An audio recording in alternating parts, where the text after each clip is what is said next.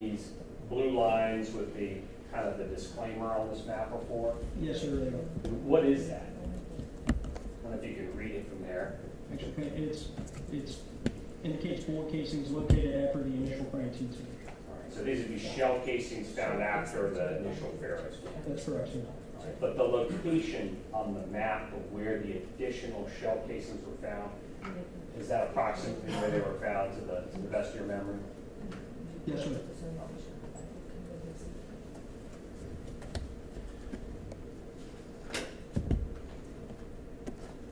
Your Honor, if I may, to assist in the jury's following along with the evidence, I also have a poster board that depicts State's Exhibit 115. I'd like to display contemporaneously with the testimony, if I could. Yes, sir.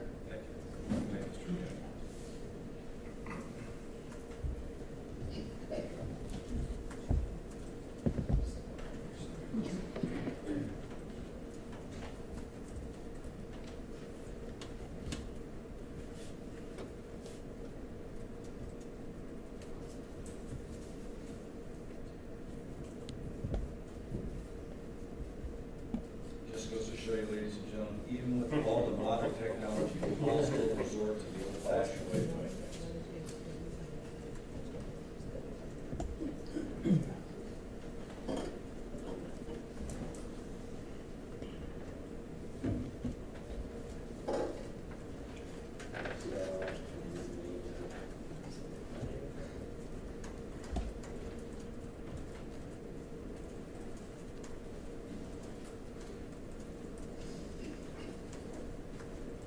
All right, Sergeant, if you'd be so kind in the exhibit book before you, we'll start kind of at the beginning here. State's Exhibit 16. You could flip to that.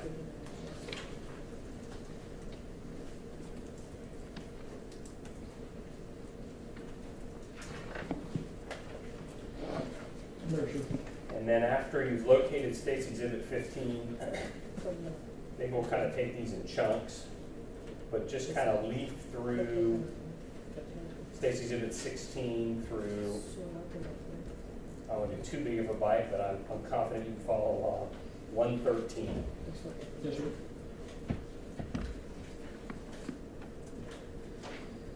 You had a chance to do that? Yes, sir. All right. And these are, in general, pictures of what?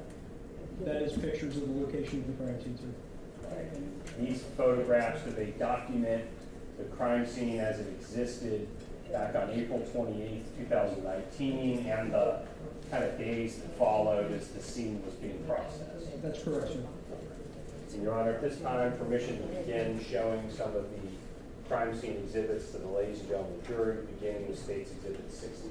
Okay.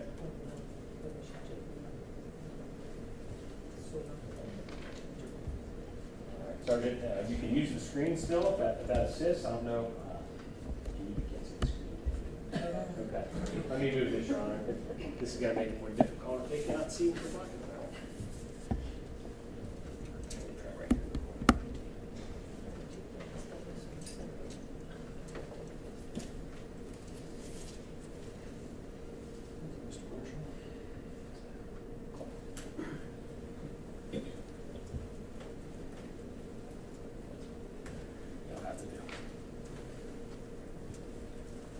All right, now that we got the poster board logistics figured out.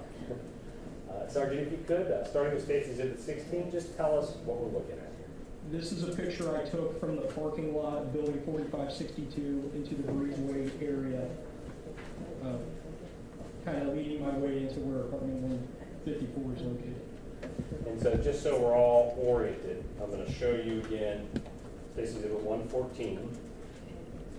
Just show us the perspective on this map of what that area is we're looking at.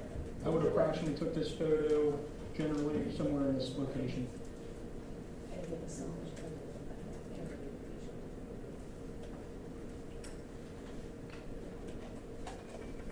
that better? All right, if you could once again, Sergeant, just so we all heard your answer, can all hear your answer? I was standing approximately here in the parking lot, and I took the photo in that direction. I'm going to turn it back.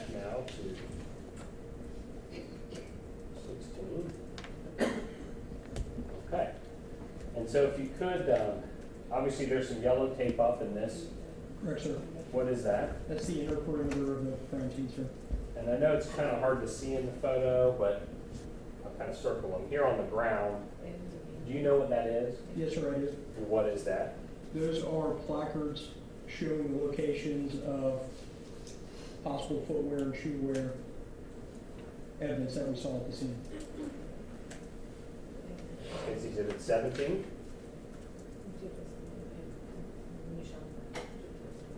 Tell us what we're looking at here, sir.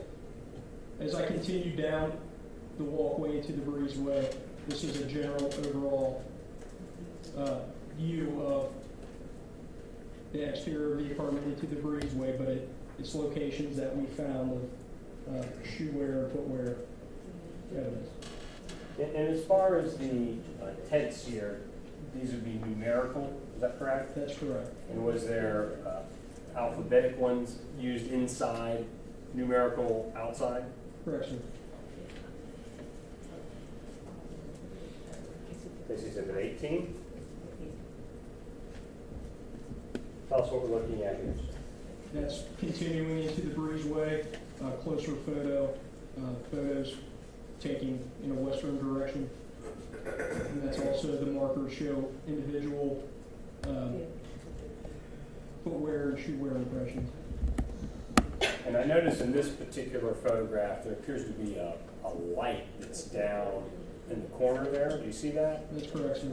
Okay, do you know, is that a light that was put up to assist in taking photographs that evening, or is that a light that existed kind of prior to this? The City of Fairfield PD, the detectives who responded, I believe, set up that light. And to help take photographs of these different items of evidentiary value? That's correct, sir. Okay, then, as you described, was there an effort then to follow up with basically each one of these placards, 1, 2, 3, 4, so on and so forth, to then photograph the footwear or foot impressions that each one of those depicted? That's correct, sir. All right. I'm going to show you this Exhibit 19. Tell us what we're looking at here, sir. That is a foot impression, the first one that we came into contact with when walking in a western direction. And I notice that foot impression appears to be kind of an unusual color, is that correct? That's correct, sir. What color is that? It is a reddish brown color, sir. In your training and experience and having been to numerous crime scenes, do you have an opinion as to what that could be? I believe that was made in blood, sir. State's Exhibit 20. If you would, sir, go ahead. That is another foot impression, just slightly down to the west of the first placard. It's the same thing, sir, another foot impression. I know we have several of these. 21. This placard number 3 is another foot impression as well, sir. 22. That is another foot impression, sir. 23. That's another foot impression, sir. 24. That again, sir, is another foot impression.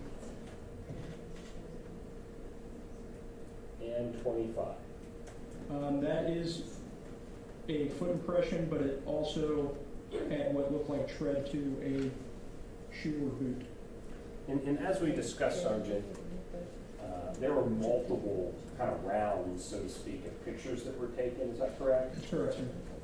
Both with placards and both without placards, That's correct. and in different lighting conditions. That's correct, sir. And so some of these items are photographed from multiple vantage and multiple times, That's correct, sir. but they still represent the same thing, just taken at a different time. That's correct, sir. And so State's Exhibit 25, I'm sorry, 26, is that the same impression as what's depicted in placard 7, but That's without correct, the sir. placard? That's correct. And you were describing some unusual, I'll call it combination of patterns on the ground. Could you tell us what that is? Yes, sir. If I can mark with the Yes, sir. stylus. This area here appears to be a foot impression. And here is shoe, boot impression, and it appears that the foot impression is mixed in or on top of the possible boot print. As far as why you were documenting these foot impressions and footwear impressions, could you tell us why you made an effort to document these items outside of the residence? To try to be as complete as possible with the scene as well, but I did not know what was going on initially when I responded to the scene.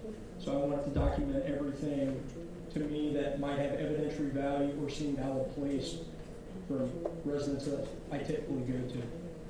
This type of footwear impression, both the, I'll call it the foot impression and then the boot impression, is that something you've typically encountered in crime scenes in the past? I've seen both type of impressions. I have not seen them in the state before.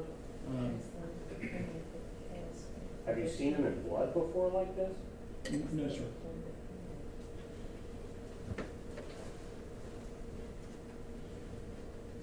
Go ahead and clear the screen for us. This is exhibit 27.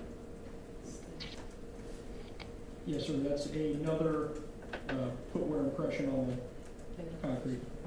And this is still on that kind of breezeway or hallway area leading out of the building. That's correct. 28. That is another foot impression, sir. Continuing westward in the western direction as we got closer to the front door of apartment 154. All right. Tell us what we're looking at here in Stacy's exhibit 29. That is a picture of shoe wear and footwear impressions in that breezeway. And obviously this photograph is taken, once again, without the placards, That's correct, but sir. it's kind of an overall look at how those footprints are oriented. That's correct, sir. I've noticed, sir, there appears to be in the right-hand side of this picture. I'll go ahead and circle it. Do you know what that item is there? That is a support for the stairwell that goes to the second floor. And if I could, I'm going to go back to 16. Whoop. And 15. And tell us where that's located here on this map, Stacy's exhibit 15. That would be in this general area, sir.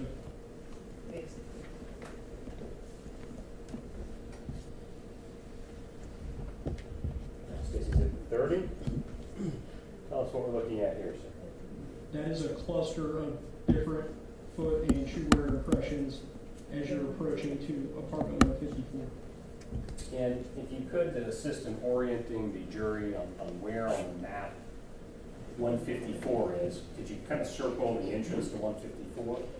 The entrance to 154 is right here, sir. And there appears to be like looks like some black gloves or a container of gloves on the ground and some plastic bags. That's correct, sir. Do you know how those got to be there? Yes, sir. We placed them there so any officers who were assisting with this bag would have been for booties to cover our feet, and this is nitrile gloves to wear on our hands. Why is it that the gloves and booties, as you described them, were made available to officers to come in and out of the area and or in and out of the scene? I did not want officers coming into the scene to contaminate the scene with any outside items. Also, here's, clear this here maybe. Seems to be kind of like a metal pole of some kind in this picture. That's correct, sir. And what do you know of that is? I believe that is also somewhat of a support or railing system that was underneath the stairwell. Thank you. 31. That is a boot impression or shoe impression to scale. And once again, this particular foot impression is outside of the apartment in the breezeway. That's correct, sir. not in the apartment, but outside the apartment. That's correct, sir.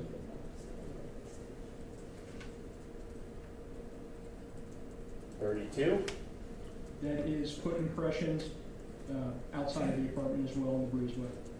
and this is placard 10 That's correct, sir. or 1010. As far as the orientation of where these particular prints are in relation to the front door, can you tell that by looking at the photo? This mat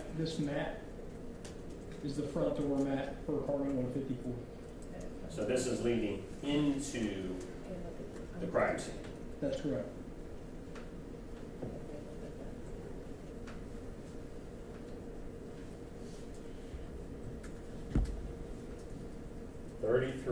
Tell us what this is. These were holes in the aluminum siding here and here outside of apartment 154. And they're noted with two different tents, is that correct? That's correct, sir. It looks like 11 and 12. That's correct, sir. And eventually, I know we're going to get to it at some point, but you investigated how those two holes came to be in the siding, is that correct? That's correct, sir. Did you know how, if there's matching ones on the other side of the hallway? There is, sir. And just so we're all clear, placard 11 and 12, that's the outside wall to apartment 154. That's correct, sir.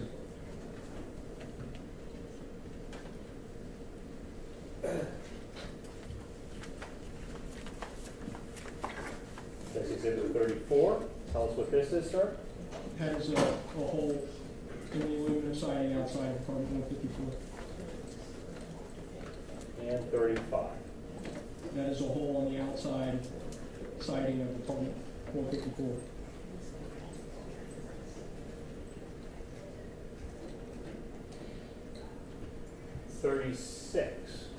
That is the apartment directly across from apartment 154.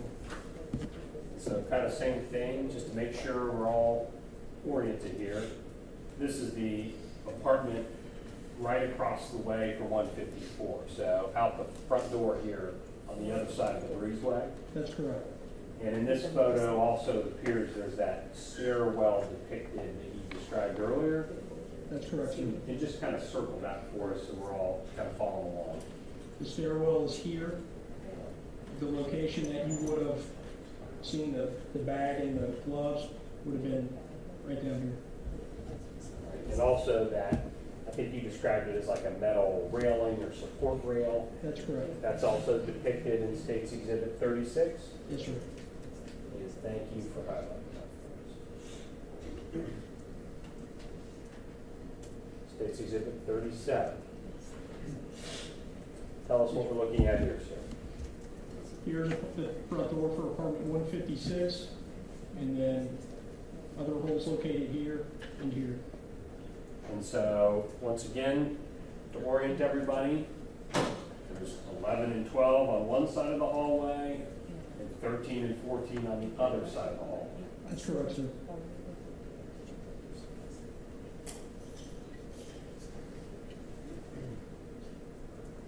And once again, I think we have some close-ups of those. State's Exhibit 38. Correct, sir. That is, location here is on the exterior side of apartment 156. And 39. This right here is a hole on the exterior side of apartment 156. And these both, for purposes of the record, placards 13 and 14, is that correct? That's correct, sir.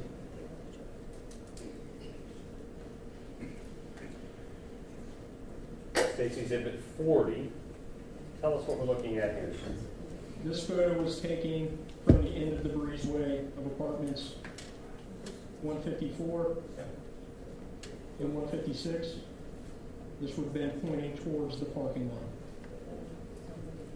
And as far as the items that we've kind of gone through, could you just point some of those out for us where they're located on this particular exhibit? Placards 5 through 10 indicate either boot wear or foot impressions.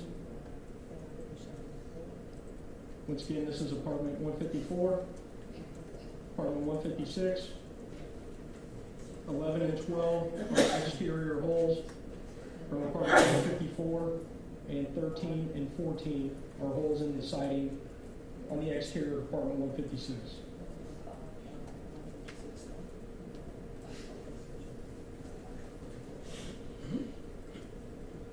State's Exhibit 41.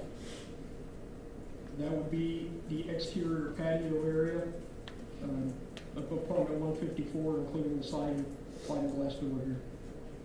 In this sliding glass door, does it have a patio outside of it? That's correct, sir. Or a concrete pad? Depending on how you want to look at it. It does. All right, and show us where that is on the map on that. It's located right here, sir. All right, so on State's Exhibit 14, or 115, I'll just kind of reference up here. I don't know if you can see it, Sergeant, so I don't have to go back, but it's this patio outside the sliding glass of the apartment complex right here. That's correct.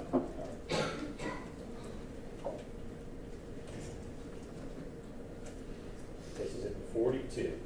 Tell us what we're looking at. This picture here is of the sliding glass door to apartment 154, and this is the patio area of 154. All right, and these two items here that are wrapped in plastic, just circle them for us. Do you know what those were? They were bicycles, sir. And so this is April of 2019. That's Is that correct. right? And that is how those bikes were found, basically. That's correct. Police didn't wrap those up or anything like that. We did not, sir.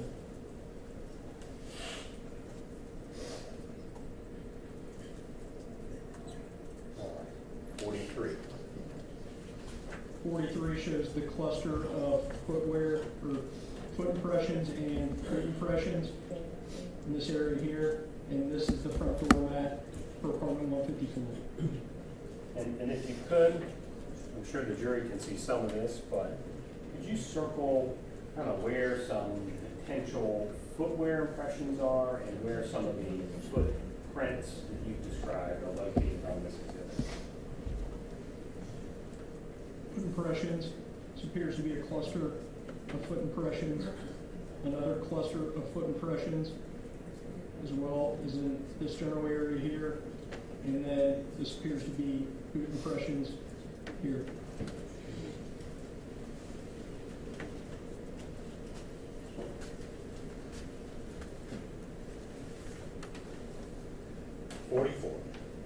That is a picture of foot impressions, and then in this area here, and then the front door mat of apartment 154.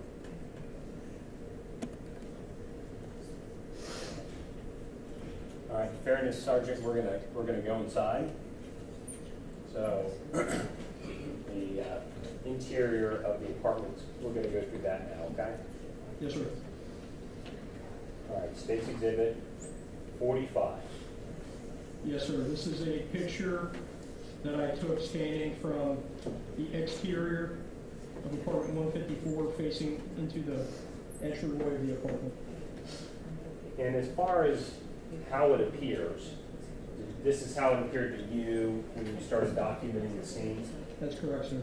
And I know we will have some more interior photographs, obviously, shortly. But it appears there's kind of a white, I'll call it board or trim, that's kind of obstructing the view into the apartment. Is that correct? That's correct, sir. Could you point that out for us, please? Right here, sir.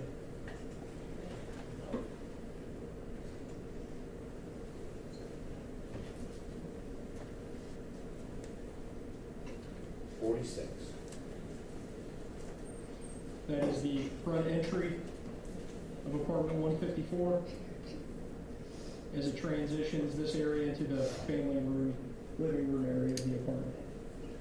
And once again, the State's Exhibit 46 continue to show some of these footwear and footwear impressions that you've been describing for us so far. That's correct, sir. And we're going to clear it and make it easier to see. Could you kind of orient some of these footwear and footprint impressions? Here appears to be foot impressions. Also here, possibly in this journal area as well. And then this appears to be footwear impressions here.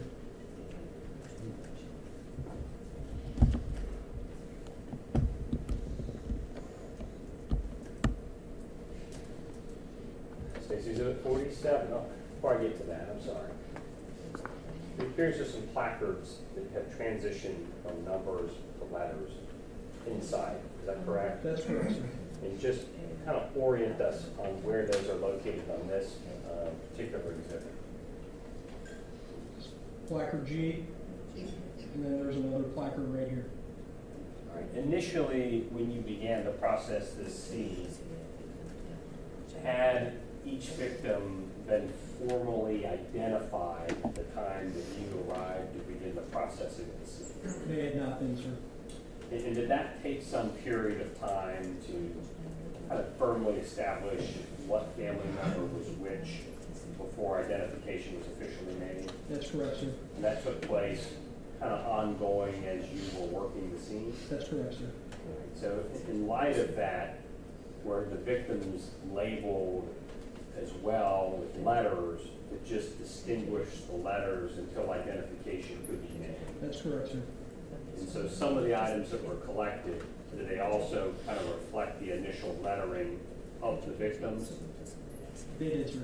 before identification? That's correct. And then after identification, you know, maybe some efforts were made to add their names, their proper names to the different exhibits? That's correct, sir.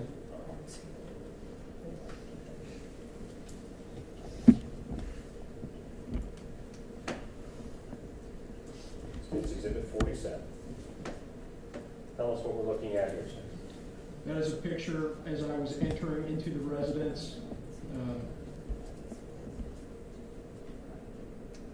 Just a general overall, I take photos at several different angles. This is an angle kind of pointing down into the apartment. This is the general family room area.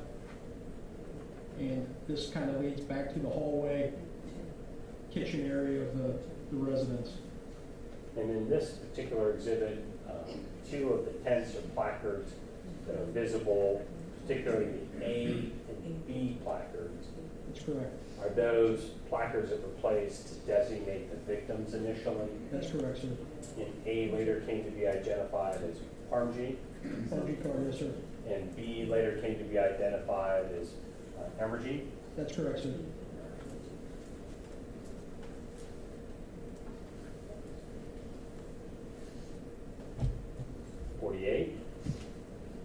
Tell us what we're looking at here, sir. That is a picture who we later identified as Parmjit Kaur, sir. Also depicted appears to be several different placards. That's correct, sir. What placards are we looking at here, sir? A is what I marked as for Parmjit, and then G, H, and F were shell casings located at the scene. And also in this photograph, there appears to be that door molding or trim that you had described earlier. That's correct, right here, sir.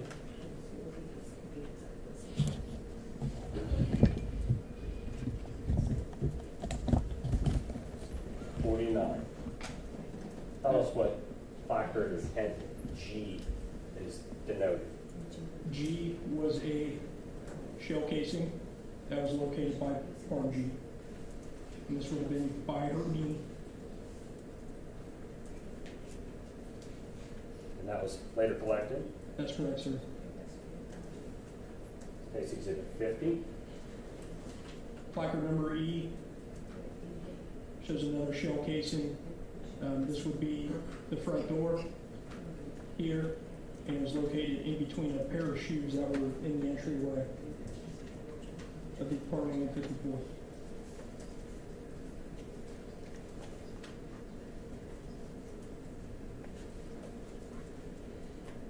One. Tell us what we're looking at here, sir. So as you walked in from the breezeway here, I took this photo from inside the family room facing towards the front door. Molding strip, foot and shoe wear impressions. This would have been G here, E would have been back here, and F was here.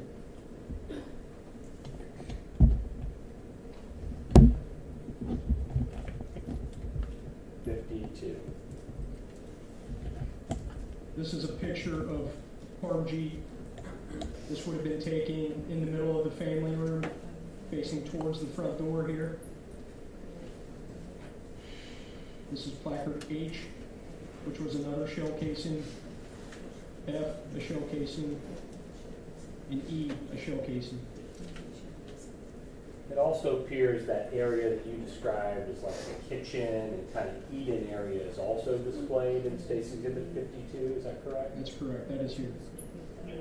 It also appears that there's another victim that is visible, actually two victims that are visible in this photograph as well, is that correct? That's correct, sir. If you could kind of show us where they are oriented in this photograph. Here, and here.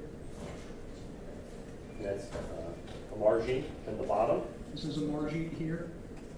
and Shalinderjit at the top. Correct.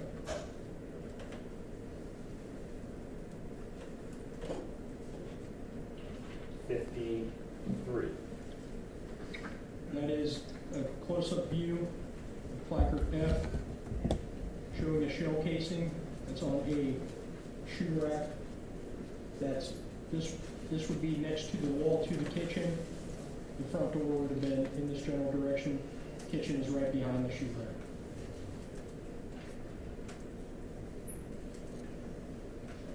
'54. That is a shell casing. When we were looking at the previous photo, kind of facing the front door, it would have been to the right of Parmjit as you're looking from her feet. And you believe, is it one back or two back? Correct, sir. Is looking at her feet, it would have been to her right.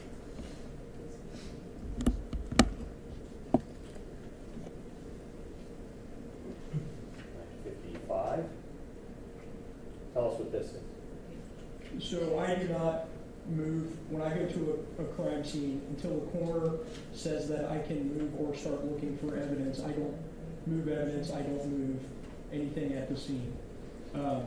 Once the coroner did start collecting Parmjit, a shell casing was located underneath her location. And so this particular shell casing, would it have been one of the ones contained on the initial Faro scan, or it would not have been? It would not have been, sir. And that's because it was underneath her when the scan was taken initially? That's correct, sir.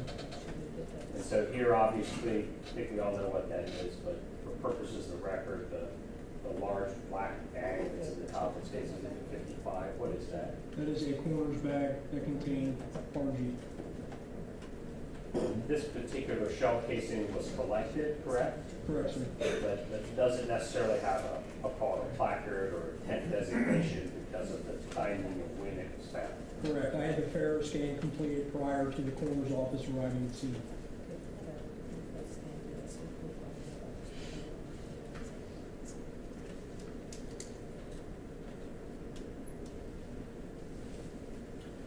'56. 56 is a photo taken from the front entryway to apartment 154, leading into the family area. This area here, you have Parmjit. Here you have Amarjit. And once again, she's designated with a letter in this particular exhibit, is that correct? That's correct, sir. And it looks like she's B. That's correct, sir. Now we're going to take a look at her.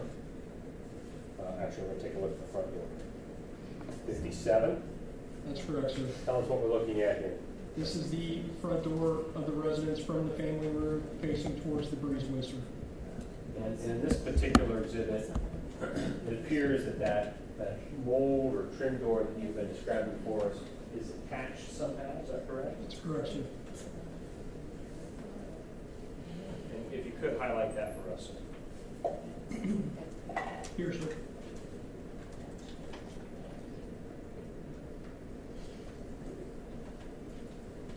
All right, the risk is spilling more water on our person, just in case he wants to. Yes, sir. You got lots on.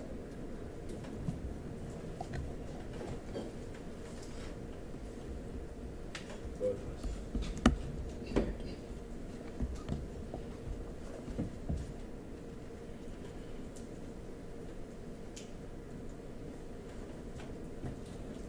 sir. Ready to resume? Stacy's up at 58. Correct, sir. This was been taking the front door, would have been generally in this area here, and this is taking in towards that patio sliding door.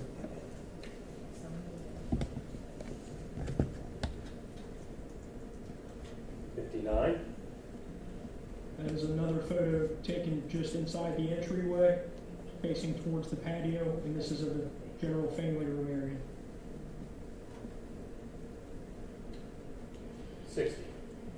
This is the couch that was located in the family room area. It's, when taking the photo, this would have been from the front door type area, you know, it's closer to the couch, pointing towards the items that were located on the couch. And all these items on the couch they appear to be some electronic devices. That's correct, sir. And in general, what kind of devices? Cell phones, located here, here, and here, and then a tablet of some kind here, sir. And those cell phones were collected, is that correct? They were, sir. Also appears there's like a kid's backpack, That's correct, sir. and there's also one by the front door. I believe so, sir. I'll go back one slide. Thank you. Yes, sir. All right, State's Exhibit 61. This is another picture in the family room area. The front door of the residence is here, and this is facing towards the TV stand. And this area here is the patio. This also depicts two different tents, is that correct? That's correct, sir. And which two in particular, sir? Tents I and J, which were found to be shell casings. 62. That is a placard J, which is located by the TV stand as a shell casing. 63. Clear that for us here. This is placard I, another shell casing by the TV stand. These different shell casings, sir, were also collected as part of your investigation. That's correct. And we're going to turn to go through the kitchen area, sir. State's Exhibit 64. 64 is taken from the family room as you start to enter into the kitchen eat-in area. And it appears the placards, the numerical placards, and maybe the ones that contain all the letters, is that what's up here on the counter, so to speak? That's correct. Just so we know those weren't there, obviously, prior to you guys putting them in the scene. I'm sorry. They weren't there prior to being placed in the scene for this festival. That's correct. All right. As far as the orientation of Shalinderjit, could you point her out for us and describe what's around the kind of top head area over here? So this is Shalinderjit, is designated by photo tent C. Around her head area here is a pair of boots, which were designated as O, L, and K. Here to here were shell casings, and placard M was another shell casing located. In addition, State's Exhibit 64 also appears to continue to have footwear and potential bootwear impressions near Shalinderjit's body as well. Is that correct? That's correct. And I know we'll have some close-up photos, but we'll get to them here. 65. That is also taken at a slightly different angle from the family room, going into the eat-in kitchen area. Once again, boots designated as O, Shalinderjit C, L, K, and M were shell casings, sir. And then the also impressions that you're speaking of.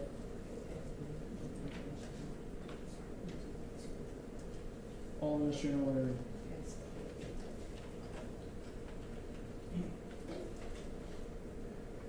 $66.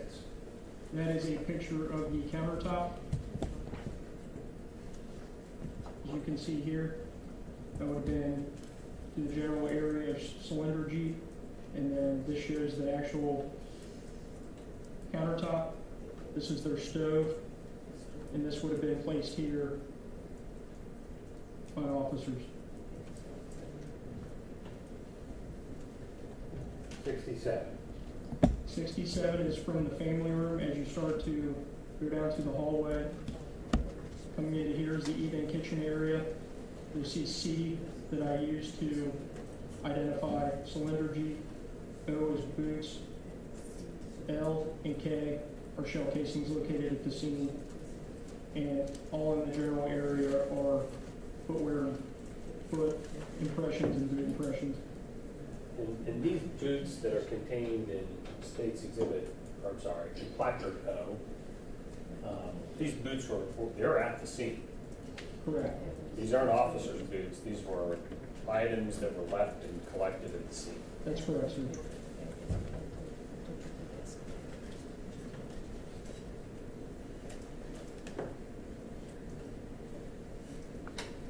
$68. 68 was taken, the previous photo you saw I took right here. This photo was taken, this area leading to the back is towards the hallway, and I took the photo facing towards the kitchen, part of the family room area, but this shows the actual flooring for the kitchen and the dining room or eat-in kitchenette. When you're looking here, M is a shell casing, K is shell casing, L is shell casing, O are the boots, and C is the tin I used to show the location of some.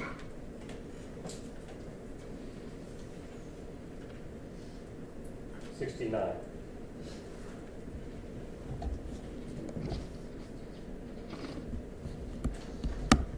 Sorry, my computer says searching. Mine went off, so it came back on, so. There's an option. Blink, now it's back. Back on the Sergeant. It is not, sir.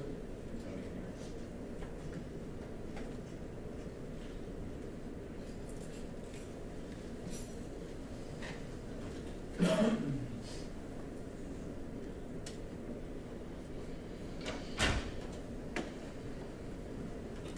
gonna be here. Something happened. It just went back off. So fine. It just turns off. Eyes are off, eyes back. Here's they're all flickering at this time, Your Honor. Council tables have been going on as well. Mine keeps going on and off, this is off. Those keep flickering on and off. That's what we'll say. I'll take a break. I want to take a break, I want to take a 15-minute recess, all right?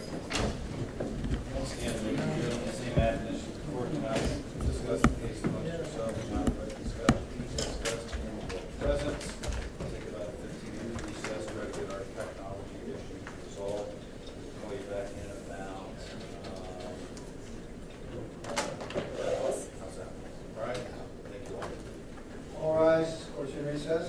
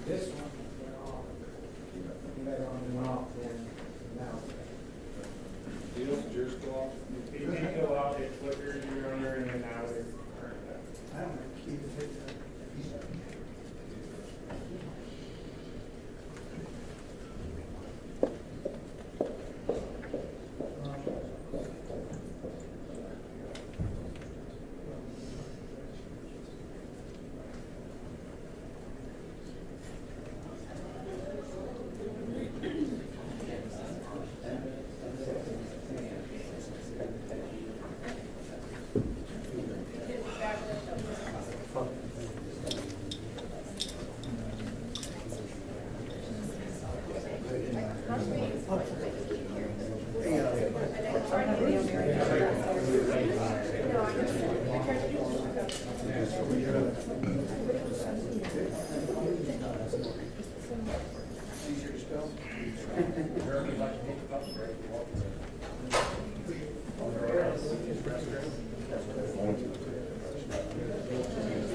Lauren.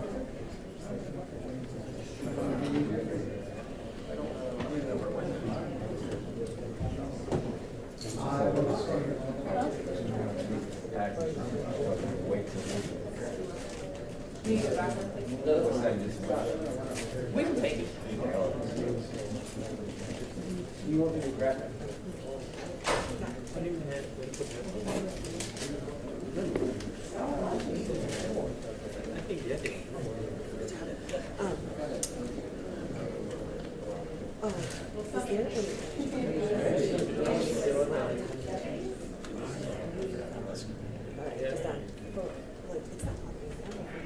Every time I hit the button, it resets and it zero. Well, it's not really showing. And it's, Okay, yeah. I'll try to check mine. I don't know. It should fit directly, but it's weird that it sets to 0 because mine does 0. Yours isn't at zero? No. Okay, so I'm not getting a 10. Yeah, let me see if I'll change it to 10 days. Okay, See if that okay. works. And then I didn't know.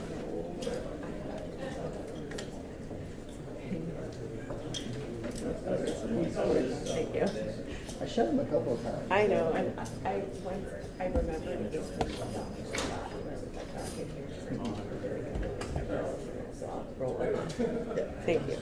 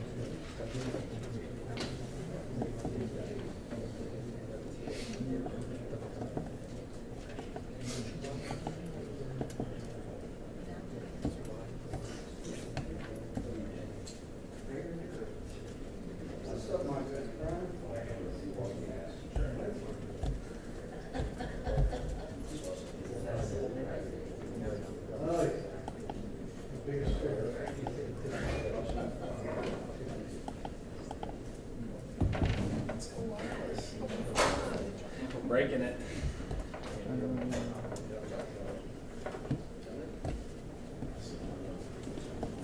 Yes, sir.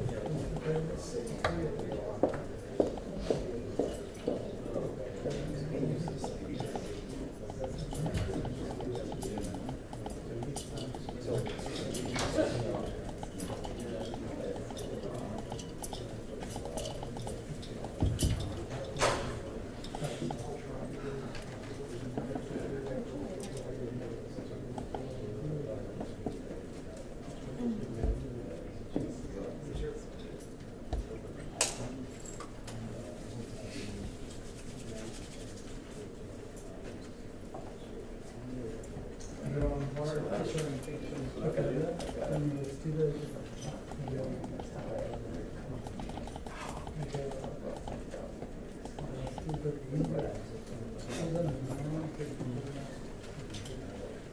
you guys gotta go? Bailey? Just very good. Oh. It ain't no, if it was somewhere, I'd have to take sit. Somewhere far, I'd have to take sit. I was gonna say, just do what you did with me and take my tour around Cincinnati. I got asked, he been gone so long, I said, you know, he invested. I said, y'all go find a Loch Ness monster or something? He's been gone for 6 months. Tell me some story, something.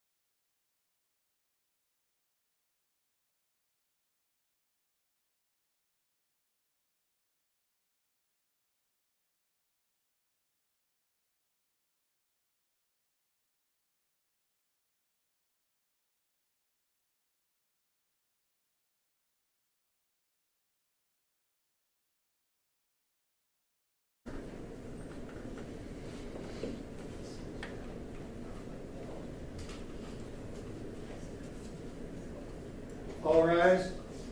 Court of Common Pleas is now back in session. And you may all rise.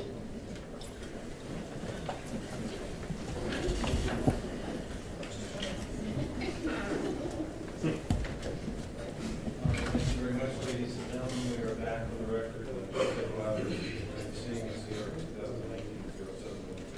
2019-07-095. Counsel for the State President, Detective Flip, Counsel for the President, Mr. Singh, Court Reporter Ms. Fitch, interpreters, 16 members of our jury. Ladies and gentlemen, I believe we have our technical difficulties fixed somewhat. It's the Wi-Fi signal that comes from the podium where Mr. Munich is. It was my great idea to put the podium back there for purposes of this trial, and apparently the bar is blocking the signal somewhat, so that's why we're having difficulties, so it's my fault. So with that, Mr. Munich, you may proceed. Thank you, Your Honor. At this time, Sergeant Couch, I'm going to go back to our last exhibit, the State Exhibit 69, I believe, and we'll kind of resume your testimony from there. So displaying State's Exhibit 69. If you could please tell us what we're looking at here in State's Exhibit 69. You have placard O, which is the boots that were located. C is the placard showing the location of Shalinderjit, and this is Shalinderjit here. And in particular, the boot that's centrally displayed in State's Exhibit 69, is that the right boot? Yes, sir.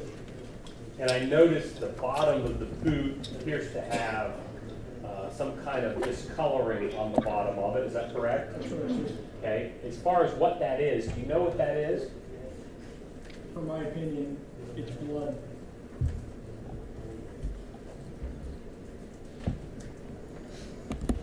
And in particular, when you took these photographs, State's Exhibit 69, this would be soon after the police were called to the scene.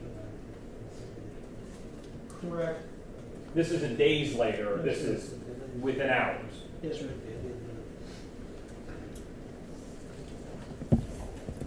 In addition, on the, I'll circle it, there appears to be some material on like the side or top of the boot. Do you see that? Yes, sir. And same thing, do you have any idea what that could be? From my opinion, it appears to be blood or body matter. All right, State's Exhibit 70. Tell us what we're looking at here. This would have been of the left boot. When the boot was moved from the ground up to a standing position, there was human matter located, what I believe to have been human matter located on the boot.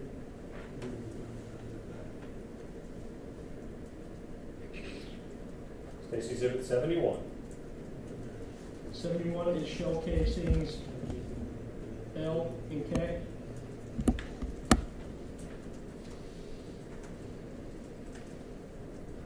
'72.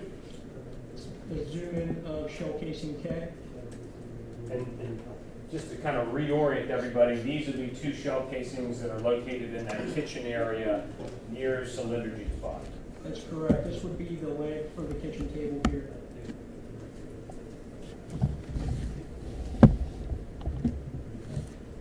'73.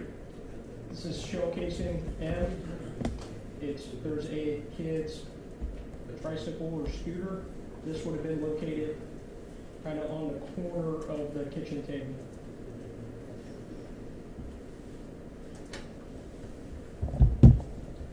'74. 74 is a picture that I took just from the kitchen, and it points towards the hallway. This is Shalinderjit. It's designated by C. O designates the boots, and shell casings L and K.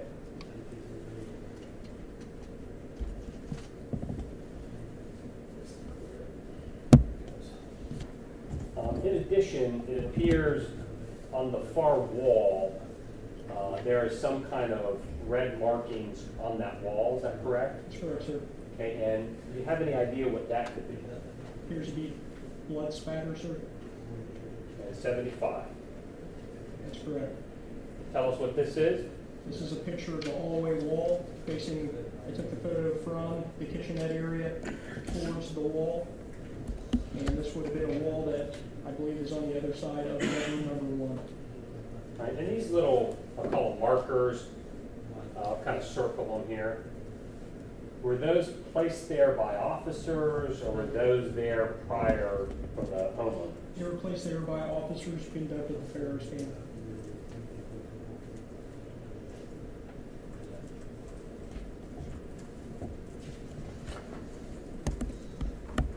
'76. That is a picture taken into the kitchen area. This is by the front door here, family room, and then into the general kitchen. And in particular, could you note for us where the stove is in this photo? Stove is here.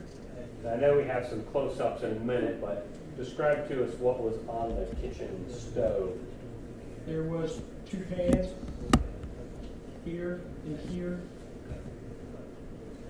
This appeared right next to the stove. It appears to be, from my experience, probably some kind of teapot or something in regards to that. 77. 77 is a picture of the kitchen sink, and above the refrigerator, kitchen sink is here.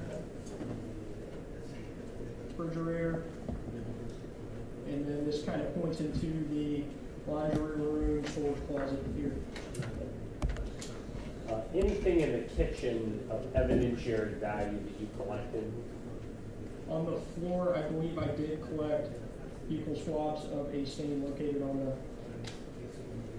filing area. 78. 78 is a picture inside that storage closet / laundry room, and I believe this is a dryer, and that's the top of the dryer. 79. That would be facing the opposing side, I believe, washer, and then part of the storage. It might actually be above the dryer, I can't tell from the photos. And 80. Correct.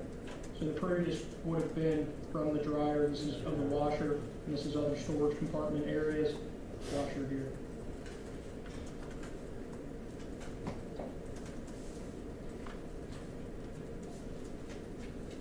Going back out towards the hallway. 81. So this is the kitchenette. The tricycle where the shell casing was would have been, if you went straight through where that chair is, and then Shalinderjit would have been down in this general area, and this is the hallway that leads to the bedrooms. And in terms of the orientation of these bedrooms, I know you've talked about it on the map, but could you kind of point out on this photograph where the different bedrooms would be located, roughly the entrances to them? Correct. Here, bedroom 1. Here, bedroom 2, and straight back is bedroom 3 or the master. And then the door that we see is open. Is that like a storage closet? Yes, sir. And on the other side of that, is there a bathroom located there? That's the common bathroom entrance. We'll walk down the hallway here. 82. This is taken from the hallway into bedroom 1. And if you could orient us here, what's depicted, and I know we go into this room here. So this is taken from the hallway into the bedroom. The bed, nightstand, dresser. This is a window that would face the same kind of direction from inside the house out to the patio.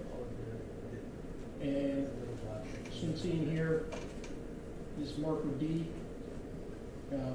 Marker D was identified as Hakikat Singh. He was found in bed. Correct.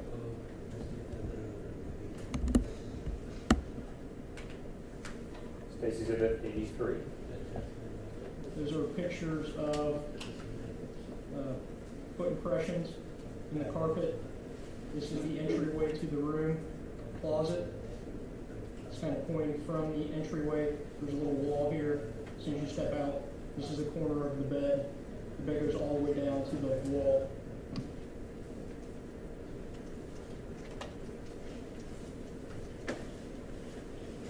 It's 84. 84, stepped approximately 3 or 4 feet into the room directly through the entryway.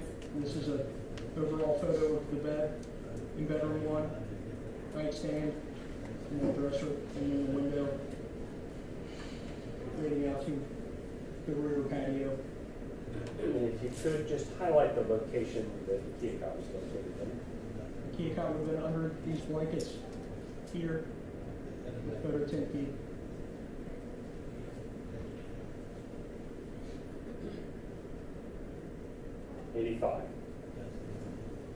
This is the Hakikat, photo 10 feet, and this is taken from, if you were at the foot of the bed, it would have been the right side of the bed. You'll see the nightstand, window, and then the Hakikat there. And this photograph is obviously taken before the coroner took his body from the scene That's correct. and before the items, his body had been disturbed or any of the bed sheets or pillows with him. That's correct, sir. These next photographs, I believe, are graphic. More graphic. 86.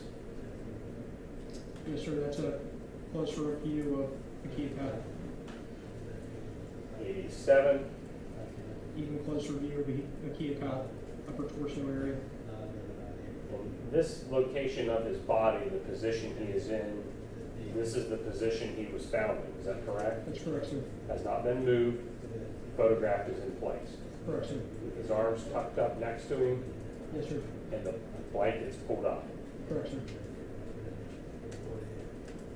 88.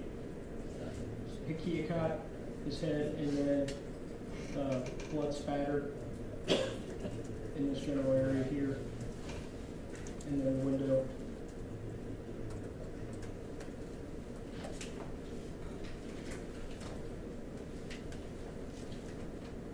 '89. 89 is of the bed here, and then photo 10N, which was another located shell casing. Also, we have the dresser here. In addition, there appears to be some personally identifying information on the top of the nightstand. That's correct. Once coroner's investigators said we could start to try to ID, another detective did go through with coroner investigator and try to locate identification.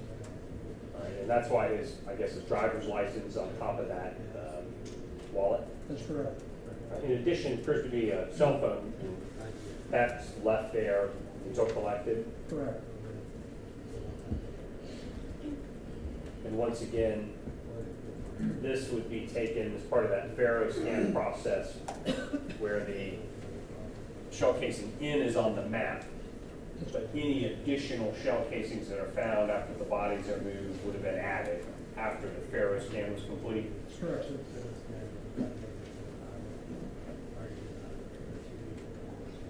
State's Exhibit 90. That is a zoom in of photo 10N shell casing here. Now, as you mentioned, the coroner's office helped guide some of the acquisition of the property. Is that correct? When they could release the body, stuff like that? Correct, sir. And so State's Exhibit 91. Clear the screen. What are we looking at here? That was a shell casing found under a blue pillow. The Hakikat would be here. This is the blue pillow. This would have been located by coroner's investigators and brought to my attention. Excuse me. And so once again, I just want to make sure I'm clear. State's Exhibit 91, this shell casing under the pillow, does not have a placard or a tent. That's correct. And the reason for that is because it was found after the Faro scan was complete. Correct, sir. But this item was still collected. Yes, sir, it was.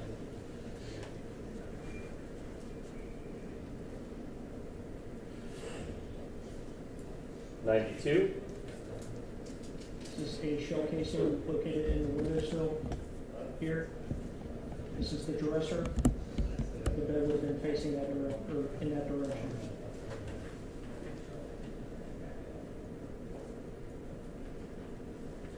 And '93. That is a zoom in of the shell casing on the windowsill in bedroom. And Sergeant, kind of same questions. I noticed Stacy's Exhibit 93, this shell casing also does not have a placard or a tent, is that correct? That's correct. And it was still collected, That's correct, sir.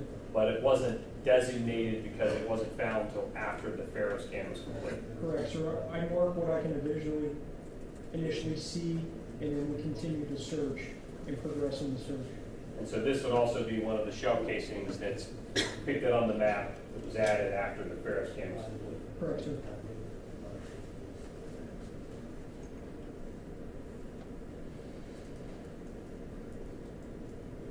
'94, 94, this is Hakikat. The coroner advised me that they saw another shell casing and they were beginning to collect his body. and once again, this shell casing was collected, Correct, sir. does not have a placard, That's correct. but that's because it was discovered after the initial Ferris scan was made. Correct, sir. Why is it that kind of, the scene keeps getting searched over time? We don't stop searching the scene until we're confident that we've searched the scene thoroughly enough. And sometimes it takes multiple searches to catch everything? Correct, sir. I noticed also in this photograph, Stacy's at 94, on Hakikat's wrist, he's got an identification on his wrist, is that correct? That's correct. Do you know how that came to be on him? I believe the coroner's office, once he was identified, put that bracelet on him.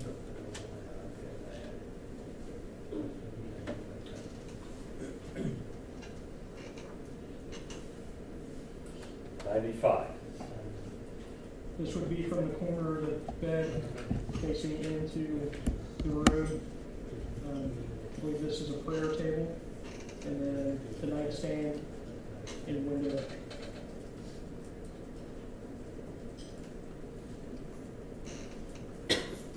'96. This is a picture taken from the hallway into the common bathroom. 97. This is a picture from inside the bathroom facing towards the entryway to bedroom number 1. And once again, on Stacy's Exhibit 97, do you appear to see footwear or foot impressions in the carpet? That's correct, sir. And if you could indicate where those are for the jury. Here, here, in that general location.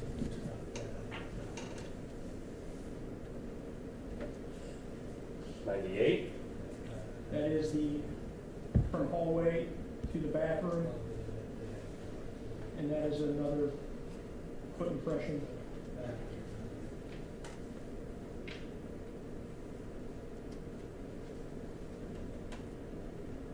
And 99. 99 was taken just a step into that common bathroom. Just shows a general overall of the bathroom. Were there any footwear or foot impressions located in the bathroom? No, sir. And I noticed those carpets are red, is that correct? That's correct, sir.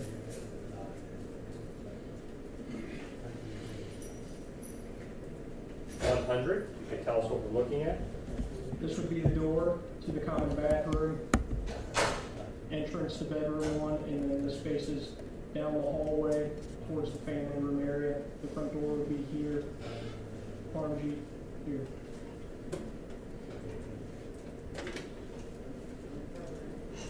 $101. This is what I call bedroom number 2. It is, the entryway to it is on the same side as bedroom number 1, and this is from the hallway taken into bedroom number 2. 102. That is taken from the corner of the bed, showing the location of the bed in bedroom number 2. And 103. This would have been taken at an angle showing towards the closet. As you can see the bed here, this would be the corner of the bed, somewhere in that general area here.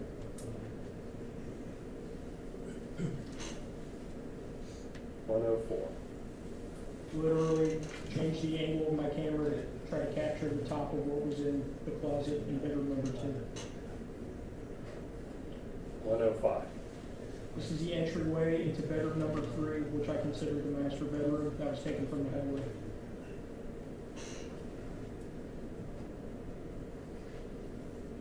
106, That would be I took a step into the bedroom and then documented the entryway would have been down here, taking it into the bedroom. in bedroom 2 or the master bedroom, did you find any of the footwear impressions or foot impressions in either one of those bedrooms? I did not, sir. And did those footwear impressions or footwear impressions, depending on how you look at it, did any of them extend kind of past that common bathroom that's in the hallway? They did not, sir. So they don't go down into bedroom number 2 No, sir. or into the master bedroom at all? No, sir, they did not.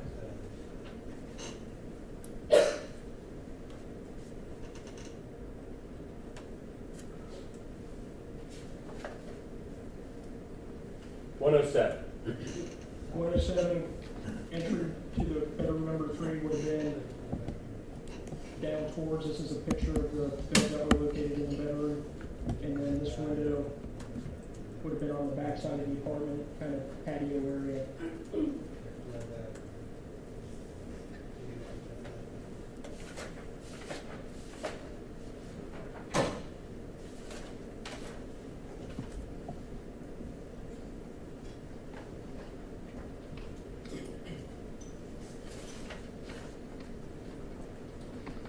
$108. 108 is in the bedroom number 3, facing towards the bathroom area and the closet. And this is the entry to the master back.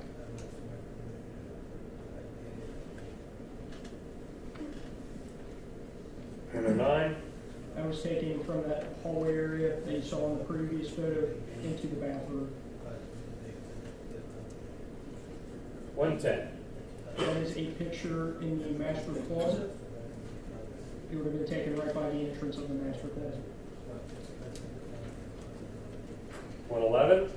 This is zoom in further into the closet, in the master closet. $112. This is a different angle of the closet.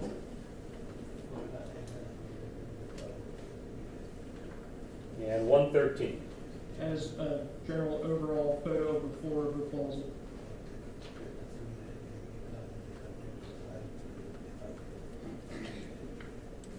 Sergeant, I know here on the ground, there appears to be on the circle for you some type of bag, is that correct? That's correct, sir. Okay, and it appears to have some labeling inside the bag, is that also correct? That's correct, sir. Okay, at some point in time, did you become aware of what the contents of that bag were? I did, sir. And from your understanding, what are the contents of that bag? A box with a Beretta firearm and ammunition. And at some point in time, did you or another officer collect that for evidence in this case? Correct, another detective did collect it. Do you know what detective that was? Detective Travis Oaks.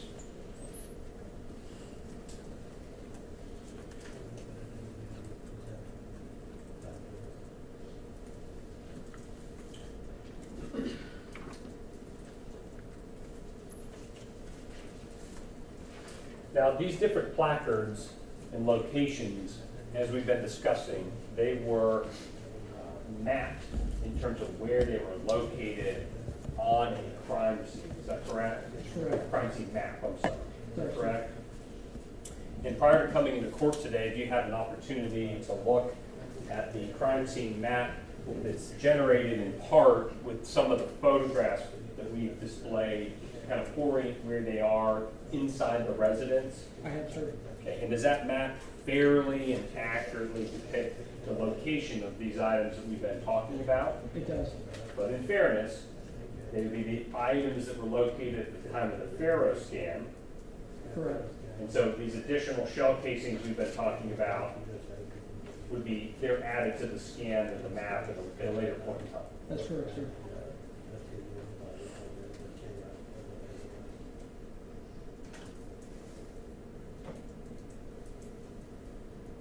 I'll show you what's been marked as Stacy's at 116.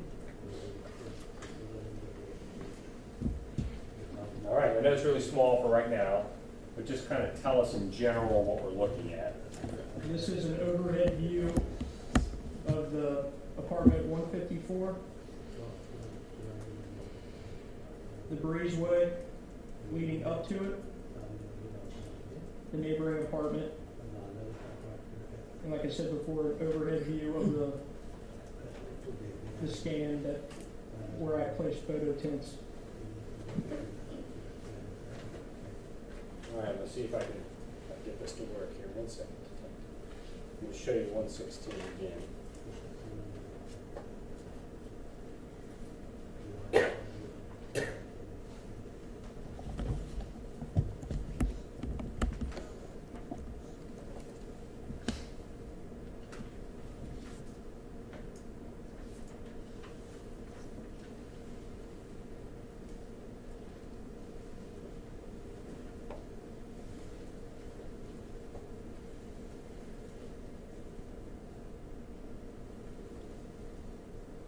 All right.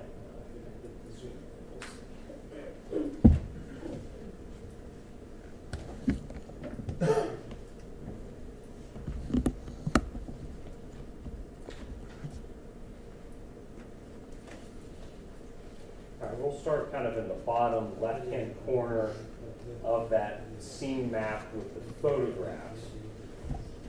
And there's some photographs that are on top of the map as like an overlay, is that correct, Detective? Yes, sir. And just kind of describe or orient for us what these items, I'll pull it up a little bit, are pointing at. Starting with this photo, this is a photo of photo tent O, which was boots located here. And that is by Shalinderjit.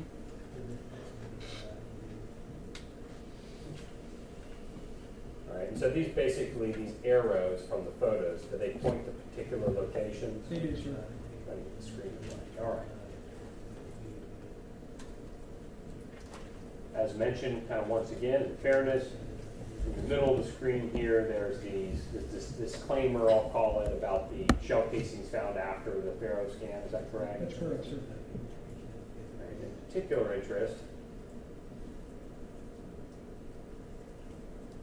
up top here are these numerical designations up through 10. That's Kind of right. once again remind us of what those are that are outside the apartment. Yes, this is foot and footwear impressions that were found in the breezeway in the interior apartment. And these are laid out in order, depending on which way you go, I guess, from 10 to 1 or 1 to 10, is that correct? That's correct. And so you can follow basically these footwear impressions from the slide to the location they were taken from on the map. Correct, sir. And so all these 1 through 10 are outside in the breezeway. I'll kind of walk down the hallway here, so to speak. Is that correct? That's correct. And they include footwear impressions and foot impressions. Correct. In particular, kind of harder to see here, but 7, which is that impression of both the potential footwear, like a boot, and a foot overlapping each other outside. That's correct. In that particular exhibit, 7,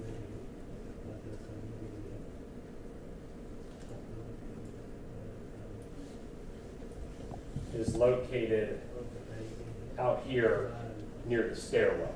Correct.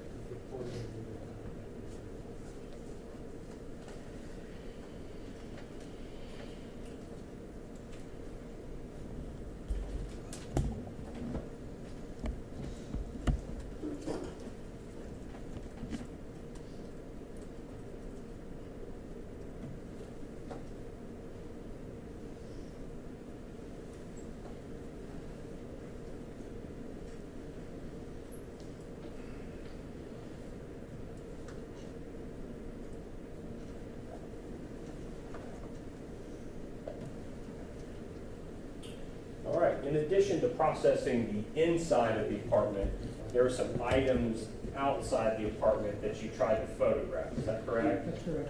At the time that you went outside the building,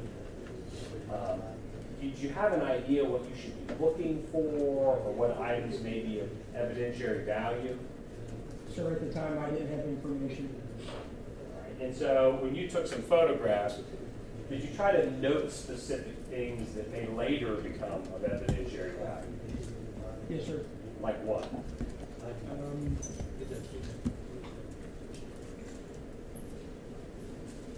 Later on, there's photos of items, especially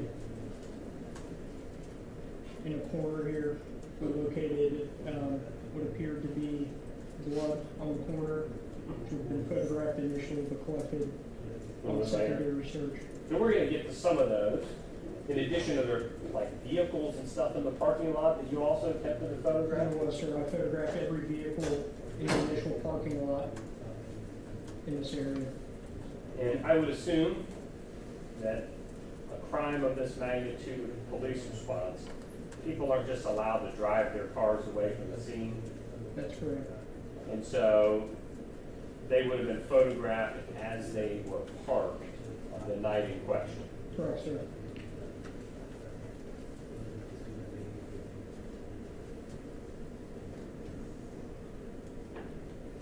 I'll show you State's Exhibit 119, which I don't know if we've gone over yet, Mr. Schuett, if you'd like to see that beforehand. 119.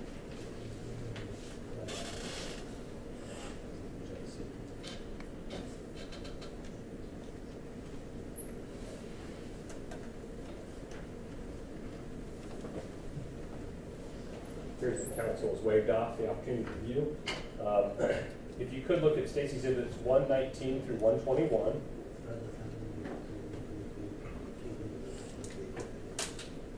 Yes, sir. And do you tell me if you recognize what's depicted in those? It is an Infinity vehicle, later identified as Hakikat Singh's car. And do those photos fairly and accurately depict where the vehicle was parked that evening? Correct, sir. Your Honor, at this time, permission to display State's Exhibit 119 through 121 for the jury. Thank you, Mr. Schuett. You may, Mr. Unity will be admitted.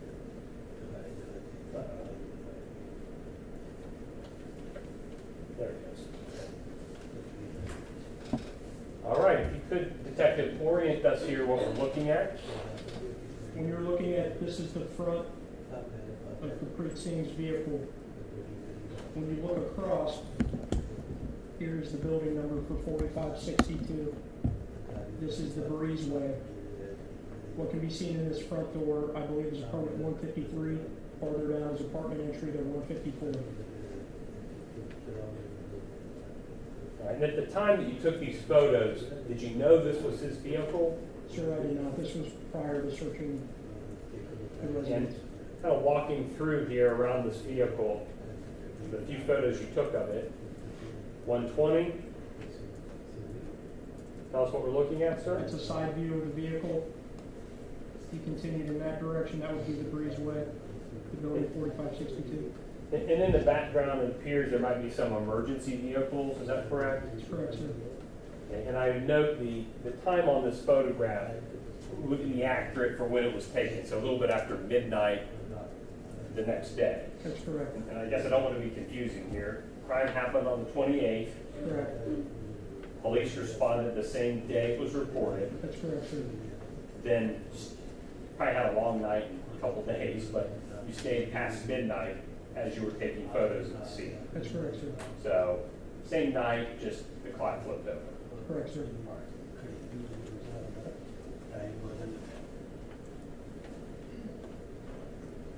And then 121. Correct, sir. That would be the Infinity that you saw in the previous, the vehicle next to it. And this also shows the breezeway area for 4562.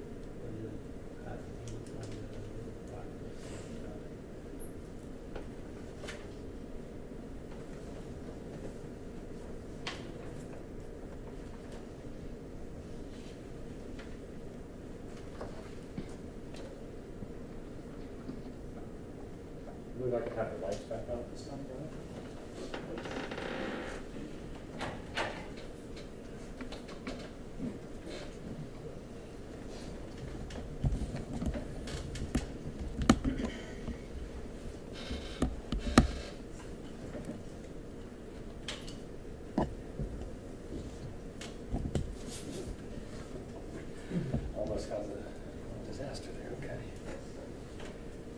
Now, Sergeant, I know that we've been talking about many of these items already, but we have to still go through these. Yes, sir.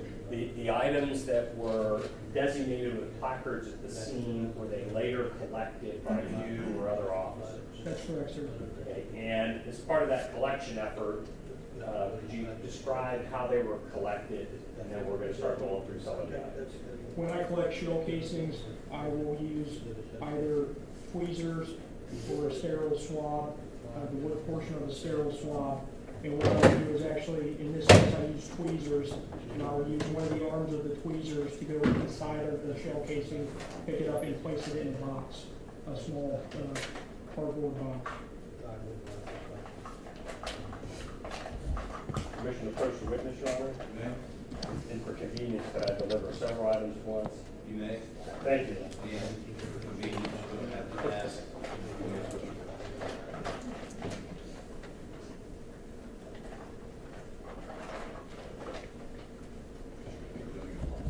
Well, I'd like to do it in bulk if I can.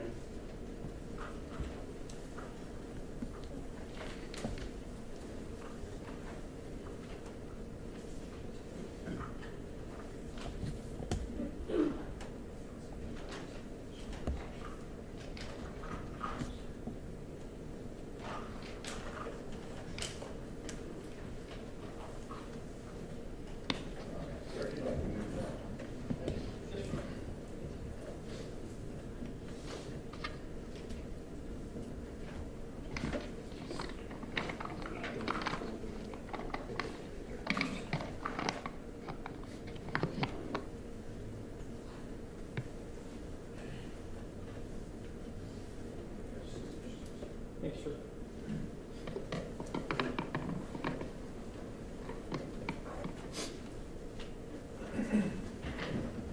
All right, Sergeant, let the record reflect I've given the witness what's been marked as State's Exhibits 122 through 135. And I've hopefully grouped them conveniently, Sergeant. If you could, locate State's Exhibits 122 through 126. And go ahead, if you could take the binder off to make sure my grouping was correct. Yeah, sure.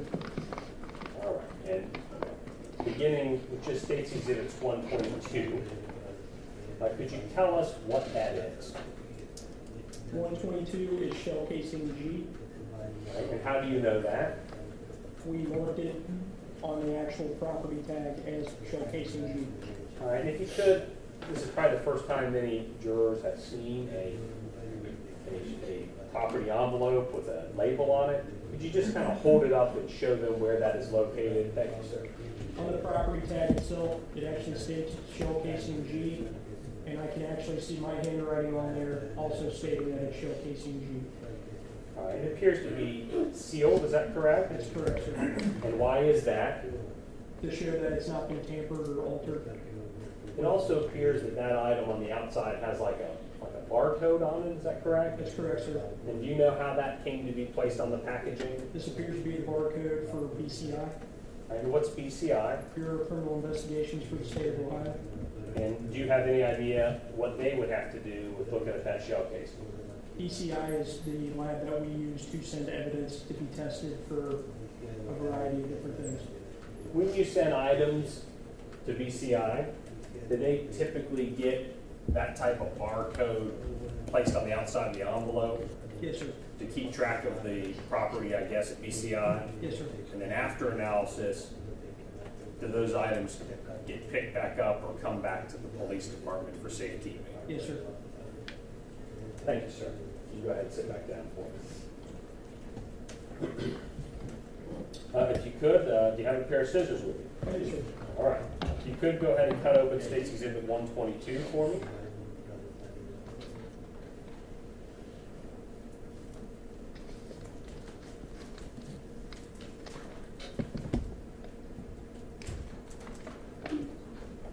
While you're handling the scissors, you might as well cut open 122, 23, 124, 125, and 126. It might assist in speeding the process up a little bit.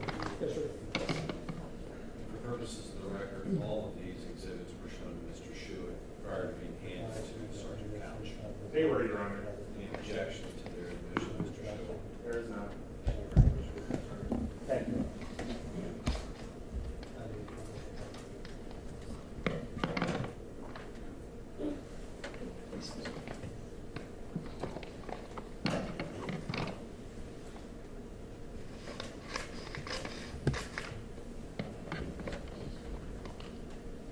Sergeant, I don't know if it would help you if you would like to move over to this area. You're opening everything up and laying them out there for the assist in your testimony. You have more room if you feel, please feel free to do so. I appreciate that, sir. Thank you.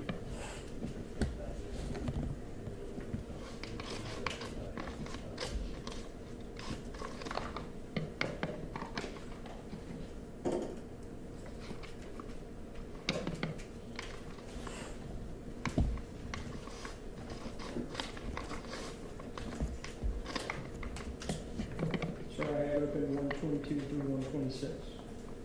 All right, if you could, kind of in order, tell us by exhibit number what each one of those items is, please. Exhibit 122 is shell casing G. Exhibit 123 is shell casing E. Exhibit 124 is shell casing F. Exhibit 125 is shell casing H. And exhibit 126 is shell casing A. Or it's by the body, but that was later collected. It didn't actually have a photo tin associated with it. And that would be the one located under or near the body after she was moved in the corner. Of Parmjit, correct. As far as the first exhibit, 122, if you could go ahead and remove the contents of the envelope, please. And just tell us what we're looking at. When I stated that I collect evidence, I put them in a cardboard box. I mark what the item is as well on the box. Denoted, for us, we had different labeling systems. It was item number 10 that I collected in a shell casing G. All right. I noticed that is in a like a cardboard box. Is that correct? That's correct, sir. Why are those items placed into a box or some other container for keeping in those envelopes? Through my training and experience, I found that we put them in a cardboard box for one. If anything falls off the item, it's contained within the box. I use cardboard because I do not want a metal-on-metal contactor. I want to keep it so it's not going to affect the condition of the shell casing. All right, Sergeant, if you could, permission to the court, could I have him come forward to just show the box, and then I'll have him open the box. I won't do it every time, but at least for the first one, so the jury can see how it's kept. No objection to that, Your Honor. Sergeant, you may push the jury.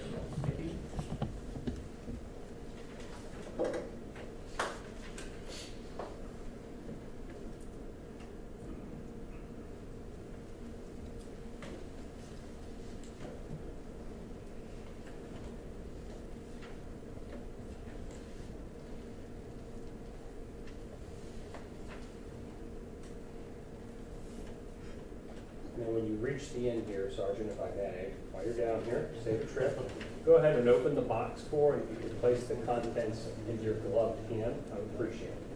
Then you could display it for the jury with the court's permission. Okay.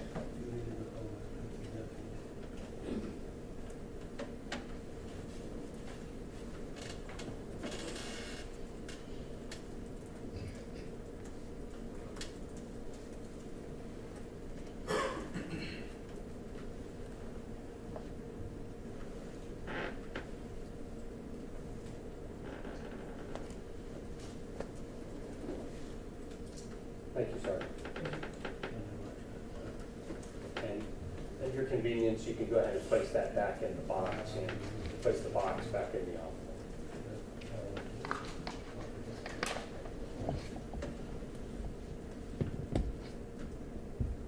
All right, turning to 123. Once again, if you could tell us what it is, remove the contents for us, please. This is shell casing E.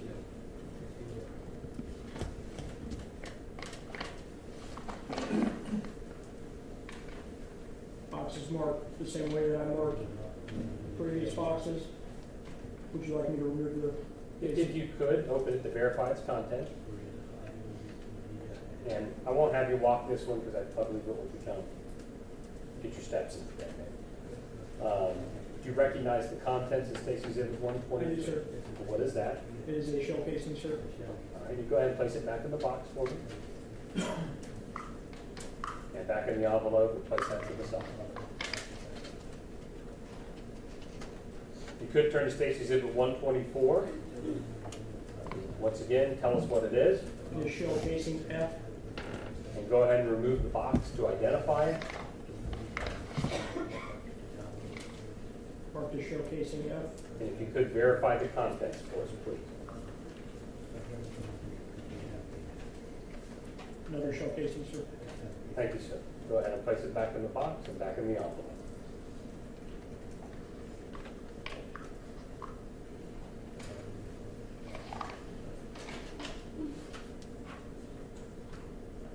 I believe next on the list is 125. And same thing, Sergeant, if you could tell us what it is. Shell casing H. Go ahead and open it up to verify the contents. Box also marked shell casing H. And open the box for us, sir. Another shell casing, sir. Thank you, sir.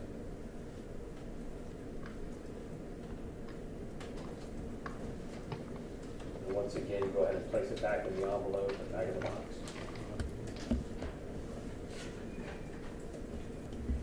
And finally, I believe 126 is the remaining one. That's right. Tell us what it is, sir. Shell casing found, body A. And go ahead and remove the box to verify the contents.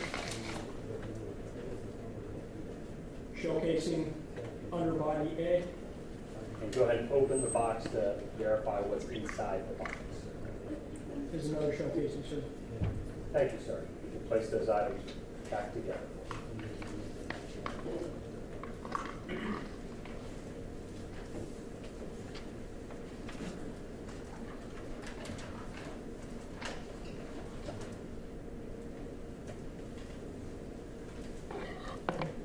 Sergeant, I'm going to show you what's been previously admitted in warrant to State's Exhibit 115, which is that kind of overall scene map. Yes, sir. The shell casings we just went through, G, E, F, H, and one located under the body. These are all the shell casings that were located on or near Parmjit's body. That's correct, sir.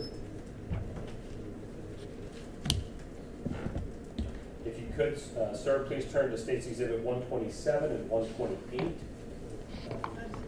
127 and 128. I agree, sir. And once again, if I could, I'll just have you open both packages. And I'll take them one at a time.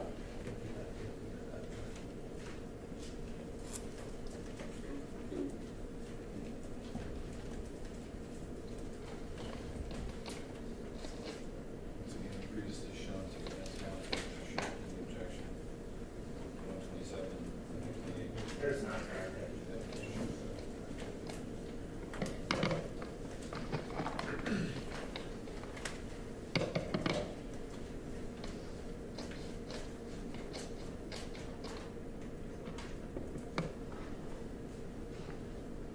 Yes, sir.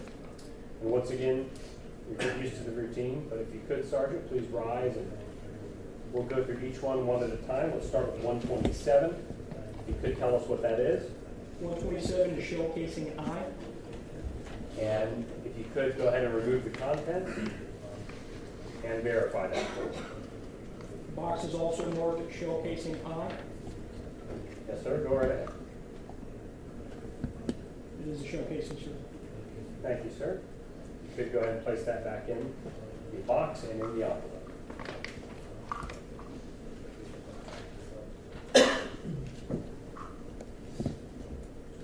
Moving on to the next one, 128. Likewise, if you could identify it for us, This is shell casing J. and go ahead and remove the contents. Box denoting shell casing A, or J, excuse me. And open the box to verify the contents. casing, sir. Thank you, Sergeant. You could all place all that back together.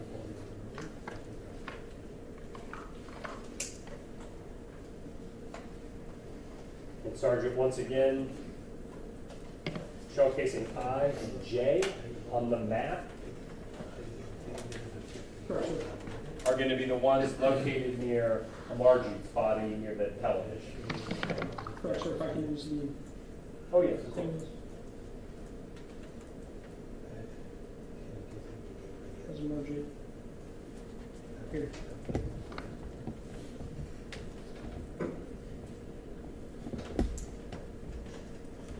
Sergeant, turning your attention to State's Exhibits 129 through 131.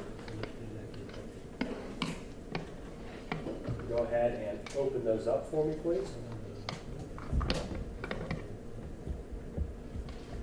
Just to show to defense counsel, Mr. Should, any objection to these things? There. Thank you very much.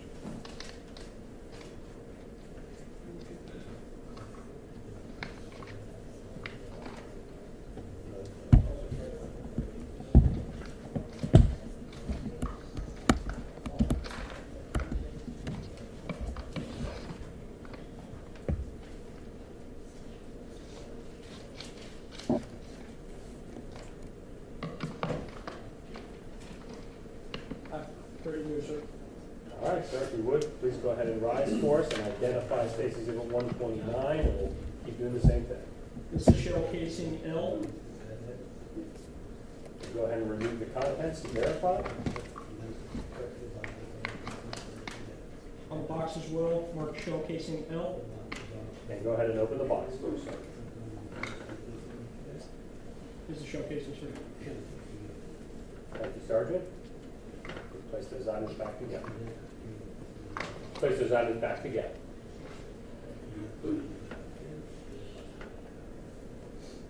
I believe 130 is our next exhibit. Sir, it's marked shell casing K. And once again, go ahead and remove the contents. The box is also marked shell casing K. And go ahead and open the box to verify what's inside the box. Shell casing. Thank you, Sergeant. If you could combine all those again and place them to the side.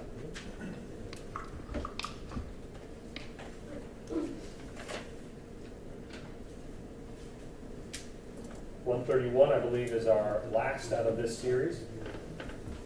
Once again, if you could identify it for us, This is shell casing M. and go ahead and remove the contents to verify. Box with shell casing M. And go ahead and open the box to verify the contents of the box. Shell casing, sir. Thank you, Sergeant.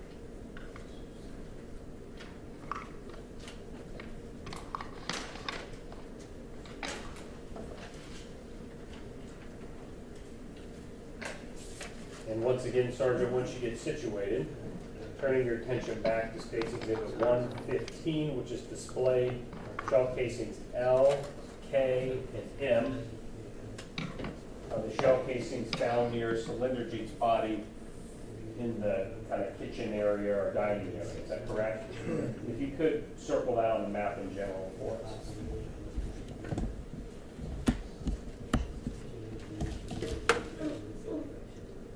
Thank you, Sergeant. And finally, if you could please turn to State's Exhibits 132 through 135, and go ahead and open those for us, please.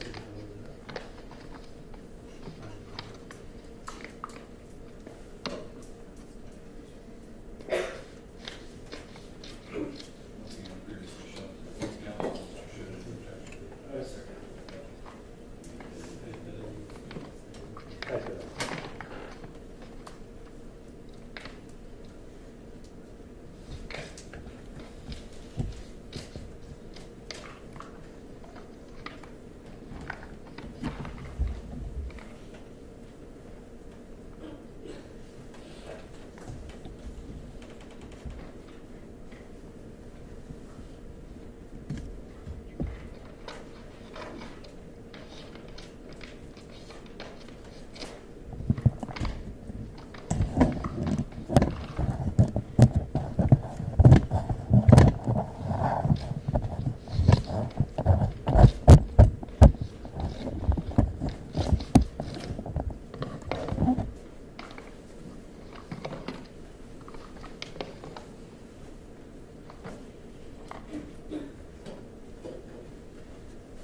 appears that you're done opening those packages. Yes, sir, I am. Sorry. And once again, sir, if you could start with State's Exhibit 132, identify it.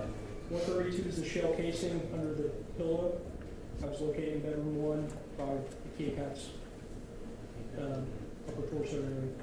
And if you could, go ahead and open it to verify its contents. It is the shell casing, sir. You go ahead and open the box to verify what's inside the box. Shell casing. Thank you, Sergeant.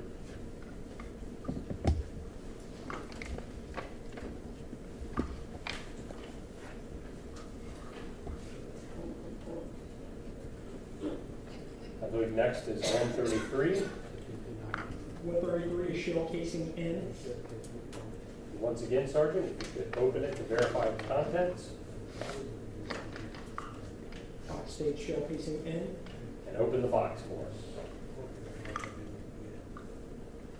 Shell casing. Thank you, Sergeant. You can combine those items for us.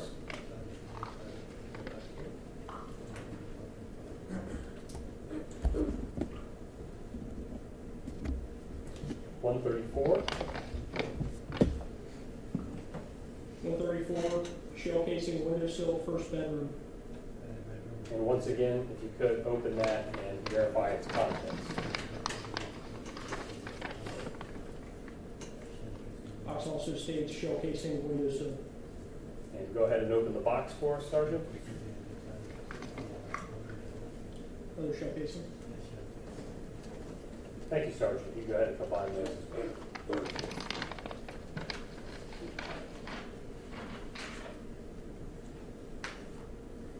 And finally, 135.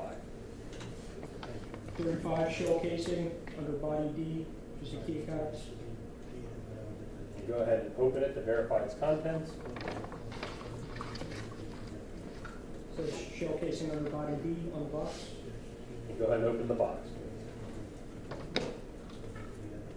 Another shell casing. Thank you, Sergeant.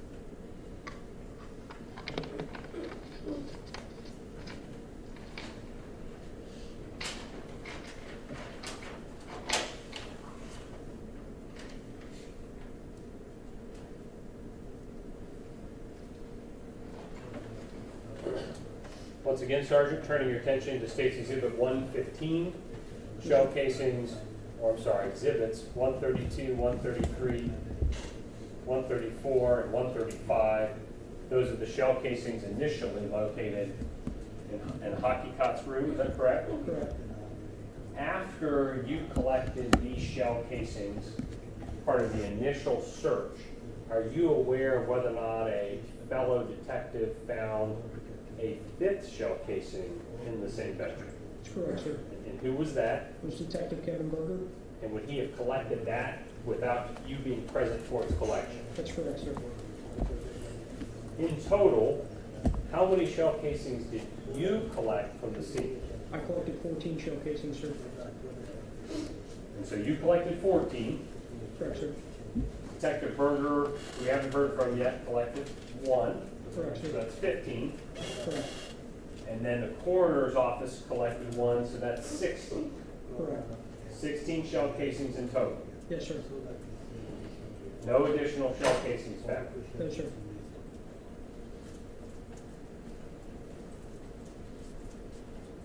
As far as the analysis part of comparing or looking at these shell casings, would you have done any of the forensic analysis of the shell casings you collected? No, sir, I did not. Okay, would that be done by a different agency? That's correct, sir. Who would that be? Bureau of Criminal Investigations for the state of Ohio. Thank you, sir.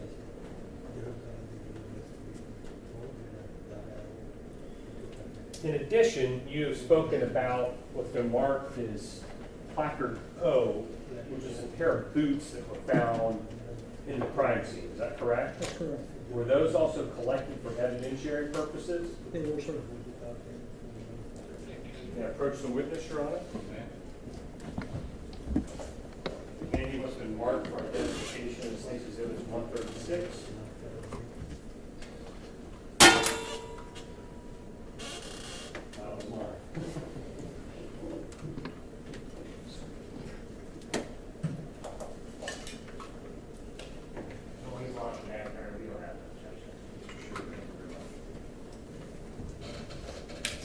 Sergeant, do you recognize what Stacy's Exhibit 136 is?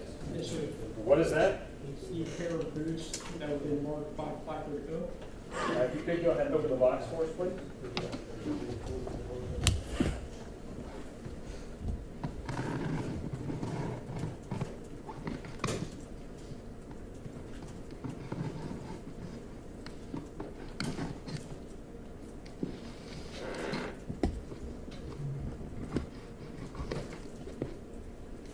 Now, Sergeant, before we get into the box, on the outside, there's some labeling on it, is that correct? Correct, sir. And what kind of labeling do you see on the outside of that box?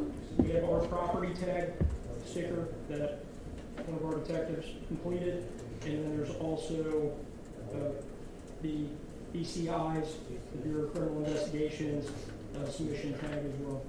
And so that would indicate that that item, after you collected it, went to the lab for analysis. Correct.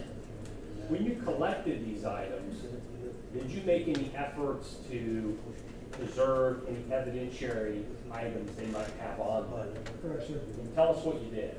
I individually place each boot in a paper bag of its own, Right? Why did you do that? in case any kind of material or evidence does fall off the item. I want it to be kept inside the bag. Right. Inside that box, are there then two additional bags?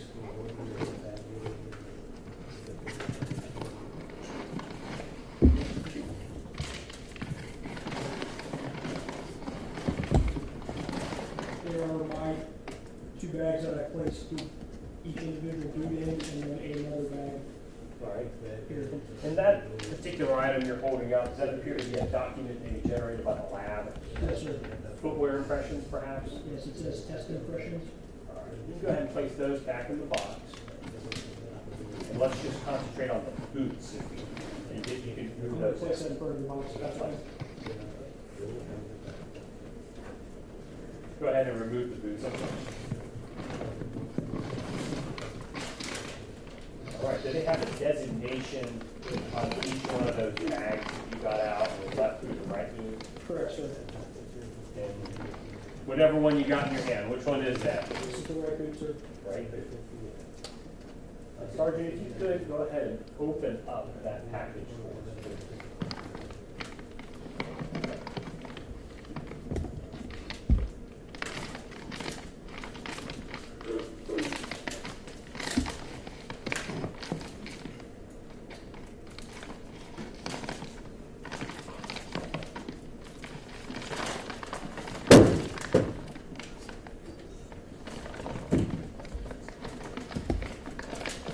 Recognize the contents of that bag.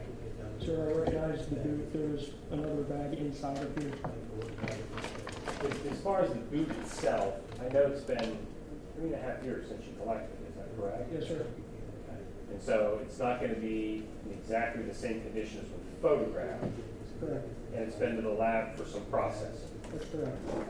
If you could, I don't believe there's any material on it, but if there is, please let me know. Go ahead and remove the boot from the bag.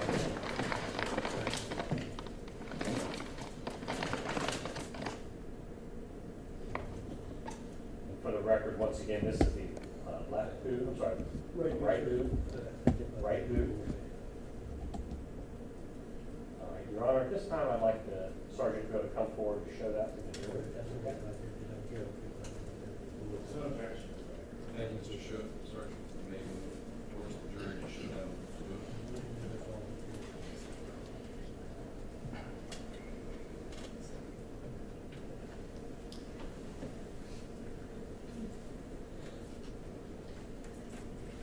Sergeant, like you're doing, if you could display all sides, including the sole or tread on the bottom of the boot, I would appreciate it.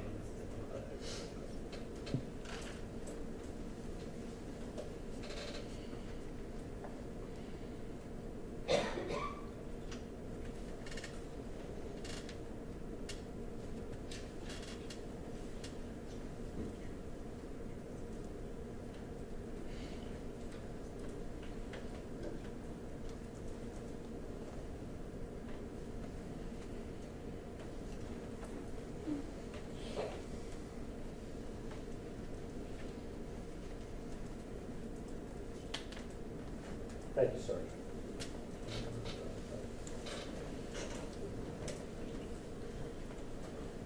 And you can go ahead and place that boot back in the bag for us.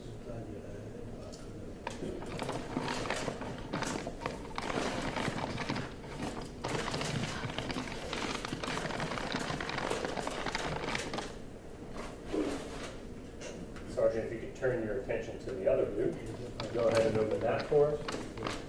Bag mark boot out, or left boot. Okay.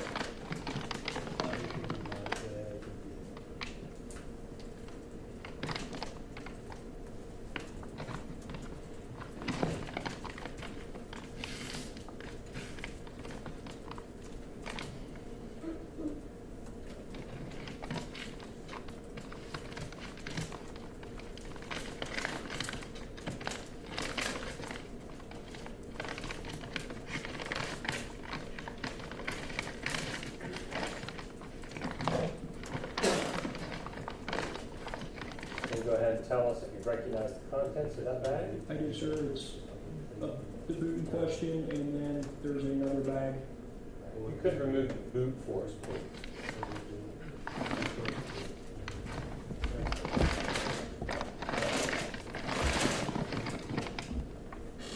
And this is the left boot. That's correct. And once again, Your Honor, I'd ask permission to display this for the jury.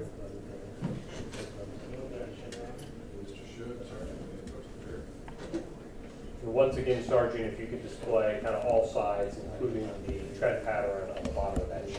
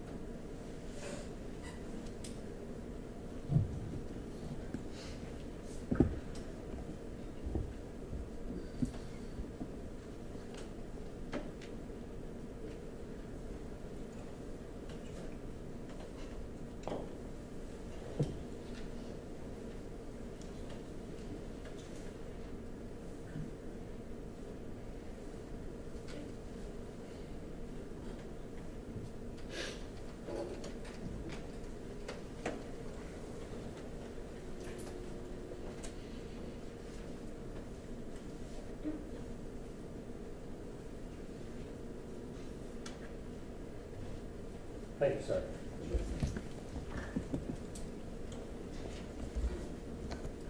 And please go ahead and place the boot back in the bag.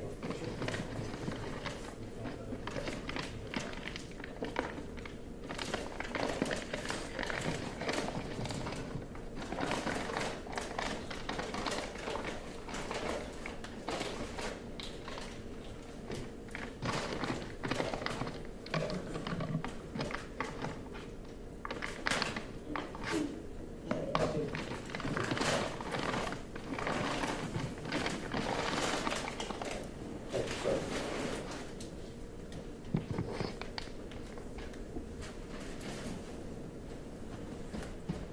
If you could place it over there. I believe that's a great spot to house things for now.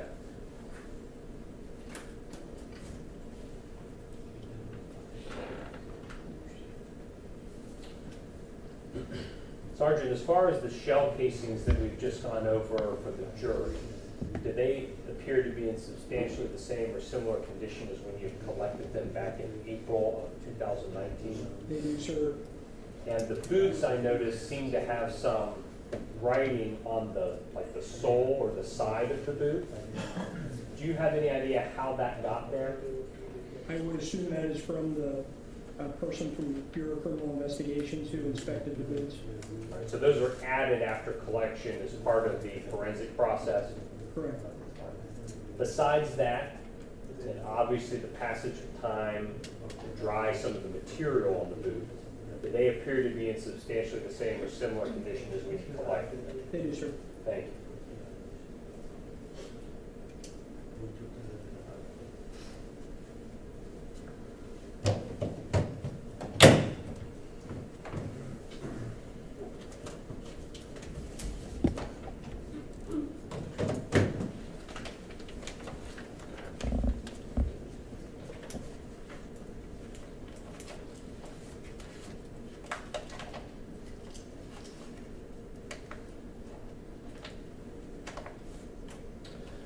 Sergeant, you also indicated during direct testimony that several cell phones were recovered from the scene, is that correct? That's correct, sir.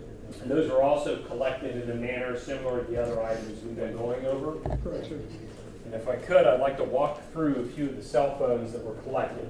Not all of them, but the ones I believe are relevant to the case, okay? Yes, sir. All right, if you could, I don't know if you have the state's exhibit book in front of you, I can cover it if it's not up there.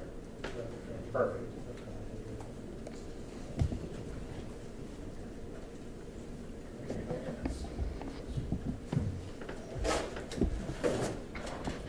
No, Sergeant, I actually have it in this one over here. Just give me one more. Yes, sir.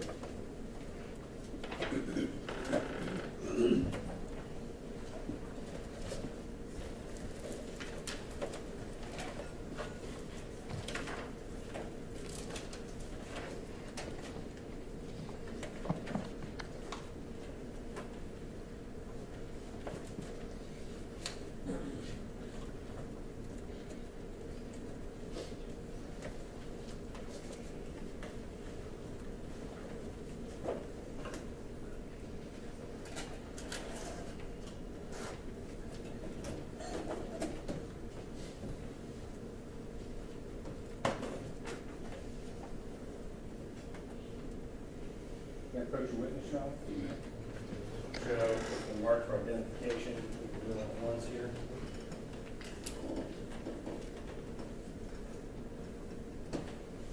This is in 480.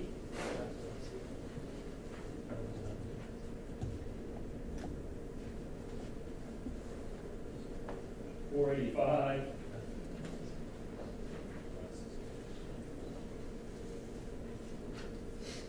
$491 and $498, $495. Let me bring my glasses. Thank you. Get old now.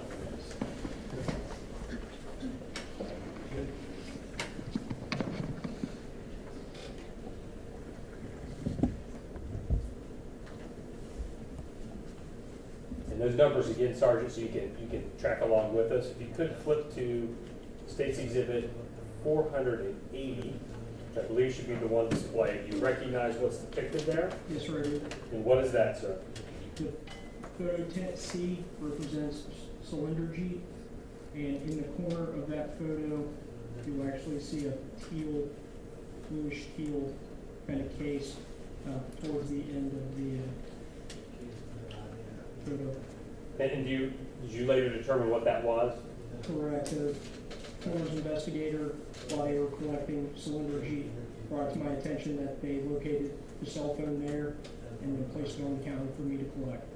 All right, that photograph, did it fairly and accurately depict Shalinderjit's body and kind of the location of that cell phone prior to collection? It does. Permission to display State's Exhibit 480 for the jury, Your Honor? There's no objection, Your Honor.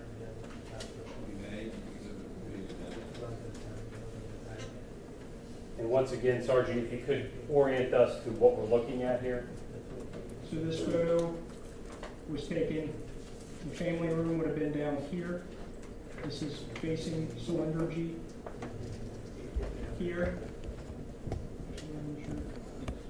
And then cell phone would be right here. Can I approach the witness, Your Honor? Hand to you was the mark for identification, State's Exhibit 479.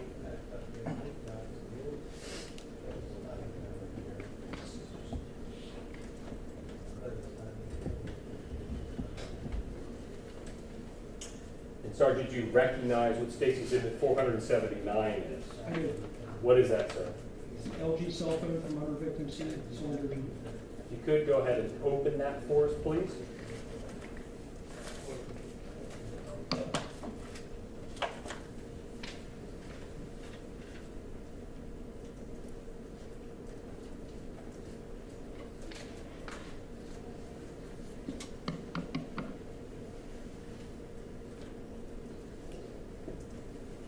And go ahead and remove its contents for us. Objection, Mr. Schulte, 479. Yes, sir. Be admitted. Thank you, Your Honor. And go ahead and turn that around for us. So this is the cell phone that was collected underneath her body? Correct. All right, thank you, Sergeant. If you could go ahead and put it back in the envelope. Also set that to the side if that's convenient.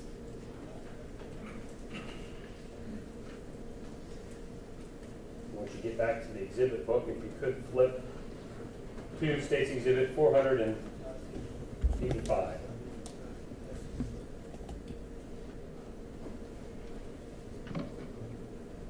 And same question, do you recognize what's depicted in State's Exhibit 485? I do, sir. What is that? That is a picture of the desk area in bedroom number 2. Up in the top shelving unit shows the location of a cell phone. Was that cell phone collected? It was, sir. And does that photograph that you're looking at fairly and accurately depict where that cell phone is located? It does. Permission to display State's Exhibit 485 for the jury. Thank you, Mr. Shu. You may. Oop, get those marks off. There we go. And once again, Sergeant, if you could tell us what we're looking at here. As you see right here, the cell phone appears to have a very large camera. Here, can be seen here, and then when you actually open the cabinet, location of the cell phone. And this phone was located in which bedroom once again? Bedroom number 2, which would have been the second bedroom. And it's the bedroom number 1 where the key card was located, and then the next bedroom, the doors are right next to each other. Thank you, Sergeant. Permission to approach the witness again, Your Honor? Again, you with the mark for identification, State's Exhibit 484.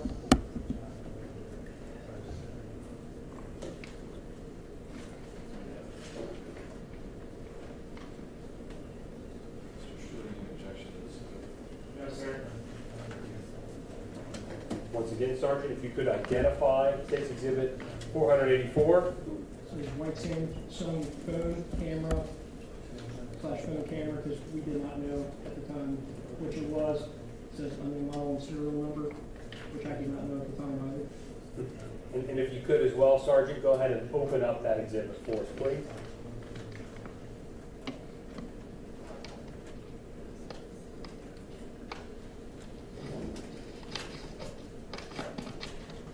And remove its contents, if you would be so kind. And this is the cell phone that's depicted in State's Exhibit 485, is that correct? Correct. All right, thank you, Sergeant. You could place that when you're done with it back in the envelope.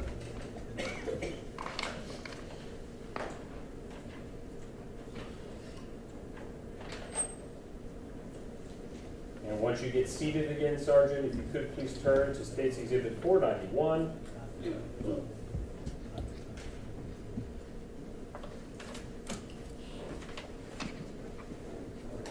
sir. You recognize what's depicted in State's Exhibit 491. I do, sir.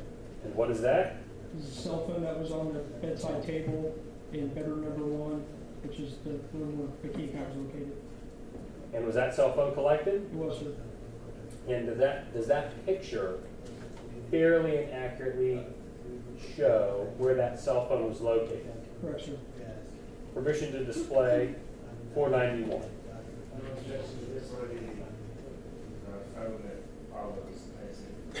Mr. Shu. And predictable. Randy wanted to be admitted. We'll hand you with the mark for identification, State's Exhibit 489. Thank you.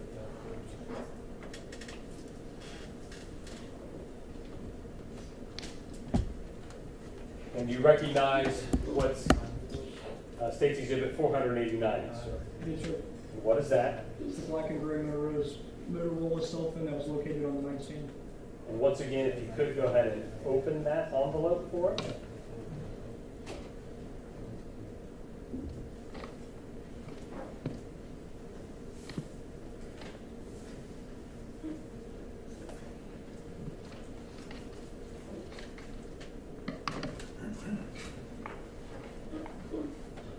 And please go ahead and remove its contents for us, Sergeant.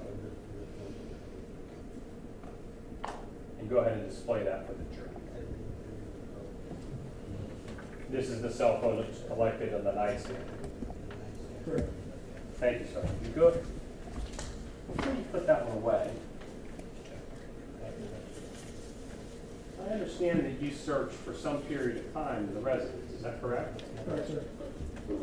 And you kind of have an unusual relationship with this particular cell phone. Is that also right? I do, sir. Were you there over multiple days conducting the search of this residence? Yes, sir. And in particular, the next morning, after this crime had occurred, on the 29th, shortly maybe after this photo was taken at 3 o'clock in the morning, Yes, sir. what did that cell phone do? Approximately 6 in the morning, the cell phone alarm started going off. A wake-up alarm. Correct, sir. What happened when that wake-up alarm started going off there? I continued to listen to it for every cycle it went through for, I believe, at least 45 minutes. So for 45 minutes, you listened to that alarm go off that morning Correct. for a dead man. Correct. Why didn't you turn it off? I did not touch the cell phone because the coroner's office did not give me permission to do so.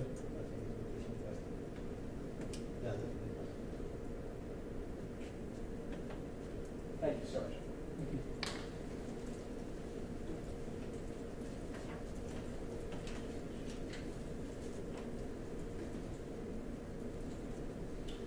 Sergeant, if you could please turn to State's Exhibit 495.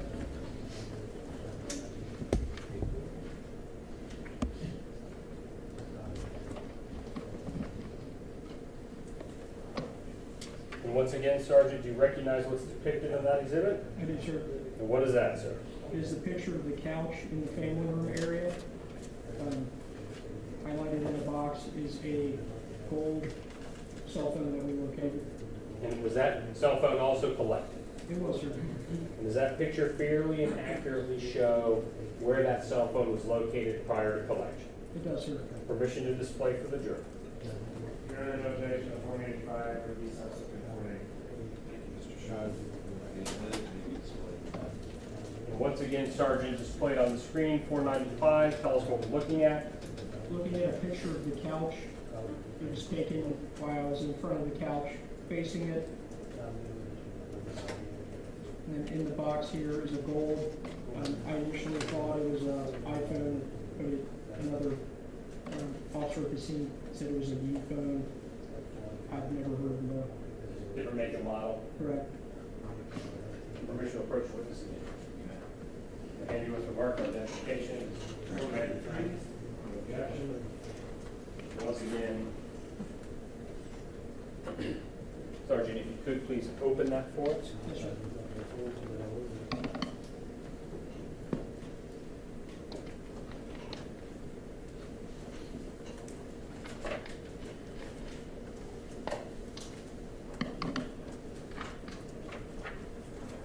And go ahead and tell us what that is. It is the phone depicted in the photo. I initially had it marked as an iPhone, but it is a U phone. And please, sir, go ahead and remove the contents of State's Exhibit 493 and display that for the jury. And as far as this U phone is what you're calling it, is there a marking on it? It's, I guess, a brand mark? Marking on it that's a brand marking? Sorry. There is a symbol on the back of the phone, but I have no idea what it is. All right, thank you, Sergeant. Go ahead and place that back in the envelope.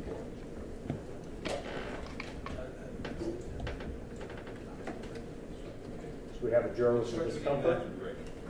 No problem. Okay, so, take 15 minutes, restroom break, 10, 15 minutes. All right, Yes, so sir. ladies and gentlemen, not discuss the case amongst yourselves, and not let anyone discuss it in your presence. 10, 15 minutes for a coffee break, and then come back and there's more testimony. All right, All rise, this court should recess.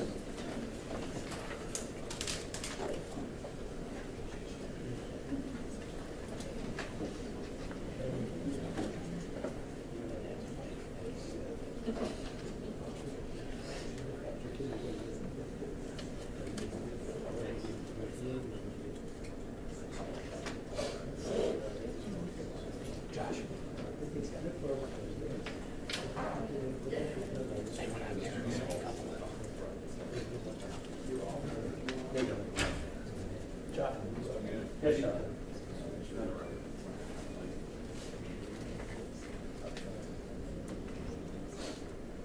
Just going over the itemized evidence inventory, I just want to point out there's some inaccuracies. Okay. Just so that it's cleaned up, so that there are not any issues. Yes, sir. Exhibit 129 and exhibit 130 are listed as the same shell casing L on the itemized evidence inventory. So 130 should be K.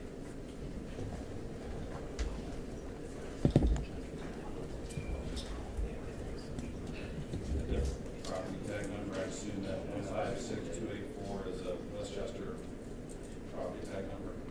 It's correct on my color code, one remember, it's incorrect on the courts, I will endeavor to read that. I just want to point it out, I think for there to be an issue. And then on 480, it says 480.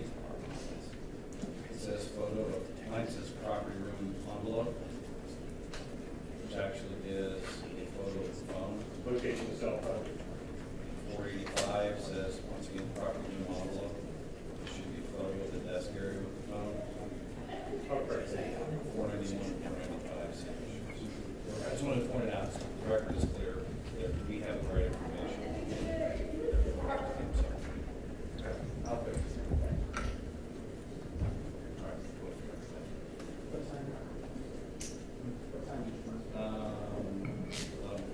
All right.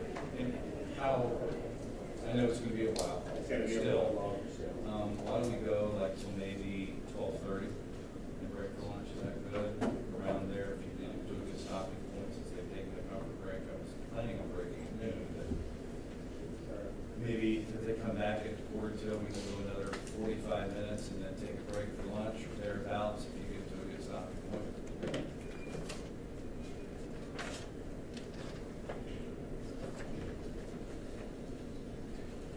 I think we'll be done with the rest probably tonight anyway. I think it's mostly photos, a few additional items. And then the objection that Mr. Should, if we take our lunch break before we conduct your cross-examination. I was gonna request that, and I have, or look at it would be, not necessarily too long, but at the same time, it's gonna be really. Do you want to, you think it's going to be real brief? No, I don't. Oh, you don't think it's going to be real, okay, I've misunderstood. All right, fine. All right.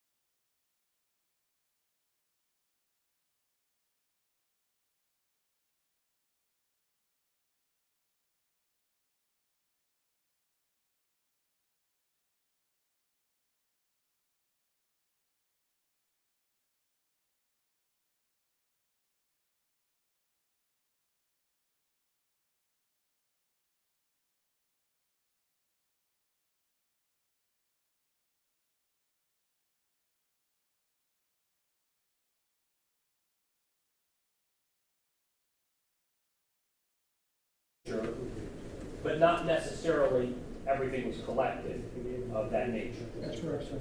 Does that include like the items in the, like the closets? Did you collect the clothes in the closets? Yes, sir. The dishwasher detergent in the laundry room? Yes, sir. And why did you collect those types of things as well? With the information I had at the time, I collected items that I thought could potentially help tell the story of what happened in that apartment and to help identify potential suspects. And at the time you're doing this search, this is the evening that the police are called to the scene, is that correct? The first search was the initial evening call out, and then it came back to next evening. Okay, and so this is in close proximity to when the crime occurred. Correct. At that point in time, did you or the other members of the Westchester Police Department have like an individual or suspect in mind that you should be gathering evidence? I'll use my Nixon fingers here, against. I'm sorry? My Nixon fingers, against. No, sir. Did you have a person of interest in mind? No, sir. What was your goal then when you're collecting evidence at the scene? As the information, as the investigation would continue, we would hope that we would gather information and items that would be useful for future investigation purposes. And so back to this document search, is that also in part why you photographed items that didn't necessarily take them? That's correct, sir. Because you didn't know if they had evidentiary value or not? Correct, sir. You probably put a lot of items in the Westchester Township property room. Correct, sir. Is it big enough to hold everything in the residence? Yes, sir. Couch, Yes, sir. table and chairs? Yes, sir. And so when you looked at these items, letters or other documents, you photographed them. Correct, sir. If I could, I think the other exhibit book is in front of you here, if I could approach on that. Not sure which one you got.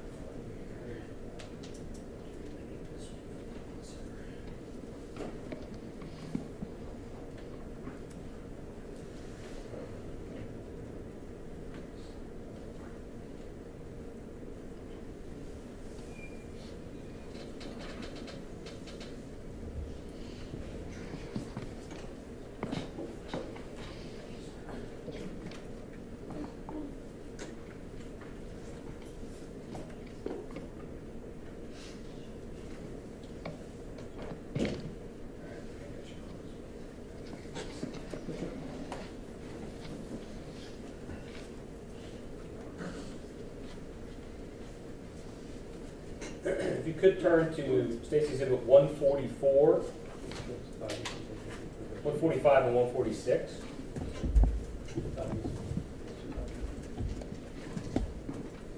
Mr. Chu, would you like to see that?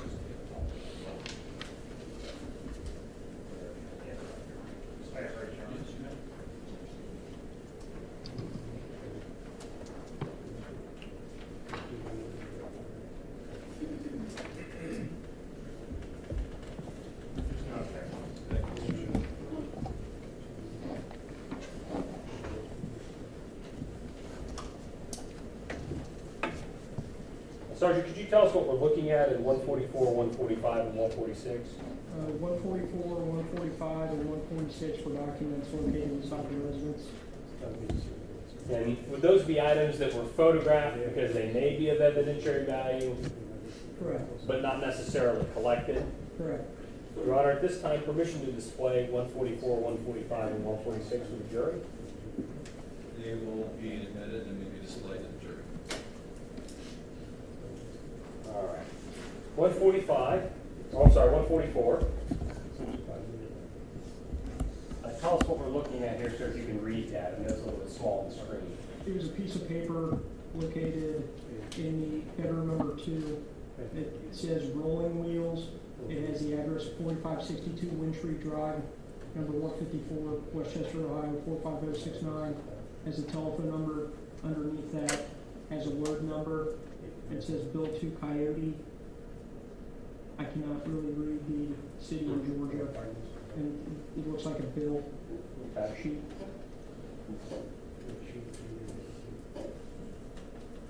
145?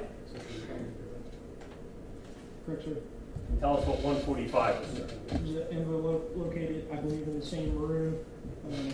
It's OOIBA, it says owner-operator, Independent Drivers Association, has the business's address, and it looks like it was mailed to Hakikat Singh, Rolling Wheels, 4562 Wyndtree Drive, apartment 154, Westchester, Ohio, 45069-8754.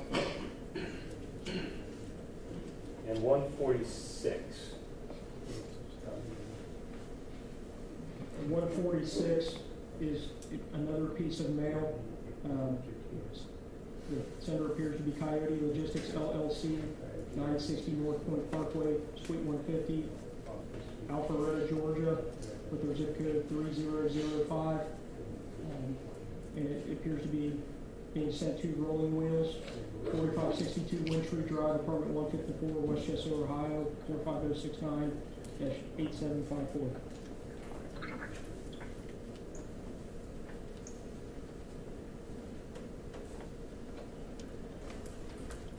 After photographing some of these items, was there an attempt to come back during daylight hours, photograph the scene in different or maybe daylight lighting conditions? Yes, sir. And did you participate in that search in daylight hours as well? I did, sir. And sir, I would ask you to turn, if you may, to State's Exhibit 164 in the exhibit book through 176.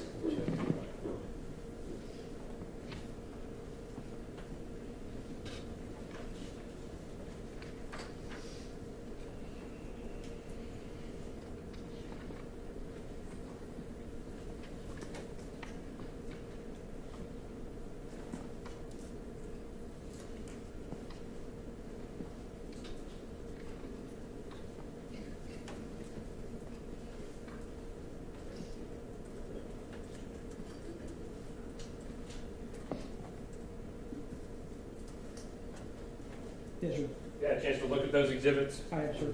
And what do those items depict? 164, 165, 166, show the front entry door and locking mechanisms in the receiving side of the locks of the front door of apartment 154. 167 shows the front entrance going into the apartment. I took it from the actual entryway into probably the first 5 feet of the room. Well, 168 is another photo, shows a possible footwear impression and other impressions on the ground near the entryway, I believe. 169 is a close-up of a footwear impression, also from the entryway. 170 is a footwear impression from the hallway by the kitchenette area.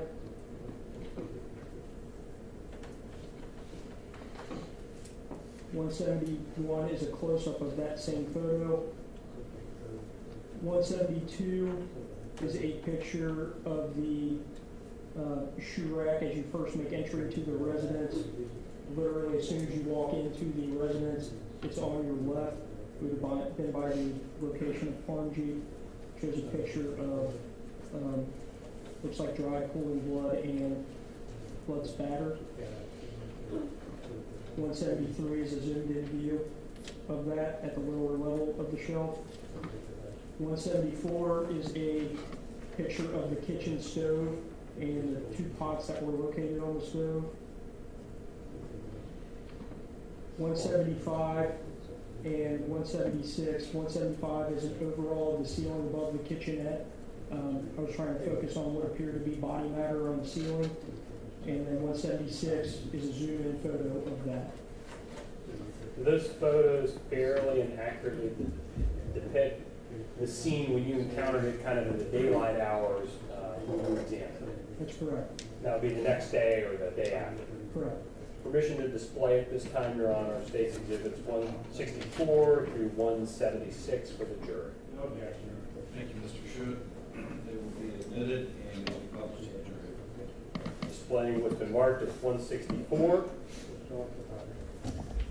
And if you could tell us what we're looking at here in 164. That is the front entry door of apartment 154. Shows the chain with the molding strip and part of the entryway and the shoe rack that I spoke about earlier. Did you examine the outside of the front door? I did. Okay, did you find or document any, like, foot impressions on the door I did not see anything visible on the door. or significant dents in the door besides the ones that are depicted near the knocker? No, sir.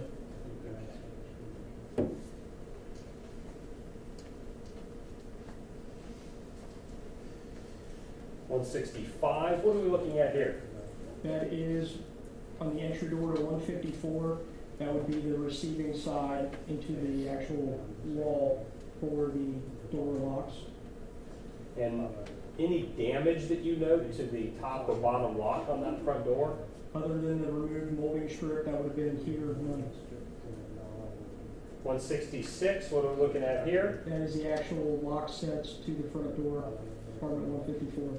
And once again, any damage to either one of those locks, top or bottom? No, sir. 167, sorry, we get that off the screen. What are we looking at here? This is taken at the front entry door of apartment 154. I literally had my feet on the entryway and took my camera and pointed down to the floor. This would have been the area here where Parmjit was located.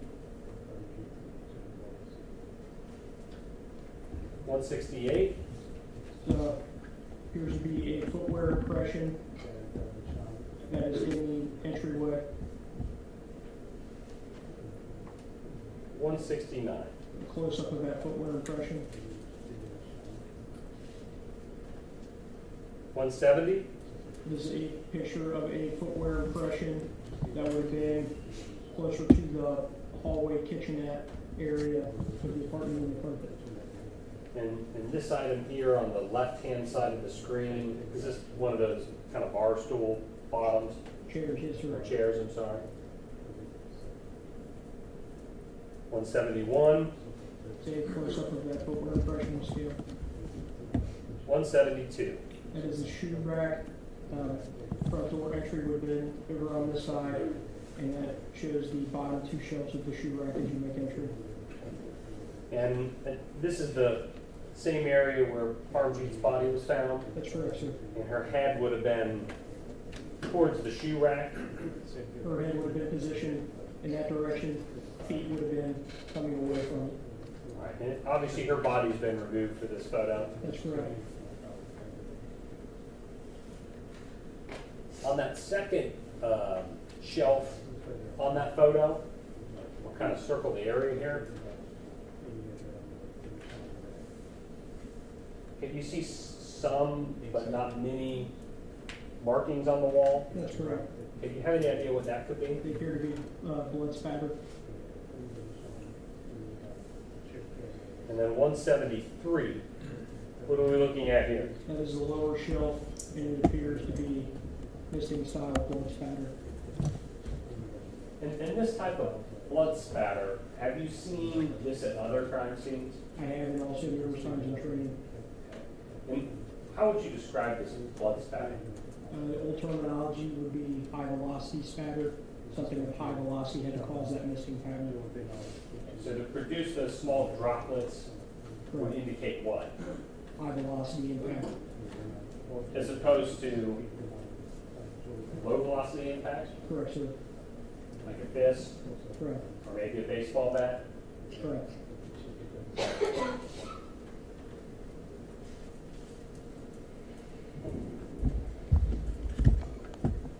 174, That is a picture of the stovetop that's in the kitchen. and the items that are depicted here in the kitchen. There's two pots, one of which looks burnt over. So this is the other pot. And then as I talked about earlier, it looks like a tea, or something to pour tea with, or coffee or something like that. These are the items, the only items are found to be, I guess, like burning or burnt in the residence. Correct. 175. That is the lights for the kitchen table, and then potential matter on the ceiling. 176. The close-up view of the same thing.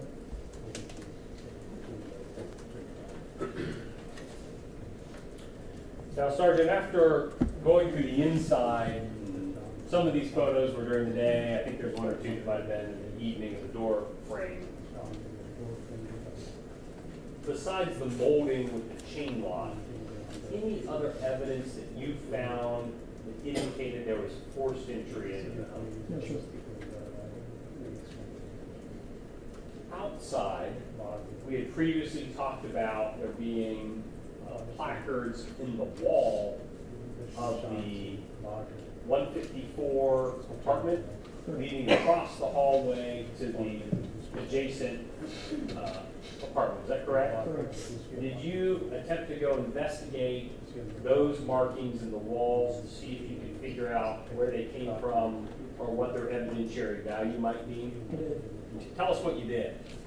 When looking from the inside of apartment 154, by the front door, the wall that touches the front door, I noticed two holes in similar locations to what would be on the exterior siding of apartment 154. Looking closely to them, they appear to be going from inside the apartment to outside. And in fact, I could see the drywall was blown out towards the breezeway. If you could turn to 177.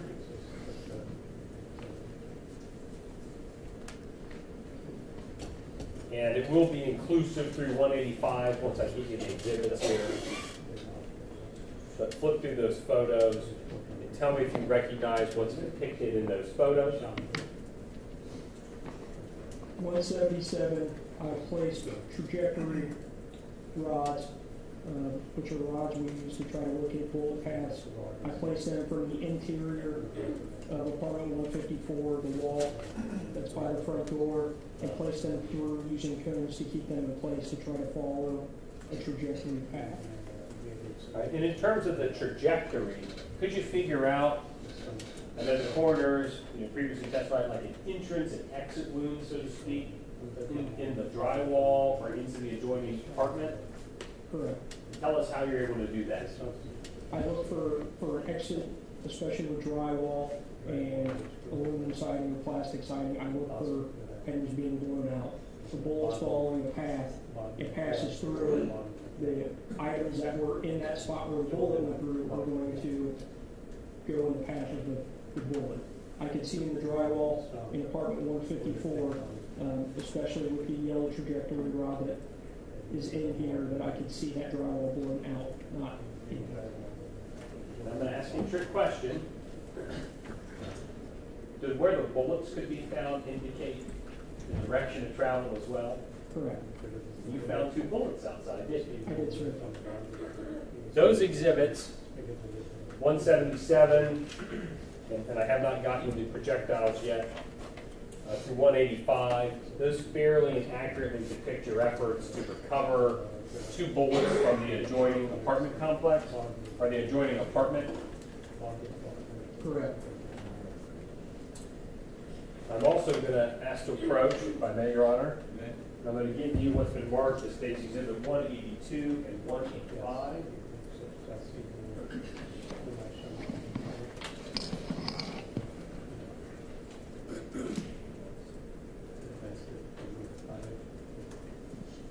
I was walking up there, we're not going to have any objections. Identification that all exhibits will be admitted, maybe published. All right, I'm going to display for you, Sergeant, 177. And if you could tell us what we're looking at here. So here's the entrance of apartment 154, interior, and then this is the exterior siding to the right as you're facing the front door. I placed two different trajectory rods. One is pink, one is yellow. Pink is here, yellow is here. I did this just to try to see a general path and see if it was consistent with the holes that were in 156. 178. That is pictures of the pink and yellow trajectory rod, apartment entrance of 154, the pink rod and the yellow rod. And so on the corresponding apartment, you indicated there were other holes in the other apartment. Is that correct? Correct. And at some point in time, I'm sure you or other officers went into that apartment to make sure no one was injured or the bullets didn't go through. Is that correct? That's correct. The bullets come through the other side of the adjoining apartment, or did they lodge in the wall? They launched in the Did you make an effort to try to recover those two bullets or slugs from the adjoining wall? I did, sir. State's Exhibit 179, remove this. What are we looking at here? Another bullet entry point. This would be consistent with where the yellow rod was pointing, and this was consistent where the pink rod was pointing.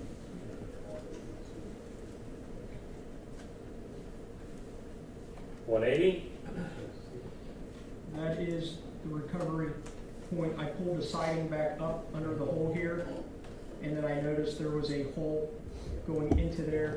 I used a utility knife to cut out that portion of drywall there, and I found the, is that a weird angle? I apologize. Found an intact actual slug laying in the insulation. And 181. That is after I recovered the slug to the wall. Now in front of you, I think in one of the envelopes is State's Exhibit 182. Can you locate that? I have to. And if you could, once again, cut that open for us. Might as well do both if you're while we're at it. Both 182 and 185.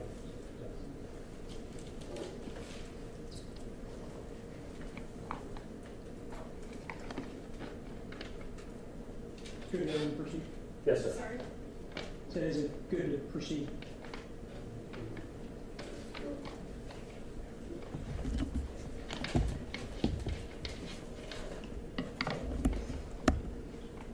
You should go ahead and open 185, sir. I believe we were on the yellow trajectory rod, which is 182. You might as well do both, though. Yes, Okay, sir. sir.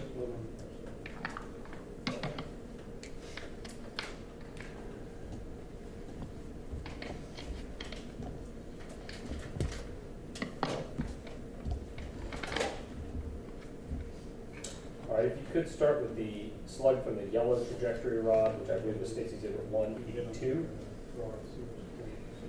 Envelope projectile from yellow, trajectory rod from wall A. On the interior of the residence, I labeled the family room walls just so I was clear for my documentation purposes. All right, go ahead and remove the contents, sir. It says projectile continuation from yellow trajectory rod from wall A, and the date, time, and place on it. And once again, if you could open the box for us to verify its contents. Good. It's the slug recovered from that location. Thank you, sir. You can go ahead and place that back in the envelope.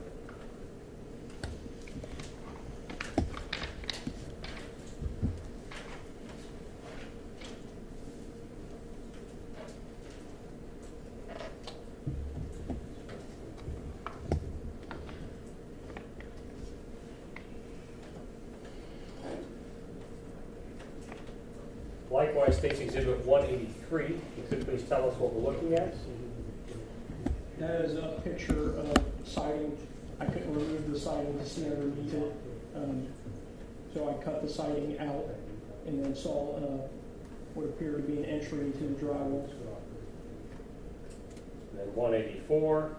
I cut the drywall away and saw that the hole continued into a stud of a wall of apartment 156. And were you able to remove that stud to try to recover that bullet? I was, sir.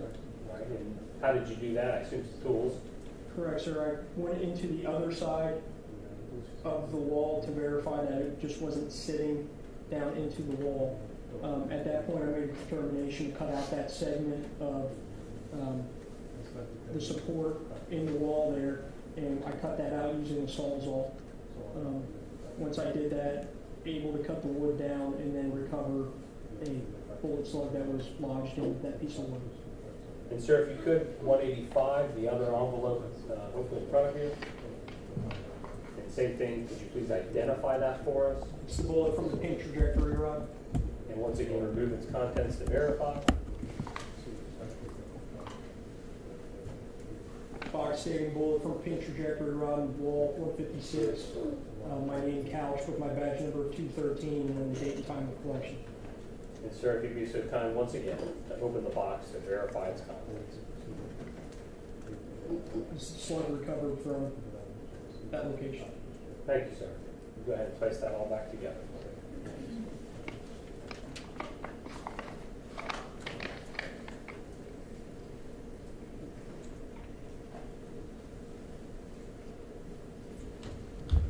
Sergeant, do those two slugs, 182 and 185, did they appear to be in substantially the same or similar condition as when you collected them?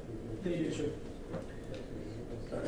Sergeant, I also noticed that on your uniform today, I believe, you have a designation. Are you a SWAT officer as well? I am, sir. How long have you been serving with the Westchester Police Department SWAT team? I was on the SWAT team from 2010 to 2009, and I've recently been back on the team since February of this year. I imagine you probably fired a few guns as a SWAT officer. Correct, sir. Probably more than. Correct, sir. Do you have any idea how many rounds you think you fired as part of your SWAT training? As a part of being a SWAT member and also being a firearms instructor, I would say getting into the hundreds of thousands. What kind of ammunition do police officers typically use? We use what we would call a defensive hollow point. And could you describe to us what you mean by defensive hollow point? When you're actually looking at the slug to the bullet, when you face the tip of the bullet, you're looking and it'll appear to have a cavity inside of that slug portion of the bullet. And what that bullet is designed to do is when it hits a hard surface, it's designed to expand to cause the round to fragment. Those hundreds of thousands of rounds you fired, are they those types of rounds? Some, And during your training exercises, have you ever had occasion when those hollow point rounds do not expand and stay intact? correct, sir. Travel through objects, end up in others, Yes, sir. without expanding? That's correct, sir. You'd agree it's probably infrequent. Yes, sir. Correct. Depends on the surfaces it goes through. Correct, sir.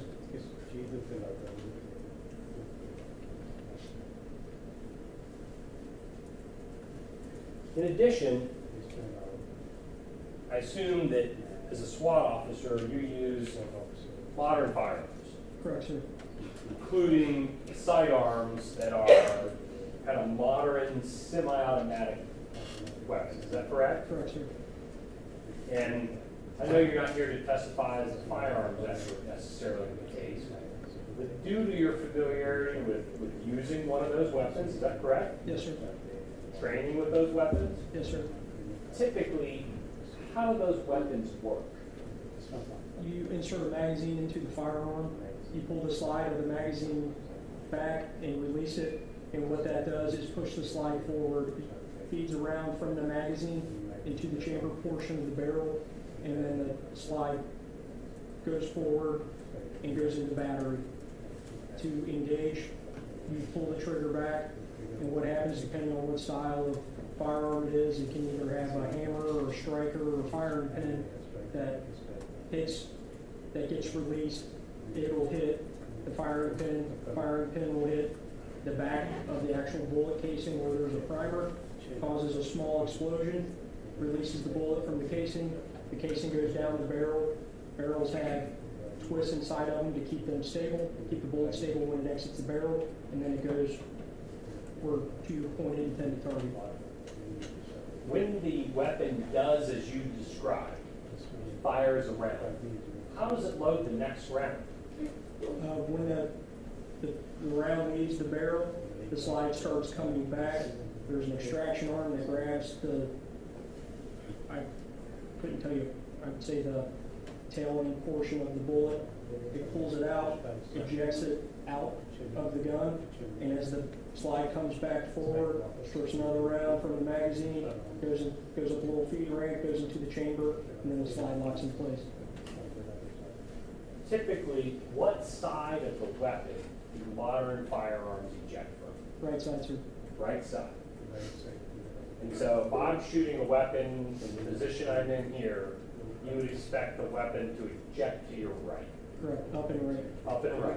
Now, I know it's not exact science of maybe where they land, but initially, up and to the right of the position of the shooter. Correct.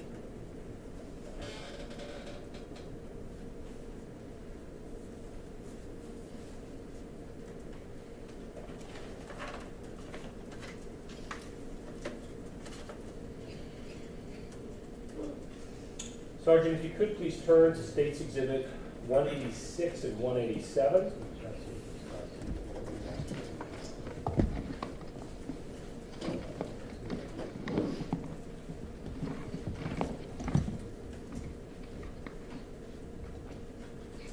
I reviewed them, sir. And what are those photos of? Photo 186 is a picture of the outside of apartment 156. It faces the wall by the front door and where the patio come together, and it shows the back sliding glass door and part of the concrete of the patio. And as part of your investigation, did you collect any items from the outside of that patio siding? I photographed the siding, and then I was present when another detective actually swabbed a location, which is photo 187 is a close-in of that corner that I was just speaking of that appeared to be locked. All right, and if I could, those exhibits, 186 and 187, do those fairly and accurately depict those areas that you are describing? They do, sir. Permission to display for the jury? No objection. You think?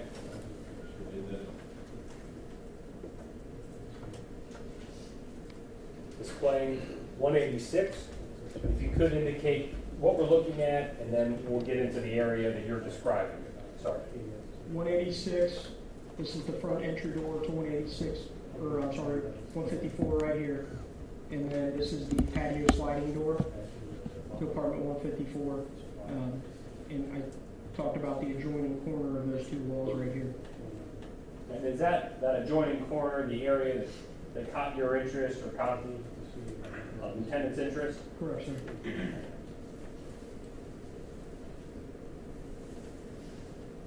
And 187, tell us what we're looking at here, sir. So we're looking at the siding at the corner that the two walls adjoining is here, and this is the edge of the siding at the corner here.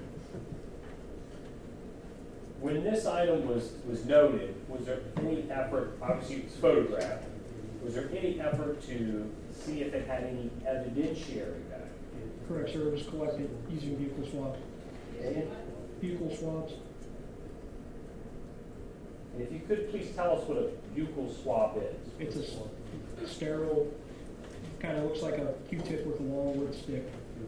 All right, and what does one do with that to document or preserve this as potential evidence? So they are sterile, meaning they've not been tampered with by our hands. We remove them from the packaging. We use sterile water that we bring with us to the scene. There are little ampullates. We rehydrate the tip of the sterile swab, and then we take it and we actually swab it and collect that as evidence. And what's the purpose of doing that? To potentially send it to Bureau of Criminal Investigations to see what it is and if it contains DNA evidence. And was that done in this case?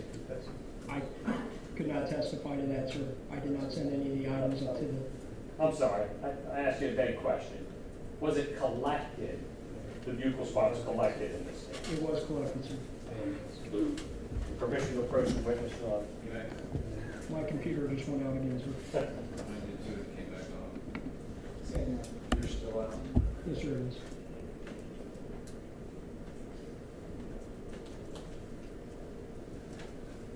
Just had you refer to the screen. I can do that as well. When I tell again, so, Maybe it overheats. I don't know, maybe because you're standing in front of us, so I don't know. 990 personnel. Like a approach your eye. Like a heat going. And you look the mark for identification, state position 188.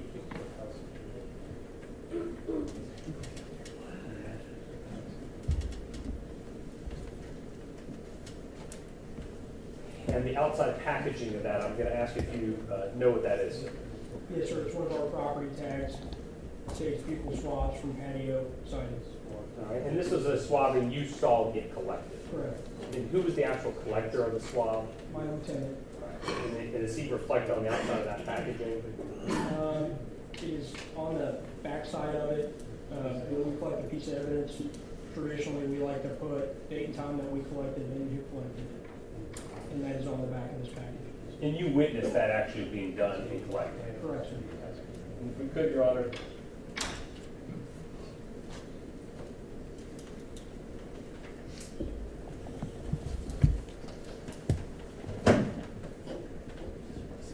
You may, Mr. Mayor.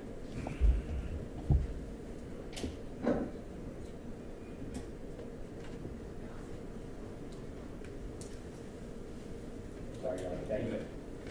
Could you please go ahead and cut that open? I don't know if you've done that yet or not. I have not, sir. All right. Go ahead, please, I'm sorry.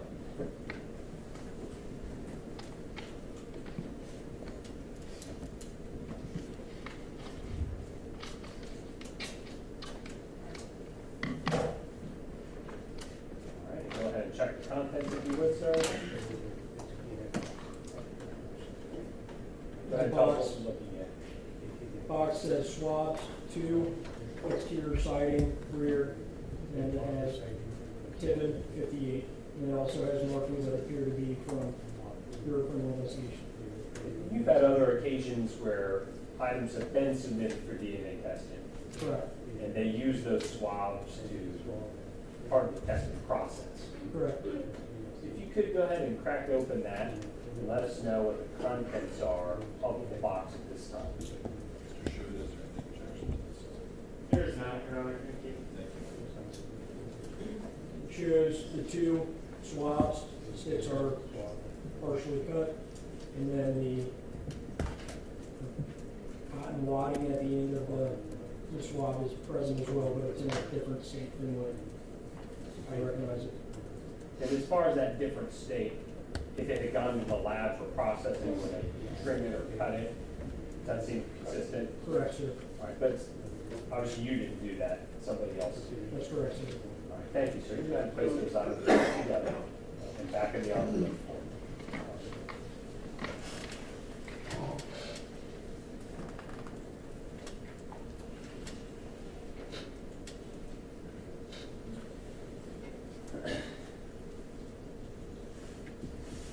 Working now? Yep. All right. Just keep standing there, don't. Sergeant, as part of your processing of this scene, did you attempt to dust it all for fingerprints or anything like that? I did not, sir. You did not dust for fingerprints. I did not. You're trained for that though, correct? Correct. Why didn't you dust for fingerprints at the scene? Because of the nature of this crime, from my previous experience in training with BCI, I understand that they will take DNA evidence from the scene. In your opinion, testing for DNA, is that, I'll call it better, but is it able to produce a better result typically than trying to dust for fingerprints? Correct. From my experience, either DNA is there or it's not. If you have prior occasions where you yourself have actually dusted for fingerprints? Numerous times. Tell the ladies and gentlemen of the jury the process you go through for dusting a fingerprint. I use a nylon brush. It has really fine fibers on it. I typically use black volcanic powder. It's a very ashy material.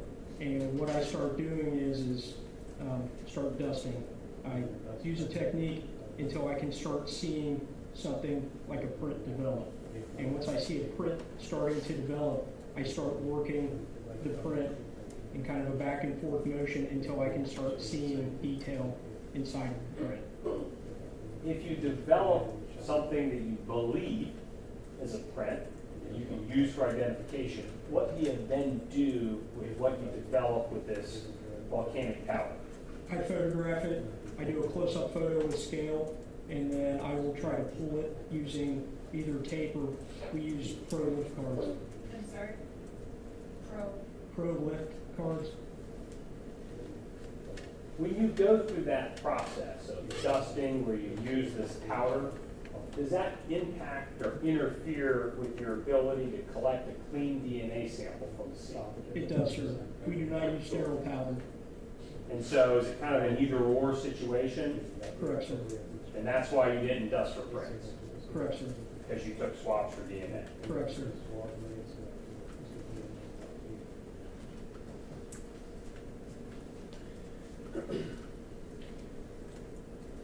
Directing your attention to May 3rd, so a couple days later, Yes, sir. I understand that members of the Westchester Police Department executed a search warrant at the home of Meninder, is that correct? Yes, sir. And that's located at 8173 Autumn Woods Lane in Westchester, Ohio? Correct, sir.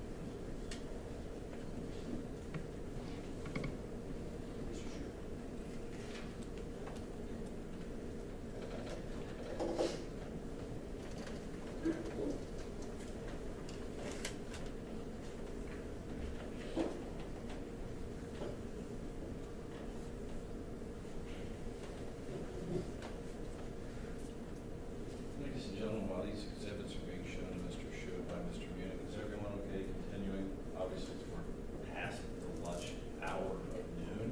I want to make sure that everyone is okay to continue. If anyone has any special dietary restrictions, anybody's a diabetic that needs to eat, everybody okay? We continue a little bit longer. Very well, thank you.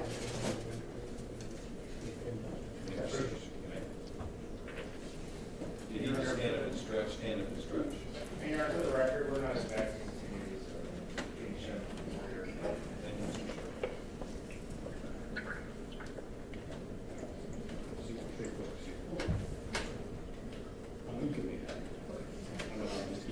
Thank you, sir. Yes, sir. Just a few more, I promise.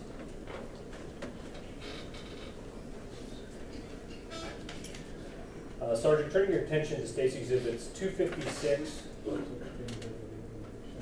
through 263.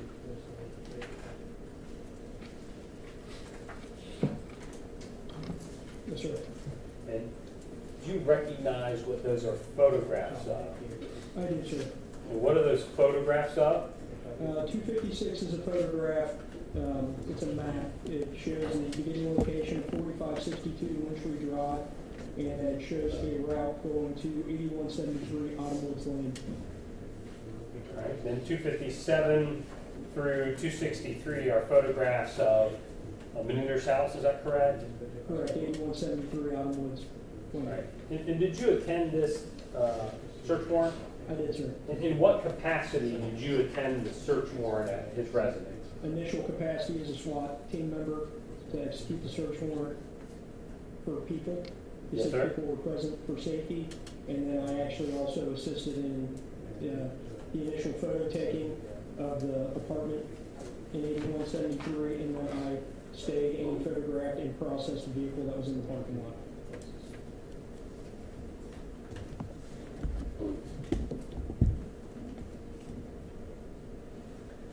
Did you primarily stay in the parking lot for the event? I took general overall photos once we were sure the apartment was clear, and then I went down to a vehicle in the parking lot. I took photos of that vehicle and then began the process, but I did not aid in the search of the apartment.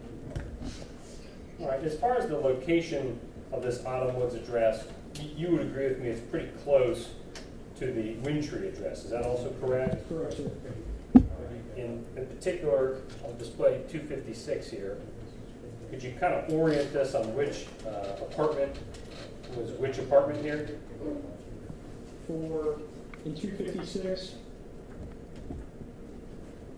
apartment 154, that 4562 Wyndtree would be here, and then on Autumn Woods at 8173, the entry to the apartment was approximately right here.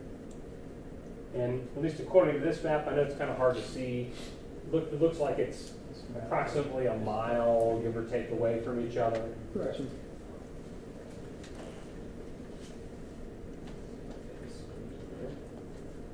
Okay. Show you 257. Tell us what this is. That is the front entryway to the apartments of 8173 Autumn Woods. And just to kind of restate your testimony, if I may, did you go inside the residence to conduct the search, or did you stay outside when the search was conducted? With the SWAT team, I did make entry into the apartment, and then after the SWAT team cleared, I stayed, and then for the detectives who were searching, I took what we call overall photos or initial walkthrough photos of the scene. All right. And the photographs or the exhibits after 257, do those fairly and accurately depict the interior as you encountered it when you made entry into the home? Although you didn't conduct a search, I understand.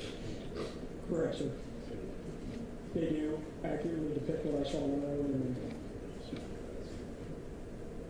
258. You could tell us what we're looking at? This is, when we actually walk into the apartment, there's a small, what I call a foyer area, but a hallway. And I took this photo, which are at the end of that location, just a general photo into the family room, kind of living area of the apartment. 259. I literally took my camera when I was at the end of that hallway. I took that photo you just saw previously. I moved my camera to the left to show inside of that family room area.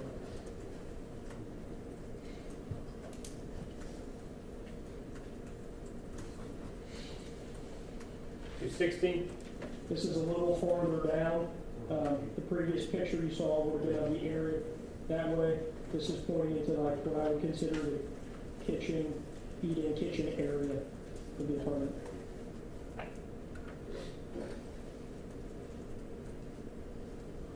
Sorry, sir.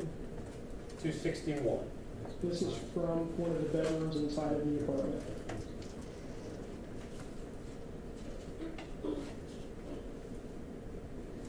$262. This is from another bedroom. I can't recall if that's from the same bedroom or not, but it is from another bedroom inside the apartment. 263. That is another picture of items. I can't recall what location that was in the apartment. It could have been in the general living area. Now, this search happened several days after the homicide, is that correct? Correct. So the homicide was April 28th. And this incident where the search is done in the Ninder's apartment was, I think it was May 3rd. Does that sound correct? That sounds correct, sir. So about 4 or 5 days apart. Yes, sir. when you conducted the search, were you aware of who was living at this apartment, or did you believe you knew who was living at this apartment? I had a general understanding of two people that I thought were living at the apartment, Meninder, and I believe it's his sister or family member, Parmjit Kaur. Were they found at the scene when the search warrant was executed? I don't recall them being in the apartment when we did the initial SWAT search. After doing the initial SWAT search, you mentioned you went back outside to assist with the search of a vehicle. Correct. And whose vehicle were you there to also search? I believe that it was Meninder's vehicle. It was a red, I believe, Ford Mustang. And were you outside to take photographs of the search of the Mustang? I was. And did you document the search of the Mustang while that was being done? Correct. While that was being done, the search of the Mustang, did anybody else come to the scene while this search was taking place? I recall a large SUV responding back. I believe another detective made contact because I was task focused on that vehicle. And I don't recall who was in the vehicle per se, but I believe that several people were. Several people were in the vehicle? Correct. Now, the search of this Mustang, you said that was photographed, is that correct? Correct. And turning your attention to 265 through 269.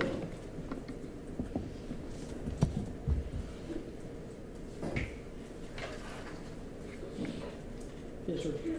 And are those photographs of the processing or search of that red Mustang you described? They are, sir. And permission to display those, Your Honor? No objection. You have permission, they will be admitted, and be published to the jury. Displaying 265. You could tell us what we're looking at here. That is a picture of the red Mustang that was processed. That was in our search warrant. Cars here. You can see the entryway 8173 there. And the gentleman standing in front of the vehicle with all the equipment at his feet, who's that? That is Detective Kevin Berger. And is he also one of the detectives that assisted in the search of this vehicle? He is, and he's also one of the SWAT members, a part of the search warrant. 266. Tell us what we're looking at here. That is a picture into the back seat of the vehicle, passenger side, rear. And these items, looks like mail in the back of the vehicle. Were those items gone through as well? Yes, sir. In, I'll call it a similar fashion to the residence where they were photographed, Correct. but not necessarily collected. I don't believe so, no, sir. But they were photographed like. Correct. 267, what are we looking at here? That is a piece of mail. It looks like it's from Easy Pass Violations Processing Center in Harrisburg, Pennsylvania for the Penna Turnpike.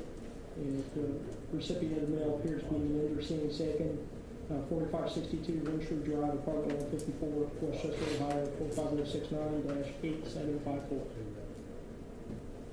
So that address that the Hinders mails on is the same address as the crime scene? Correct.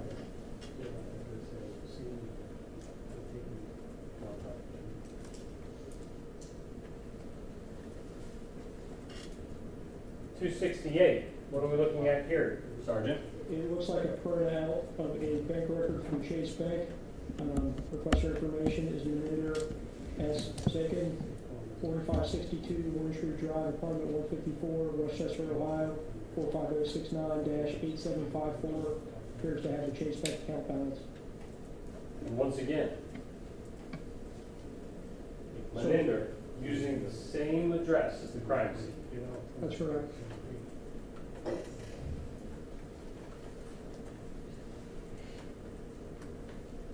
Finally, 269. That is a piece of mail from Police District 5, Cincinnati. It's 1012 Ludlow Avenue, Cincinnati, Ohio. It is being mailed to Meninder Second, 4562 Wyndtree Drive, number 154, Westchester, Ohio, 45069. Detective, you ever received mail before? I answered. How does mail normally come to an addressed individual? Because I registered my address with the post office for the business I'm requiring, asking for the mail from. How does it actually get to the address? Typically, Post office employees, workers will deliver the mail. maybe too easy of a question. You're not at 4562 Wyndtree Drive when you are getting this mail, are you? No, sir. You're at the address of the vendor at this 8173 Autumn Woods Lane. That's correct. But all this mail from the vendor is in an address of the defendant. Correct.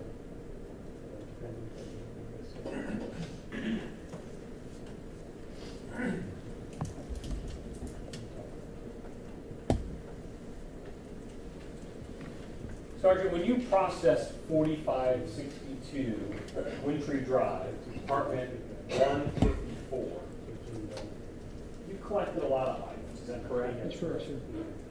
And some of those items were submitted for testing, Correct. some were not. Correct. Is it your decision to pick which items you went to the lab for analysis or not? It was not my decision, sir. Was your role confined to kind of the collection? Correct, sir. Out of all the items that you collected, this isn't everything that we've seen, right? No. There's a lot more items you collected Correct, sir. and photographed. Yes, sir. You may not have evidentiary value. Correct, sir. Any of the items you collect a baseball bat? No, sir. And I know kind of at the beginning of this case, there was like I'll call it a rumor. When you searched the apartment at Wyndtree Drive, did you find any evidence of anybody doing anything disrespectful to the Sikh community, any racial epithets, any damage to the religious items in the home? No, sir. None. No. As a member of the Westchester Police Department, you yourself, have you ever been to the temple on Tylersville Road? Yes, sir, several times. Why do you go there? I used to work as security detail for them. And in your experience, has the Sikh community been nothing but gracious and welcoming to Westchester police officers as temple? 100%. Any fear, any reluctance to you working security at the temple? No, sir. People. Building is the mindset of other people. Based on your own personal experience. Any fear of police officers or reluctance to work with you while you were there working security? No, sir. I constantly had adults and kids come up to my cruiser and talk to me, or I get out and talk to them. Did they demonstrate kindness to you? Every single time I work the detail. How would they do that? They would bring me food and tea. Now, when you processed the scene at Wyndtree Drive, was there any surviving victims or witnesses that helped guide you to things to collect? No, sir. To point out items that you can take? No, sir. None. None.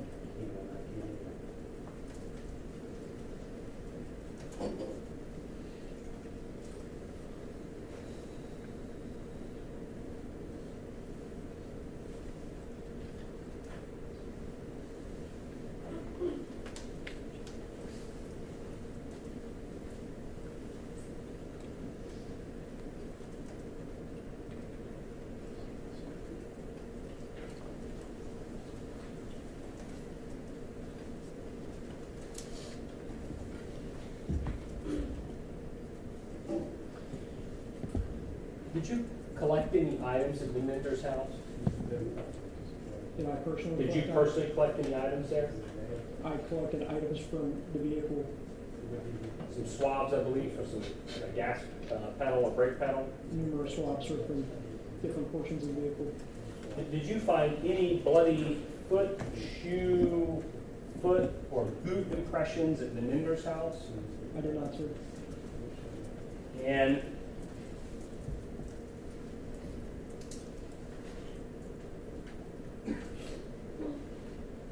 did you collect or find any type of, I guess, sweatshirt or black masks at Meninder's house?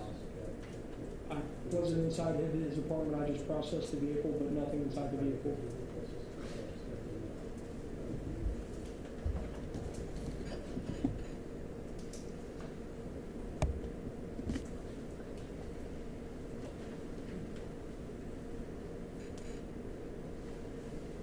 Did you collect DNA swabs at 4562 Wyndtree Drive from that like back patio railing area?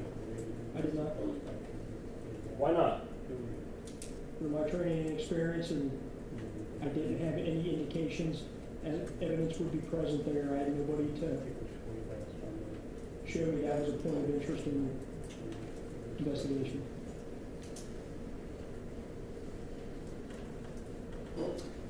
And did you yourself have any contact with Mr. Singh during the course of your investigation? No, sir, I did not.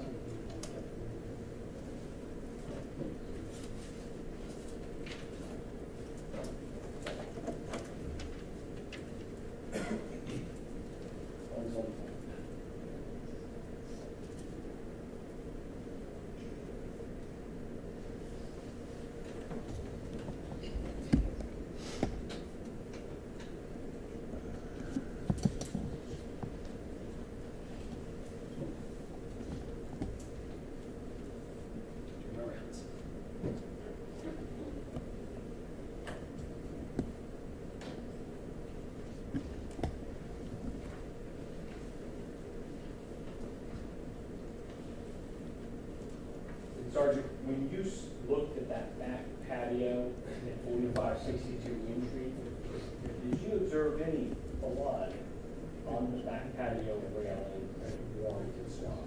No, sir, I did not. Thank you, Sergeant. I don't have any further questions. Thank you very much. Ladies and gentlemen, the defense now has the opportunity to cross-examine Sergeant Couch. We're going to take our lunch break. Finally, I do appreciate your all's patience. We're going to come back around 2 o'clock to give the time that it is. Wear your juror badges when you leave. Once again, do not discuss the case amongst yourselves or let it be discussed in your presence. We're not to form an opinion on the case until the matter has been submitted to you for your deliberations. The pumpkin festival is going on, so there's some food vendors, I believe, that are out there, as well as some other people. Get outside, get some fresh air, enjoy yourself, and be back in the jury room, ready to go at 2 o'clock. All right? With that, we stand in recess. All rise, this court's in recess.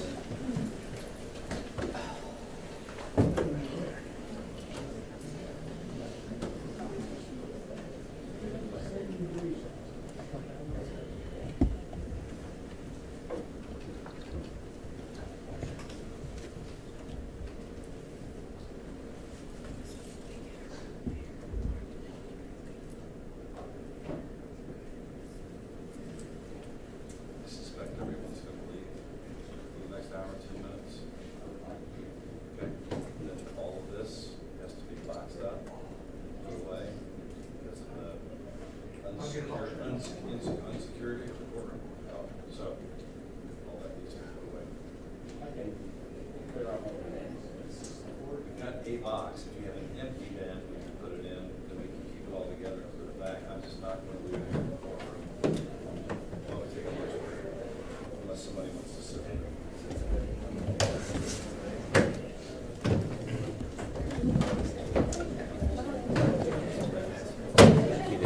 She wrote it. She wrote it here.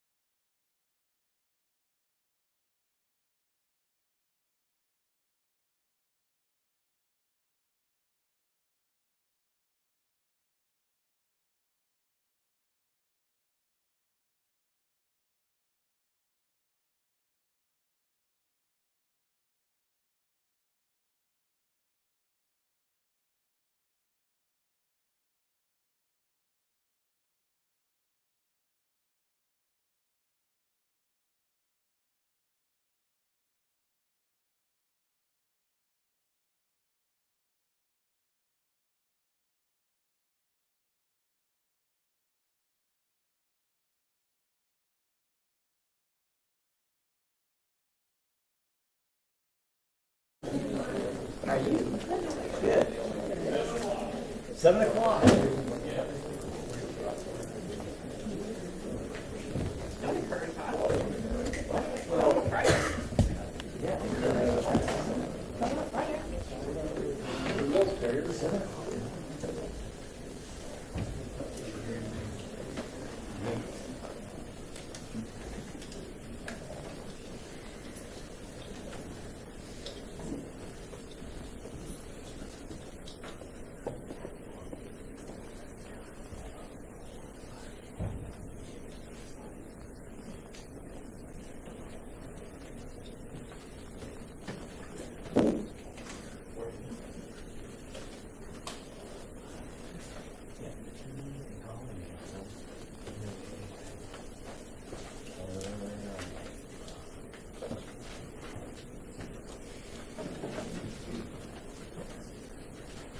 All rise.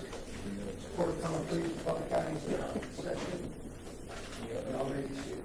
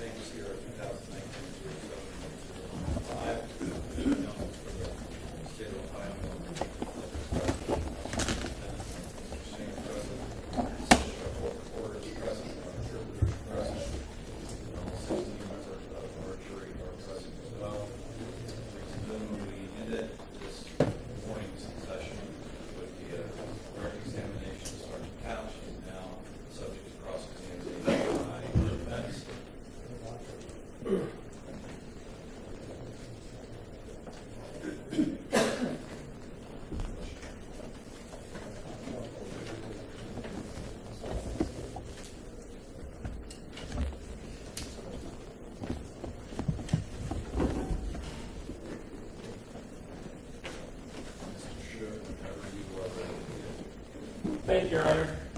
Sergeant Couch, Yes, sir. Sergeant Couch, can you hear me? Yes, sir, I can. All right, if I trail off, please let me know. Yes, sir. Also, I have a big note here that says Sergeant Couch now. I've known you for 3 years in my head as Detective Couch, so if I say Detective, no disrespect, I will try to correct it or correct me. But Sergeant Couch, I'd like to sort of discuss generally your knowledge. The lakefront apartments, I know it's somewhat obvious at this point, but are within Westchester Police's jurisdiction, right? That's correct, sir. And you said that you have been a police officer for Westchester Police for, I believe you said 16 and a half years? That's correct, sir. In your time as a police officer, in that 16 and a half year period of time, you have never responded to a call at 4562 Wyndtree, apartment 154, for an allegation of domestic violence involving injuries, correct? I've never been to that unit before, sir, but I can recall. And so, having never been there before, that would also include any sort of other domestic disturbance. You were never called there to handle that, correct? Yes, sir, I was not. Or even threats of violence, correct? Correct, sir. And that would be between both your priest and his wife, correct? Correct, sir. As well as his in-laws, correct? Correct. Never called out there for that. I've never been called out there, sir.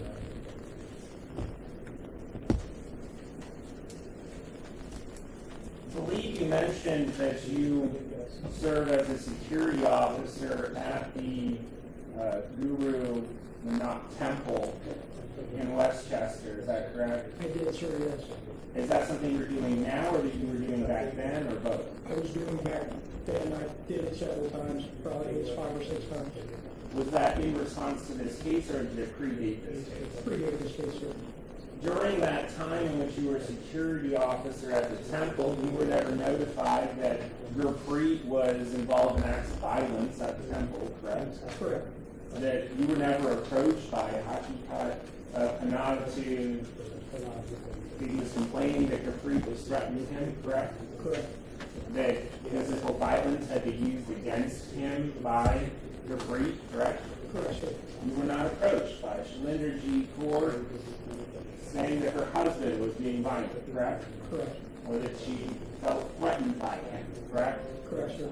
And that goes for as well for Amarjit Kaur Correct, sir. and as well as Parmjit Kaur, correct? Yes, sir. You are aware, though, that Hakikat was the victim of an assault, correct? I was not until later into the investigation. But you were aware that that happened, correct? Yes, but I don't know the particulars on it. As far as you're aware, though, Gurpreet was not the defendant in that case, correct? Correct. Are you aware of the case involving Amarjit Singh that was in 2018? Who was a member of that temple? Sir, I'm not. No. I just didn't know if it came up while you. So while you were a security officer there, Amarjit Singh's case didn't come up. Yes, sir.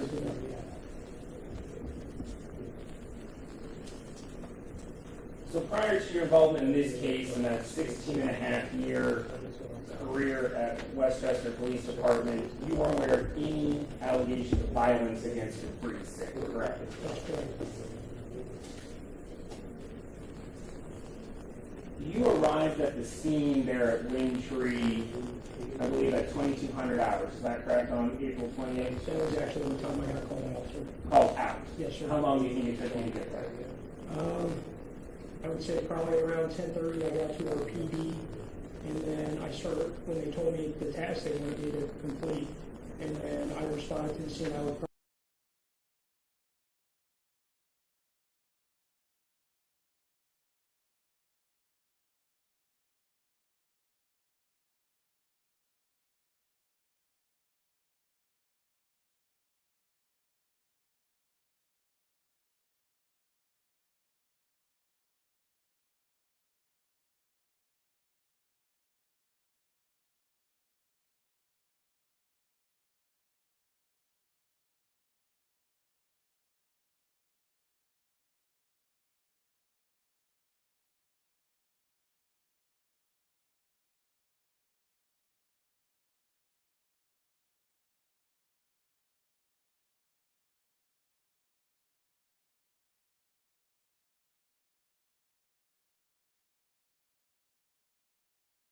By photographing the outside of the building, correct? correct. And you began to collect all the evidence that we heard about this morning, correct? Correct. And obviously you were trained on how to do that, correct? Correct, sir. And you were trained to be objective in the collecting of your evidence, Yes, sir. to be neutral to all parties, Yes, sir. to be impartial, correct? Yes, sir. Because the opposite of that would be a biased investigation, right? Correct. And a biased one, for example, would be one that assumed who committed the crime from the start, right? Correct. Your bias was the opposite of that, right? It was objective. Sir, I did not have a suspect in mind when I was processing it. And I'm not saying you did. I'm actually saying you were objective. You were collecting everything that came in front of you, correct? Correct, sir, that I determined to be evidence. If you thought it might be relevant, you took a picture of it, right? Correct, sir. If you thought it might be relevant, you swapped, correct? Correct, sir. And as part of that investigation, you went from the outside of taking photographs of the building to inside the apartment once the search warrant arrived, correct? That's correct, sir. And you waited until a search warrant arrived to enter the apartment, right? That's correct. Because that's proper procedure. Yes, sir. While you were going around the scene, I think you mentioned that there was a scribe who was taking notes, is that correct? That's correct. Would that have just been another officer? Yes, sir. You know which one that was? It started off as me being my own scribe, and I believe Officer Jared. Started off. As me being my own scribe until they got another officer there to assist me, and then it was Officer Jared Gower. Gower. Gower, yes, sir.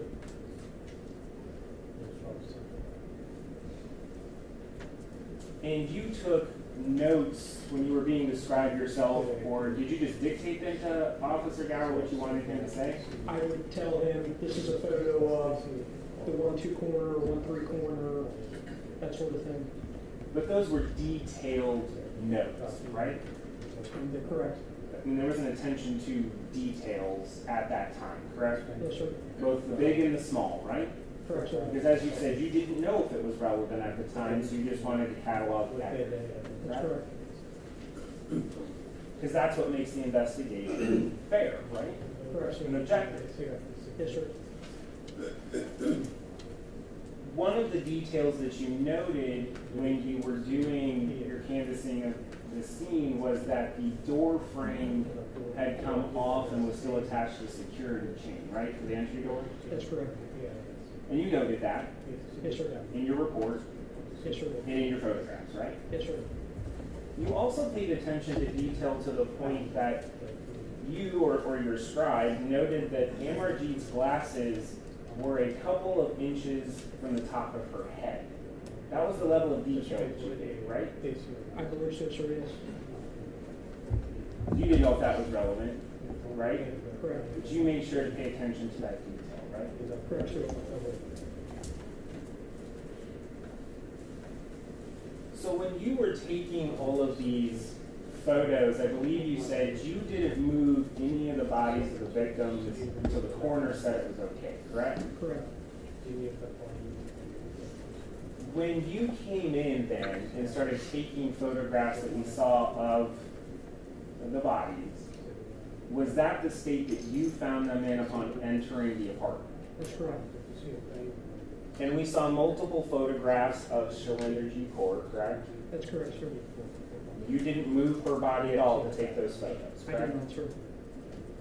Are you aware of any photographs that exist of this scene in which she is face down? No, sir, I did not.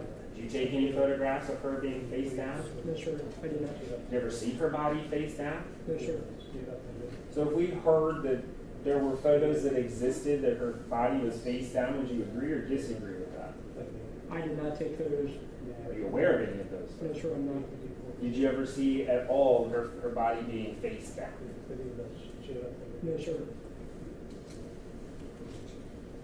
I know we went through a lot of exhibits already, and I'm not going to go back through all of them, but there were other photographs that you took that we didn't see, correct? Correct, sir. There were many other items that were collected that you didn't open, correct? Correct, sir. So I do want to go through a couple because you're the one who took the photographs, so it's kind of the time that I have to do it now. If, Your Honor, if you don't mind, with permission for Mr. Bernanke, because he's closer, to hand both the photographs to the stage and then approach Sergeant Couch to save time. And if we could just start with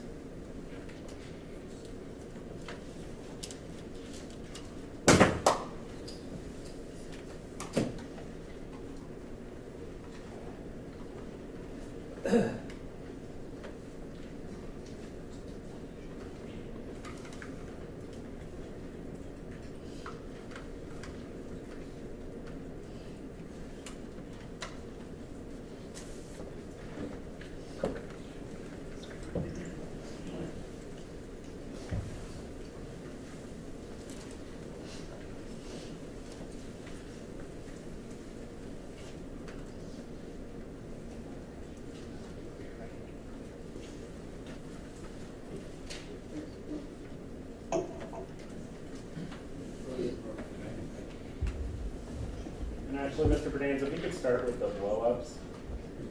Not this photo. And then, Mr. Bernanke, if you can only show Sergeant Couch until we have, unless and until we have permission to show the jury. Sergeant, are you looking at Defense Exhibit A, which is a diagram? Do we have an itemized evidence inventory for the defense in regard to all these exhibits? I know we have one. We can print one. I don't know if it's printed to get to We're the gonna have one before we can go to the exhibits.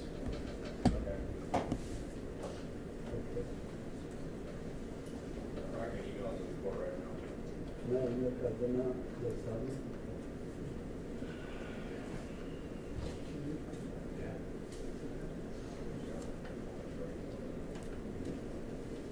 Sergeant, we'll put a pin in that. We'll come back to that, okay? Yes, sir.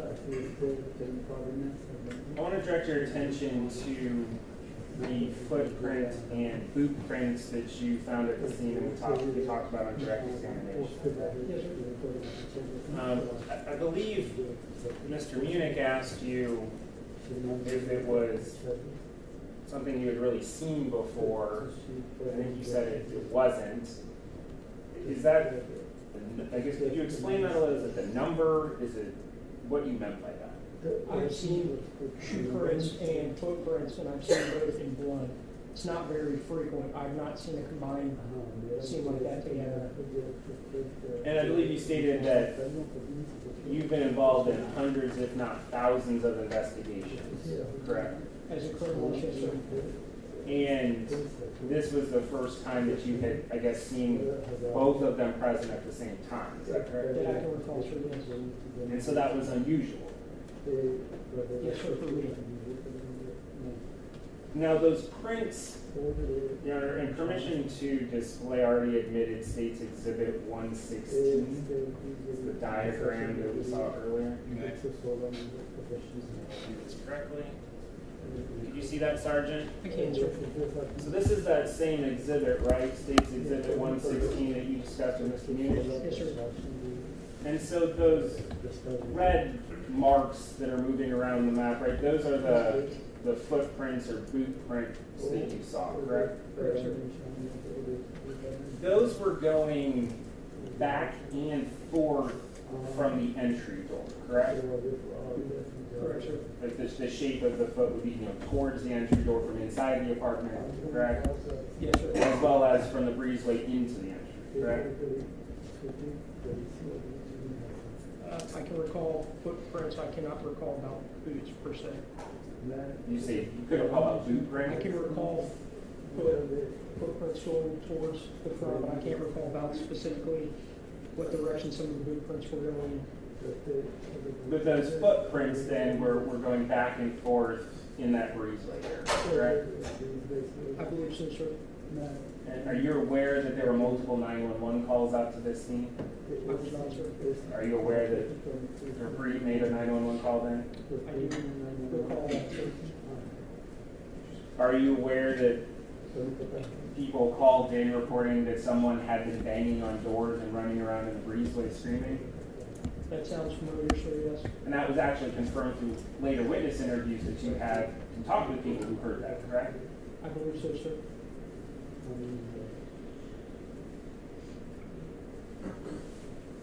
There was a pool of blood just inside the entry door around Parmjit's body when you arrived, correct? Correct. And that was onto, I don't know if it was tile or linoleum, but there was a non-carpeted little square when you entered the apartment, correct? That's correct, sir. And the blood had pooled onto that, correct? I would have to see if you don't mind, sir.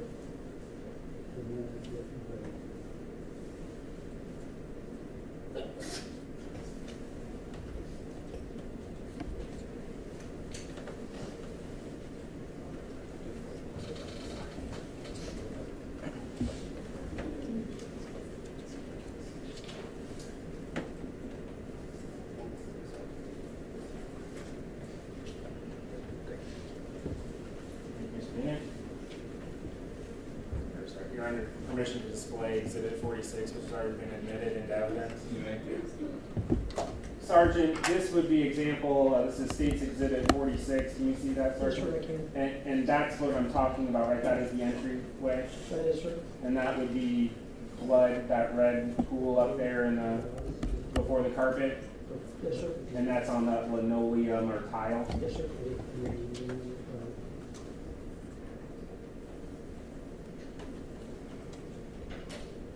So if you were going to come into that entry, when you came into the entry of that apartment, you had to step presumably over the blood. You didn't walk through it, correct?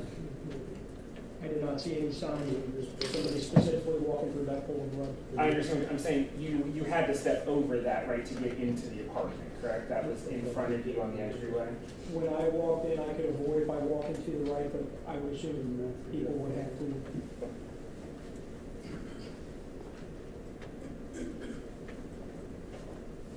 As part of your And again, Your Honor, permission to re-show 116. Okay. You need, so this Mr. Shu that had been previously admitted, you don't have to ask. Understood. Thank you, Your Honor. So again, Sergeant, when you were tracking and talking to Mr. Munich about these footprints or boot prints, you indicated that you had tracked them as far back as that first bedroom where Hakikat was, correct? They actually went slightly past that, sir. And they went slightly past that to the bathroom door, correct? Correct, sir. You, though, as part of that objective investigation to collect all the evidence, went into the bathroom, correct? Correct, sir. You did not, and that bathroom had, again, like a tiled or linoleum floor, That's correct. so not carpet. That's correct. You did not note any footprints or boot prints in the bathroom, correct? That's correct. You also looked at the sink that was in the bathroom while you were examining for evidence, correct? That's correct. You did not note any blood stains or blood on the countertop, correct? I did not see any, sir. You didn't note any in the sink, Correct. on the faucet, That's correct. or the handles to the faucet in the sink, correct? Correct. You also looked in the tub, correct? Correct. Didn't note any blood on the tub floor Correct. or on the faucet That's of the correct. tub or the handles of the tub, correct? Correct, sir. You actually, and we'll get to the details of the vehicle's fault, but you actually swabbed the handle inside the faucet of the bathroom, correct? Of the sink, the actual hand sink, yes. Okay. You didn't note any bloody towels in the bathroom, correct? Correct. You didn't see blood on the carpet or the rugs that were in the bathroom, correct? Correct, sir.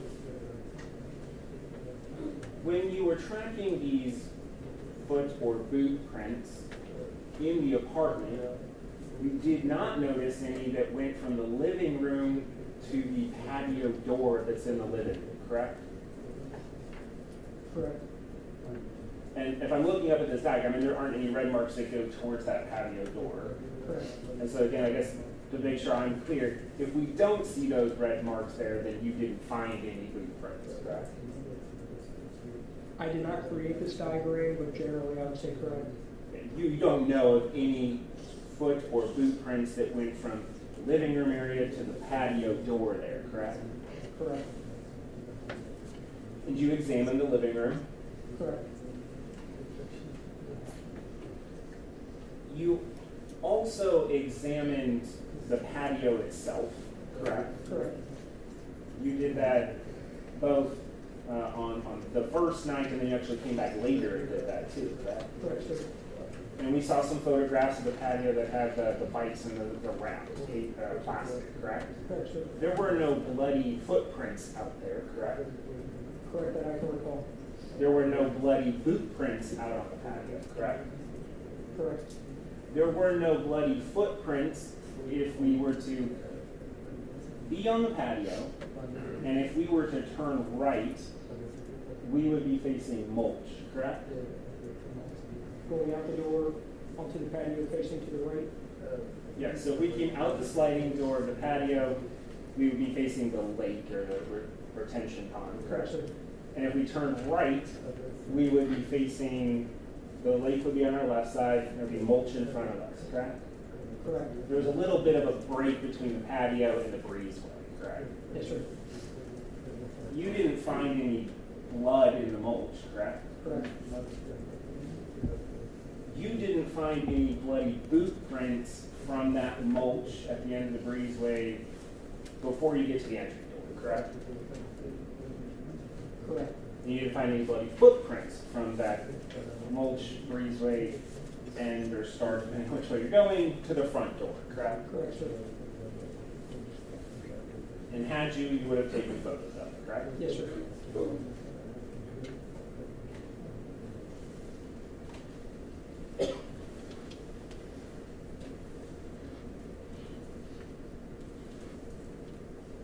You discussed with Mr. Munich that you had found a pair of work boots next to Shalinderjit's body, correct? Correct. I believe it was marked as O.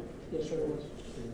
Now, when you got there, those were just next to her body, right? You didn't move them and put them next to the body. No, sir, that was the exact condition that I found them So it's safe to say they weren't in a closet somewhere, correct? in. Correct, They weren't in a trash can somewhere. correct. They were just out in the open, in the, next to her body in the kitchen area, correct? Correct, sir. You also discussed that during your examination of the scene that you, I guess in a closet, I believe was it the master bedroom that you ultimately find the Beretta? I photographed it and another detective actually recovered it. Was that in the master bedroom? Correct. So the very back bedroom, correct? Correct, sir. Are you aware that that was a Beretta? Yes, sir. And are you aware that that was not the type of firearm used in the shell casings that you found? Caliber or model? Well, it wasn't the gun that fired the casings that you found. Correct. And that 9mm Beretta that you photographed was in a container, correct, in a plastic container. It was in a possibly a black bag, like a satchel style bag. But that was in a bag in the closet, correct? Correct, sir. You're not aware that that is in any way connected to the shell casings that you found, right? I don't, from my knowledge, it's not. And that Beretta would have been collected as evidence, correct? I believe it was collected as evidence.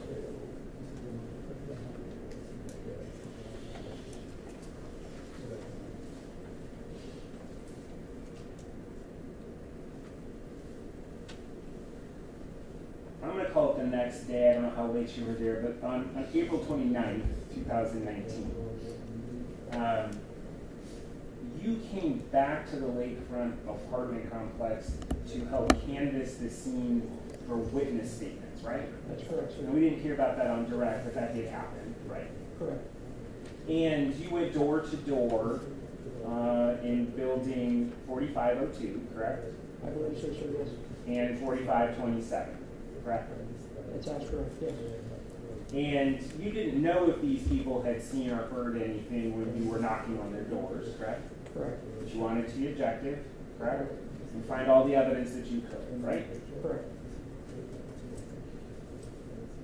And you interviewed that day 11 different residents between those two buildings, correct? I believe so, sir. Now, that's not the same building as 4562, right? Correct.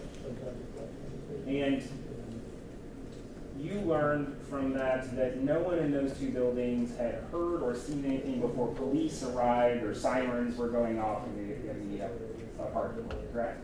Sure, I can't recall unless I would review my statement, sir. You filled out a report, right? It was for something, yes, sir. Right. And that standard procedure is to include in that report the interviews that you would have conducted, correct? Correct. And that would have been written in closer in time to when this happened than today, certainly, right? Correct. And if you reviewed that report, do you believe that would help refresh your recollection and answer my question? It's more what specific building numbers, I don't recall the building numbers I went to. Ron, may I approach with a copy of his report? I'll show that to you as well. Sergeant, I'm handing you your supplemental report. If you want to take a moment there and just make sure that's what it is that's all there. Yes, sir, it is.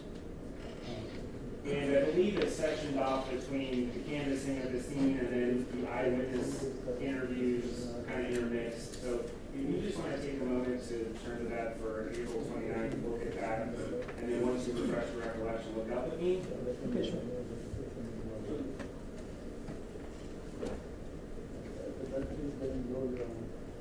Okay. The battery is getting low. Battery's getting low. You just switched. Your Honor, do you have the exhibit list? Do not. I received one email from Mr. Burnett. I don't have anything.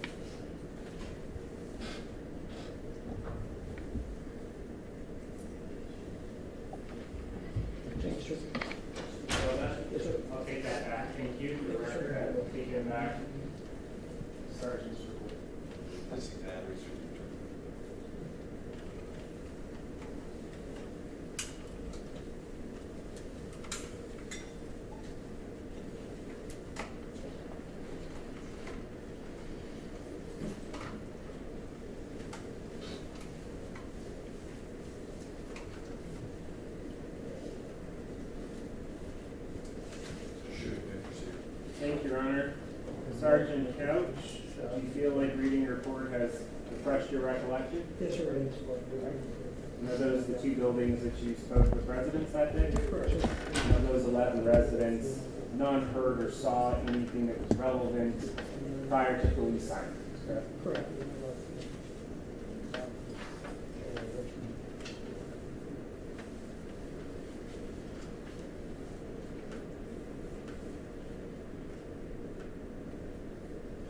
You then on April 30th, 2019, went back to apartment 154 and did another walkthrough. I believe this was with Lieutenant Timmon. Correct, sir.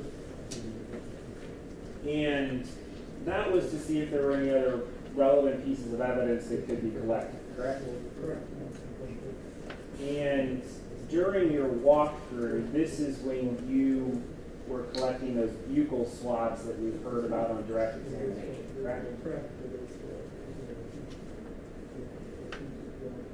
When you were collecting those swabs, make sure I understand this correctly, it's like it's a kit, correct? There's two buccal swabs, the sterile buccal swabs in a package, and then we actually have ampullates of sterile distilled water that we use. And so if I refer to like a buccal kit, that would be both of those swabs, correct? Like they come together, correct? Does that make sense? Yes, but I have to put them together. Okay. And then when you do a buccal, like you say, like you swab something, you're actually doing both of those Q-tip looking swabs. And that's like one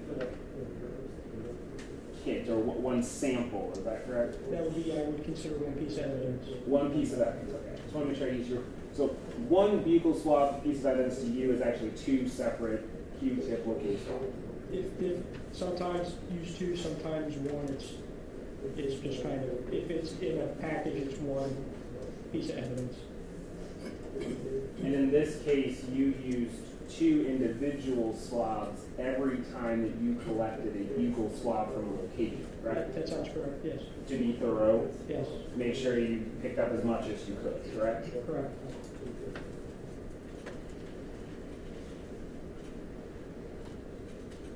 I just have a moment to talk about this.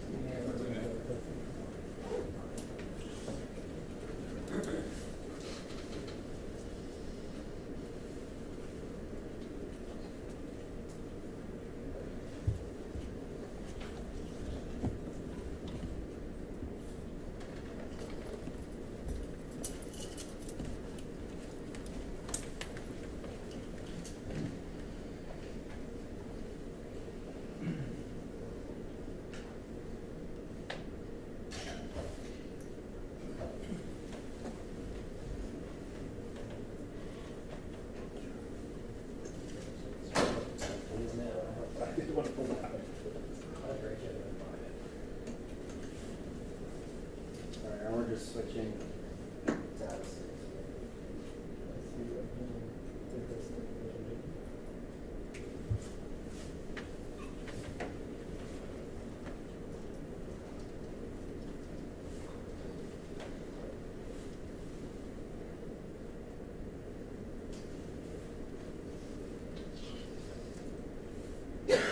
During this walkthrough on the 30th of April 2019, one where you collected these buccal swabs, you mentioned that you did not dust for fingerprints, correct? Correct, sir. And you didn't dust for fingerprints even at any later date, even after collecting these swabs, correct? That's correct. And as far as you're aware, no one else in your department tried to collect fingerprints, is that correct? That's correct. So we don't know if there were usable prints on the entry door handle, correct? Correct. We don't know if there are any on the security chain or its receiver, correct? On the security chain or its receiver. We don't know if there are any usable prints on the handle to the bedroom, to Hakikat's bedroom, correct? Correct. And we don't know if there are any usable fingerprints on the patio door handle on the inside, correct? Correct. Or on the outside, correct? Correct. Now, I believe you had mentioned on direct examination that you did not swab. There is a railing, correct, on the patio? Correct. A small railing. I think it's wooden railing. That sounds correct. And you did not swab that railing for fingerprints, correct? Correct. You also did not take a buccal swab anywhere from on that railing, correct? Correct. It's true, though, that you were present for the interview with someone by the name of Jeff Lewis, correct? Jeff Lewis? I believe so. Mr. Lewis, maybe to help orient you, would have been someone who lived in the building behind 4562. Is that in any way help, or would you rather see your... That sounds correct. And you're aware, based on that interview, though, that he informed you that someone touched the rail, correct? I believe so, sir, yes, but I don't know what date I interviewed him on.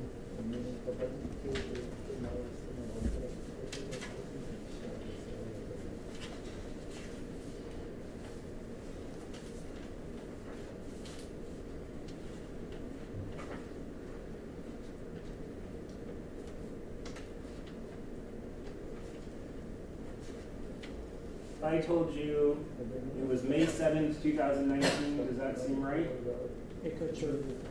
No reason to That's not right. believe that's not accurate. It's in my statement. It's,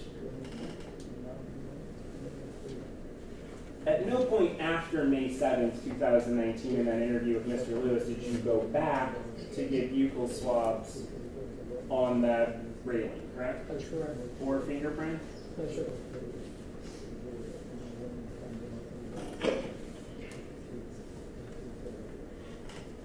You had mentioned that if you use the dust to identify the fingerprints, it is not sterile, correct? Correct. And part of the reason you didn't want to use the dust before the buccal swabs was not to contaminate the scene, correct? Correct. To be objective, right? Correct, sir. Follow proper procedure, right? But you didn't go back to the scene to dust after collecting buccal swabs, right? I did not.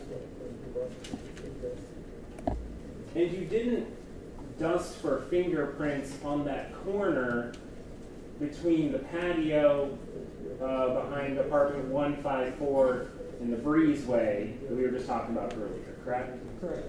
You did find what appeared to be blood on that site, correct? Correct. But we don't know if there were any identifiable fingerprints on that corner, correct? Correct.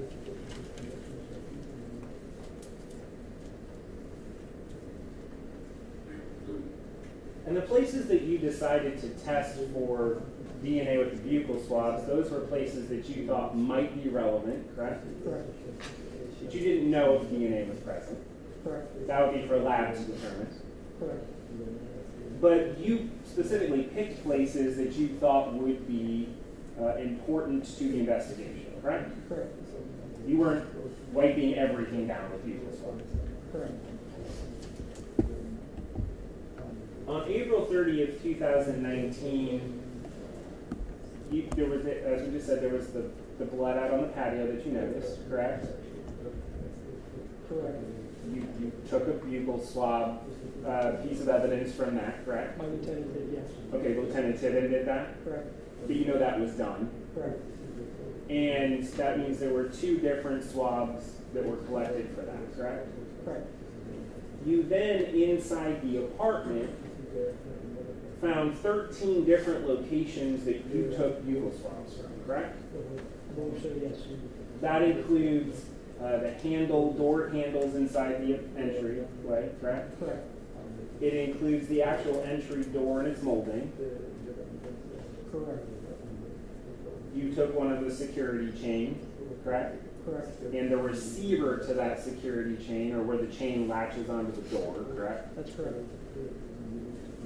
You took swabs of the stains that were on the kitchen floor, correct? Correct. I believe it was Lieutenant Tibbin who took the human tissue that was up on the ceiling, he swabbed that, correct? Correct. I Did you know that was done? Yeah, I'm standing there right next to You observed that.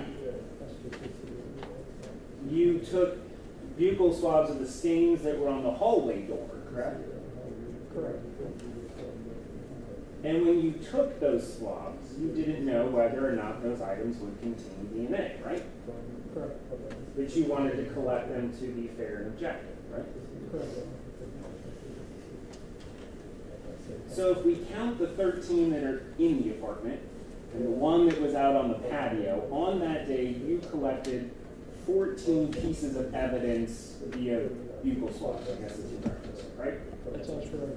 And that's 28 different individual swabs, right? You're under permission to show PowerPoint instead of just writing on butcher paper those numbers? Yes. I've shown this to Mr. Yeah. So I called them kits. Do you understand what I'm talking about there? Okay, so the 14 different kits or pieces of evidence would be 28 swabs that were in and around the apartment that day. Is that right? Okay.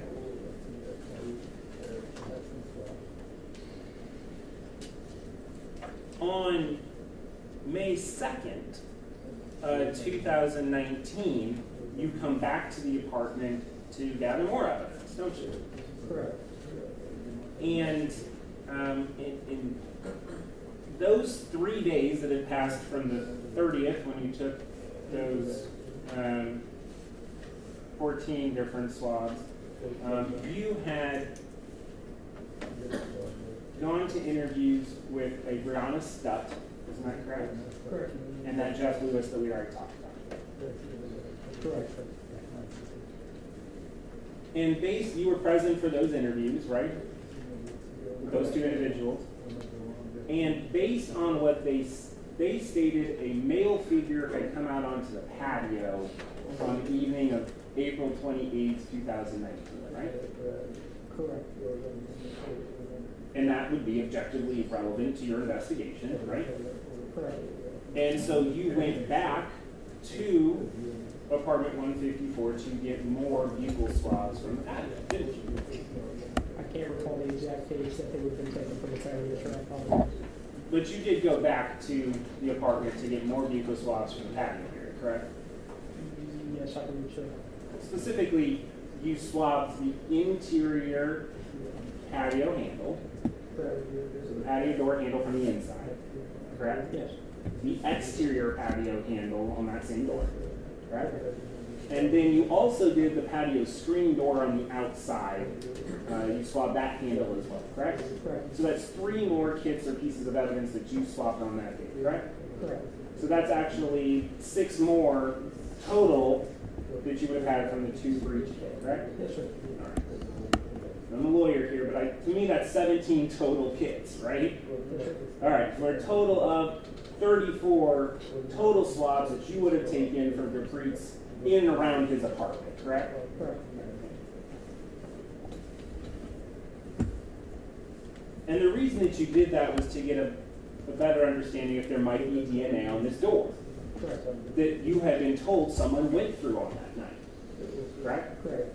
In a time frame that was short after gunshots were heard, correct? Correct.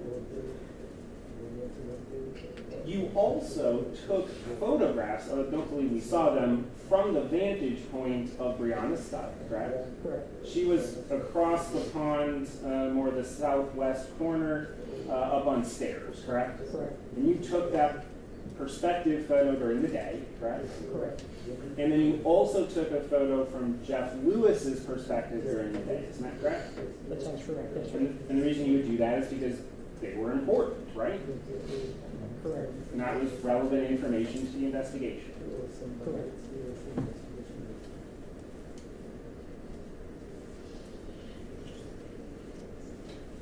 So knowing that when you went back to swab the door because you knew that would be relevant, you didn't take any further swabs though on that corner where you found the blood, right? Correct. Other than the stain, I don't believe there was any other swab. Even though both of those individuals had told you that they saw someone run down that path, there were no further swabs taken on that path, correct? Correct.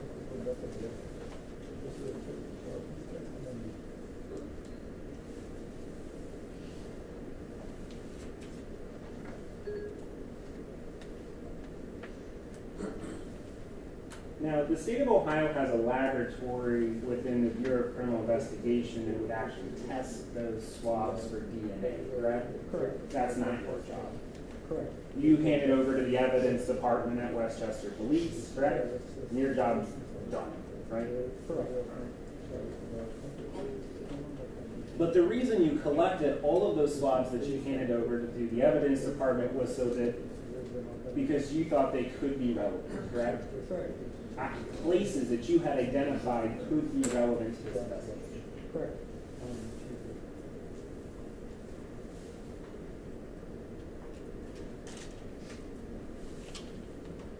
So as we said, there were 34 that you took within and around Dupree's apartment, right? That sounds correct. Are you aware that only 2 of them were tested? 2 of the actual swabs, the one kit. Are you aware of that? No, sir. Are you aware that it was just the one on the patio side? Sir, I have no idea what was testified BCI. Again, if my math is correct, you want to confirm me on this, they go to law school, we're not the greatest at math. That would leave 32, right, that weren't tested? 34 minus 2 is 32, sir. All right, great. Sometimes even the easy ones are hard. That would, if we only had the patio siding tested, that stain that was outside that we discussed at the corner of the breezeway, that would mean that the one we talked about earlier, the entry door handle that you swapped, that wasn't tested, right? Sir, I couldn't tell you about testing. I have no notes of any testing, so I couldn't confirm that. So you're not aware that whether or not the security chain was tested? I am not, sir, on this one. Or the receiver to the security chain?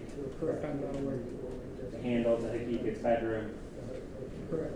Or those swabs that you took outside and came back for on the screen, correct? Correct.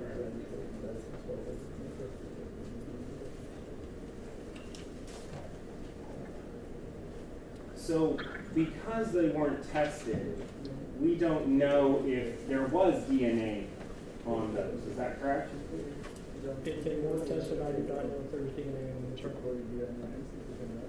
So that includes the patio door handles that you went back on, correct? Correct. Now, it wasn't your decision what got tested and what did not get tested, correct? Correct. Is that someone else that's specifically at BCI, or is that someone within your department? Do you know? You would have to speak to other detectives. I handled the crime scene. Other than that, and some canvassing, I was not involved in any decision making on what was sent and not.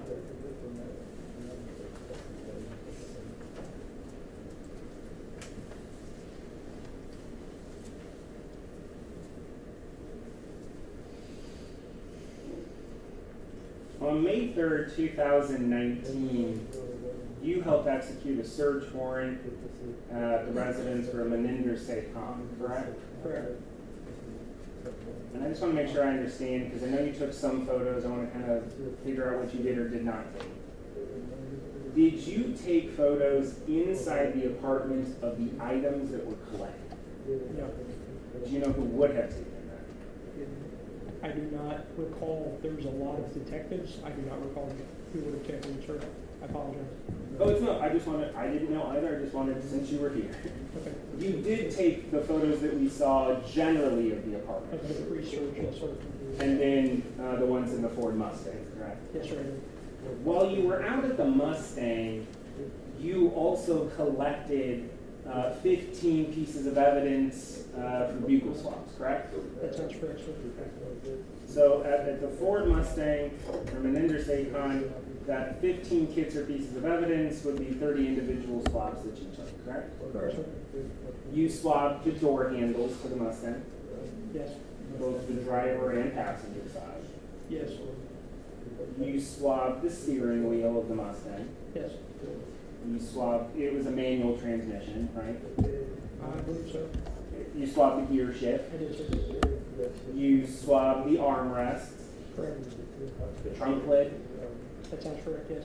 In your thoroughness, you even swabbed the spoiler, right? I believe I did, sir. And because it was a manual transmission, there were 3 pedals instead of just gas and brake. There was also a clutch, right? Correct. You swabbed all 3. Yes, sir, I did. You ever driven a manual transmission, Sergeant? Yes, sir, but not good at it.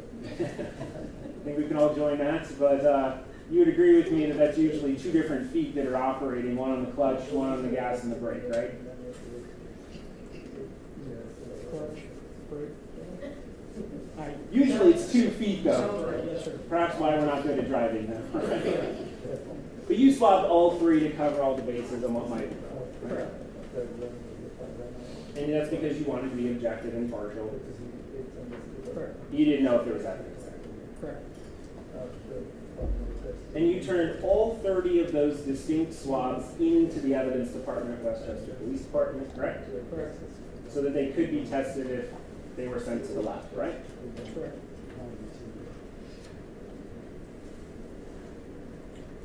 So there were the 30 swabs that you took. Are you aware that only 4 swabs were tested? No idea what was tested, sir. So you're aware that it was the gas and the brake pedals only? I was not aware of that, sir.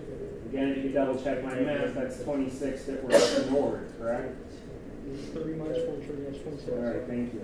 And so we don't know if those other areas that you swabbed had DNA on them, right? If they weren't tested? Correct.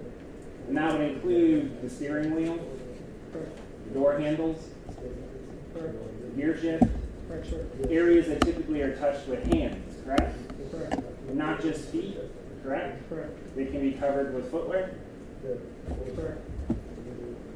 So we don't, you would agree with me, know if there was any other DNA that was in that car, correct? Correct.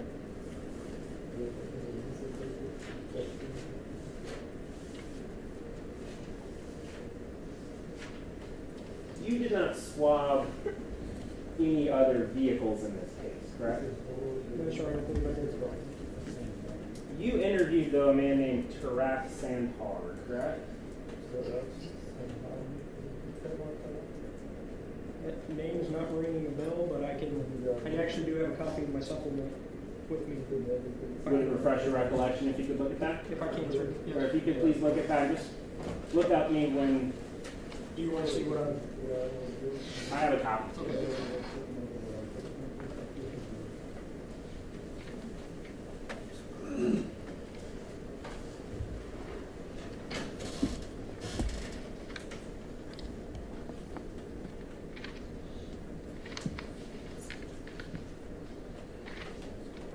I don't know if it helps. He also went by the name T. I don't know if that jogs your memory at all. Yes, it does. Sir, do you have a specific date in mind? 5/9/2019. I don't have page numbers for this, but I have it from like the 3rd or 4th from the end of your report. Yes, sir.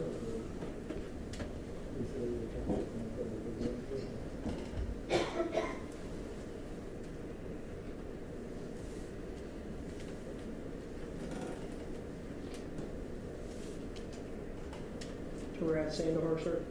Sir. Tarat Sandhar, sir? Yes, so that's the one I asked Okay, about. I've located it, sir. Okay, if you want to take a moment to look at that and just look up once you're done. Sergeant, would you mind for purposes of the record spelling that person's name? Sir, the way I have it spelled is Tirath. In quotations, I have T, T-E-E, and then Sandhar, S-A-N-D-H-A-R.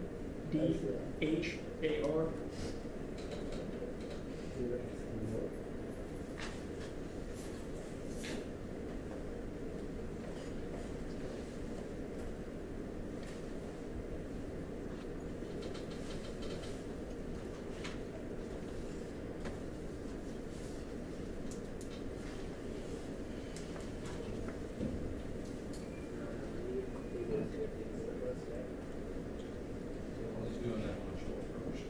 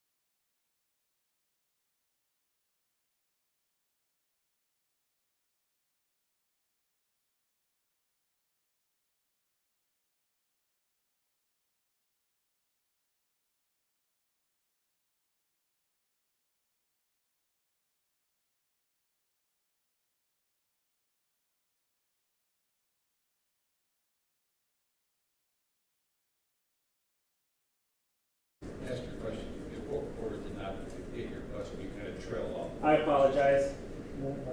In your report, you did not include Ms. Brown's timeline of events before her husband left the apartment. I would have to review my statement, sir. Do you believe your report would help you? Yes, sir.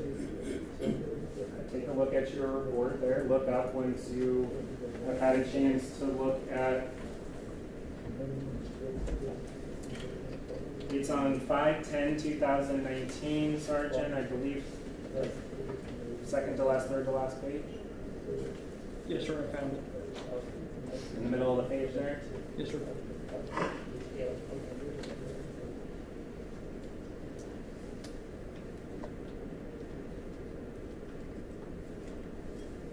Once you've read that section, if you could just look up at me.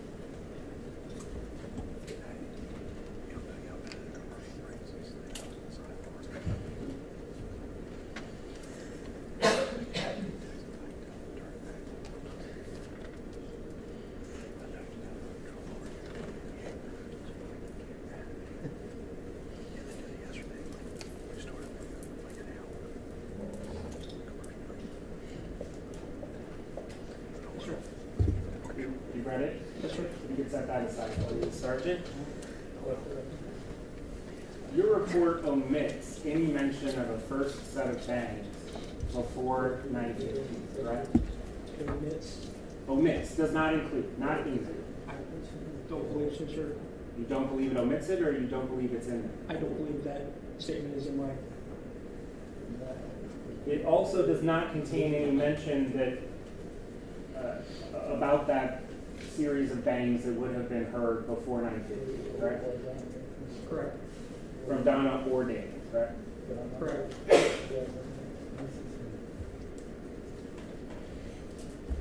On a backup timeline wise to May 6, 2019, Okay. you were there for an interview of Brianna Stuck, right? Correct. That was the woman who was across the pond in the southwest corner. Correct. You went and took a daytime photo from her location, correct? Correct, sir. You even, to be fair, went back during the nighttime to take a photo as well for that perspective, right? That's correct. So it was known to you that she could be relevant, right? Correct. And that's why you took those photos. Correct. And that's why you conducted the second interview, right? I was tasked to go out and interview her, and yes. And you did so. Yes, sir. And again, you knew it would be important to write down any relevant information in your report that you would have learned from this stuff that may aid the investigation, right? Correct. That could be relevant, correct? Correct. Because you hadn't made up your mind who the shooter was, right? Correct. Before we get there, would it refresh her up? Or do you remember that interview and what she may or may not have said? For the most part, I do, but I did record the interview. Okay. And you also took notes on it, correct? In your report. Correct. You authored that report that you've been looking at, right? Yes, sir. And again, while not verbatim, if it had been relevant to the investigation, you would have written it down, right? If it stuck out to me as relevant, yes, sir.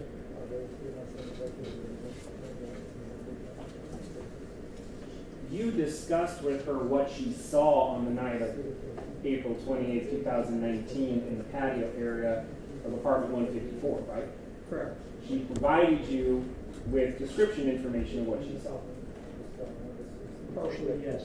And you recorded that information, I right? did, sir. And again, at that point, you had not made up your mind who the shooter would be, correct? Correct, sir. That wasn't your job, right? Correct.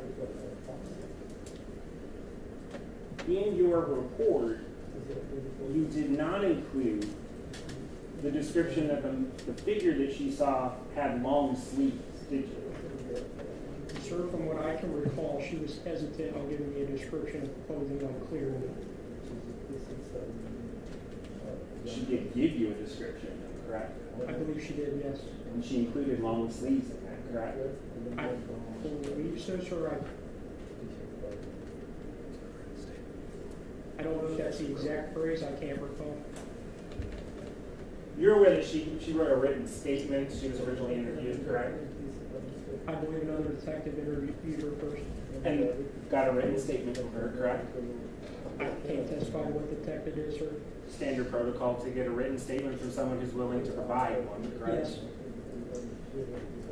And you knew of her, correct? Someone had interviewed her.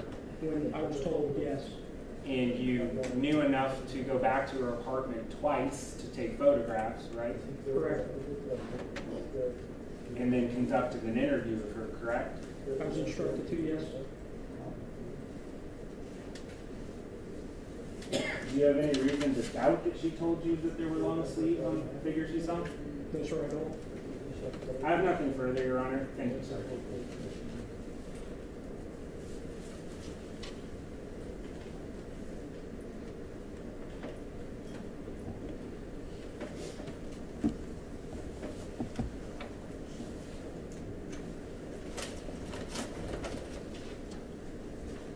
Thank you, Mr. Schuett.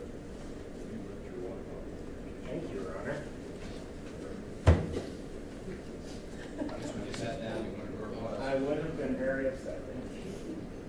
Mr. Munich, let me redirect Sergeant Couch. Yeah, there's a few questions at all.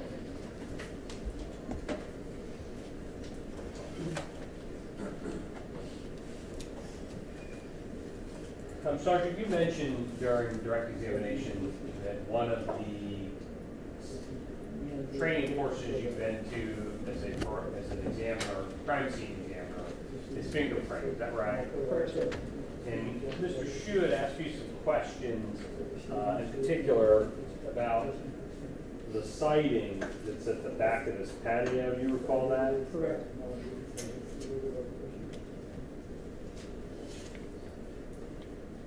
See if we can get the PowerPoint to start back up in a timely fashion here. Do you recall the area, the siding area that you swabbed on the back porch? Yes, sir, I remember that area that was swallowed. And in particular, I'll call it the texture, if you will, of the siding in that area. Correct. In your training experience as a latent print lifter and crime scene investigator, could you give us a little insight onto this discussion we keep having about DNA swabs versus fingerprints, and why you chose DNA swab versus lifting fingerprints from that particular area with that site? Because it's not guaranteed that I'm going to get a fingerprint of quality that can be used for comparison. And why is that? Because substrate or the background of the print, if it's wavy, bumpy, everything else like that, it can almost bring up a pixelated looking fingerprint.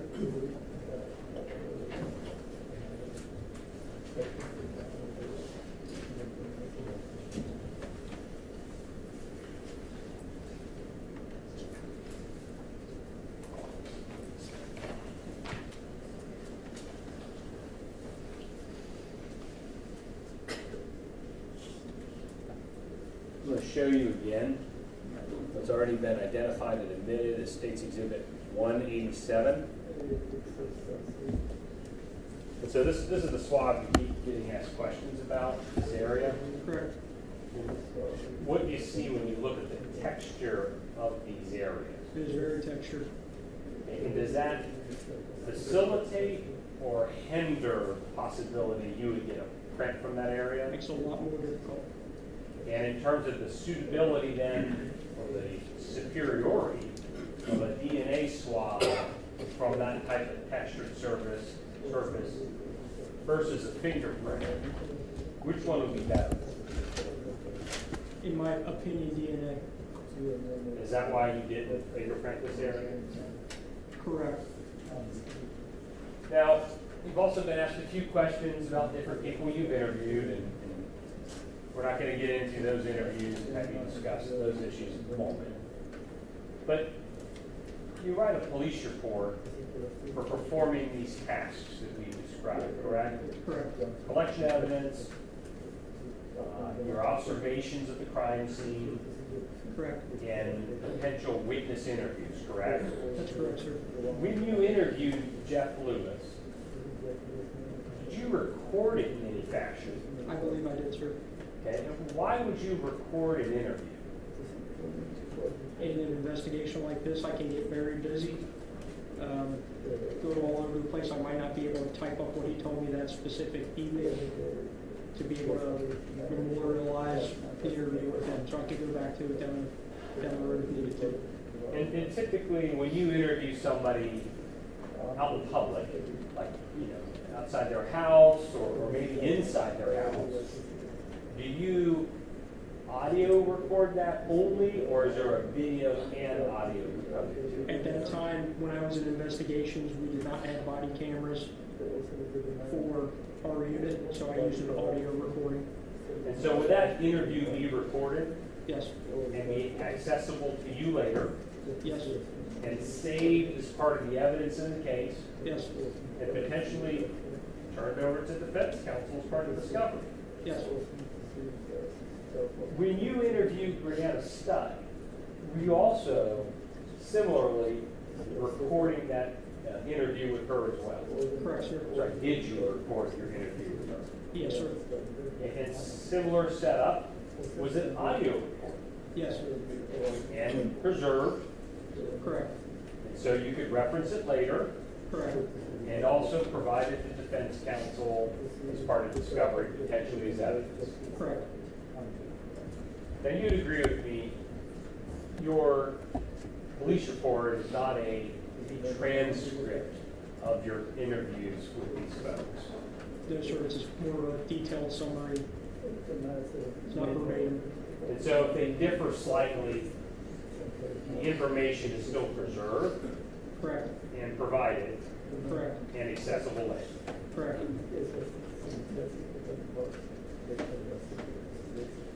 Thank you, sir. Mr. Schuett? Is it okay if I do it from here? Yes. Thank you, Your Honor. Sergeant just mentioned that DNA swabs can be better than fingerprints in this case, right? Correct. Which is why you collected them, right? Correct. Which is why you located all of those surfaces, those vehicle swabs, right? Correct. And you certainly followed procedures to make sure they weren't contaminated. Correct. You made sure they were handed off to evidence correctly, right? Correct. We don't know if there's DNA on those swabs unless they're tested, right? Correct. If they're not tested, there's no way for us to know what you may have found, right?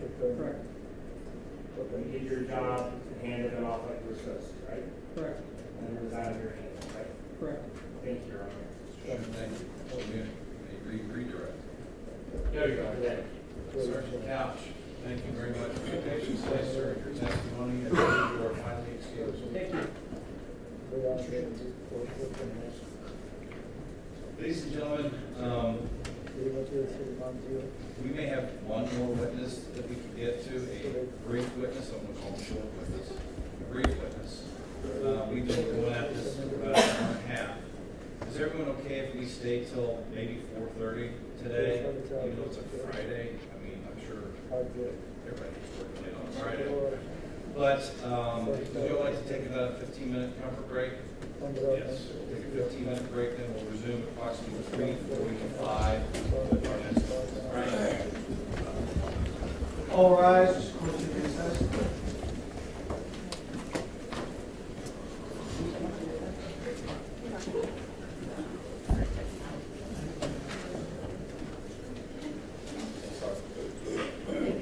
What's that? I'm going fishing. Fishing? Right now? Right. Okay.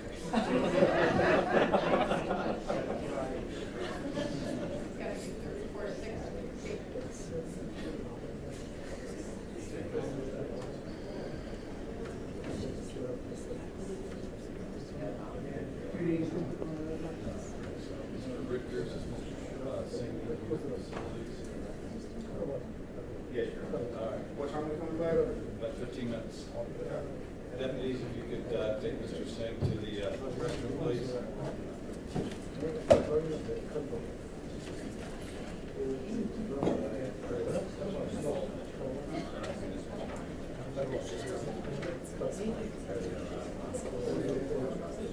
Taking the restroom.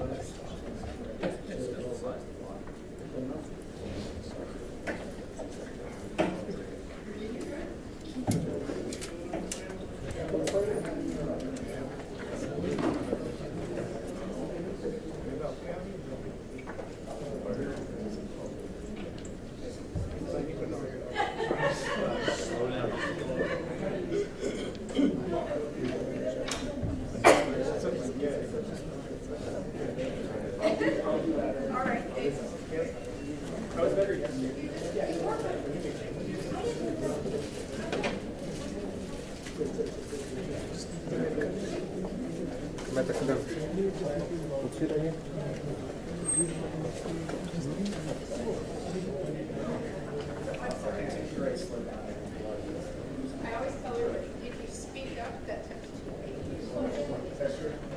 But you have to talk loud because no one talks. Otherwise, You run out of air. and then, of course, You run out of really air. happy, because not only can she hear you, she can keep up. Yeah. I'm gonna get this. I'm gonna get this.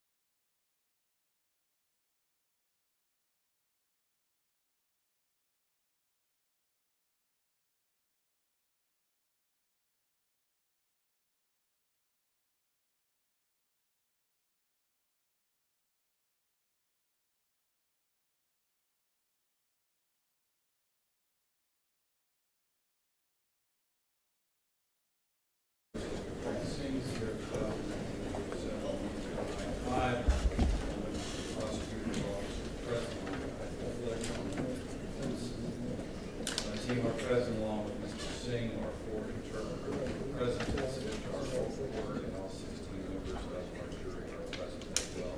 Marshall, you have another call. We do, Your Honor. At this time, the state of Ohio calls Officer John Marconi, who's already with the raise your right hand.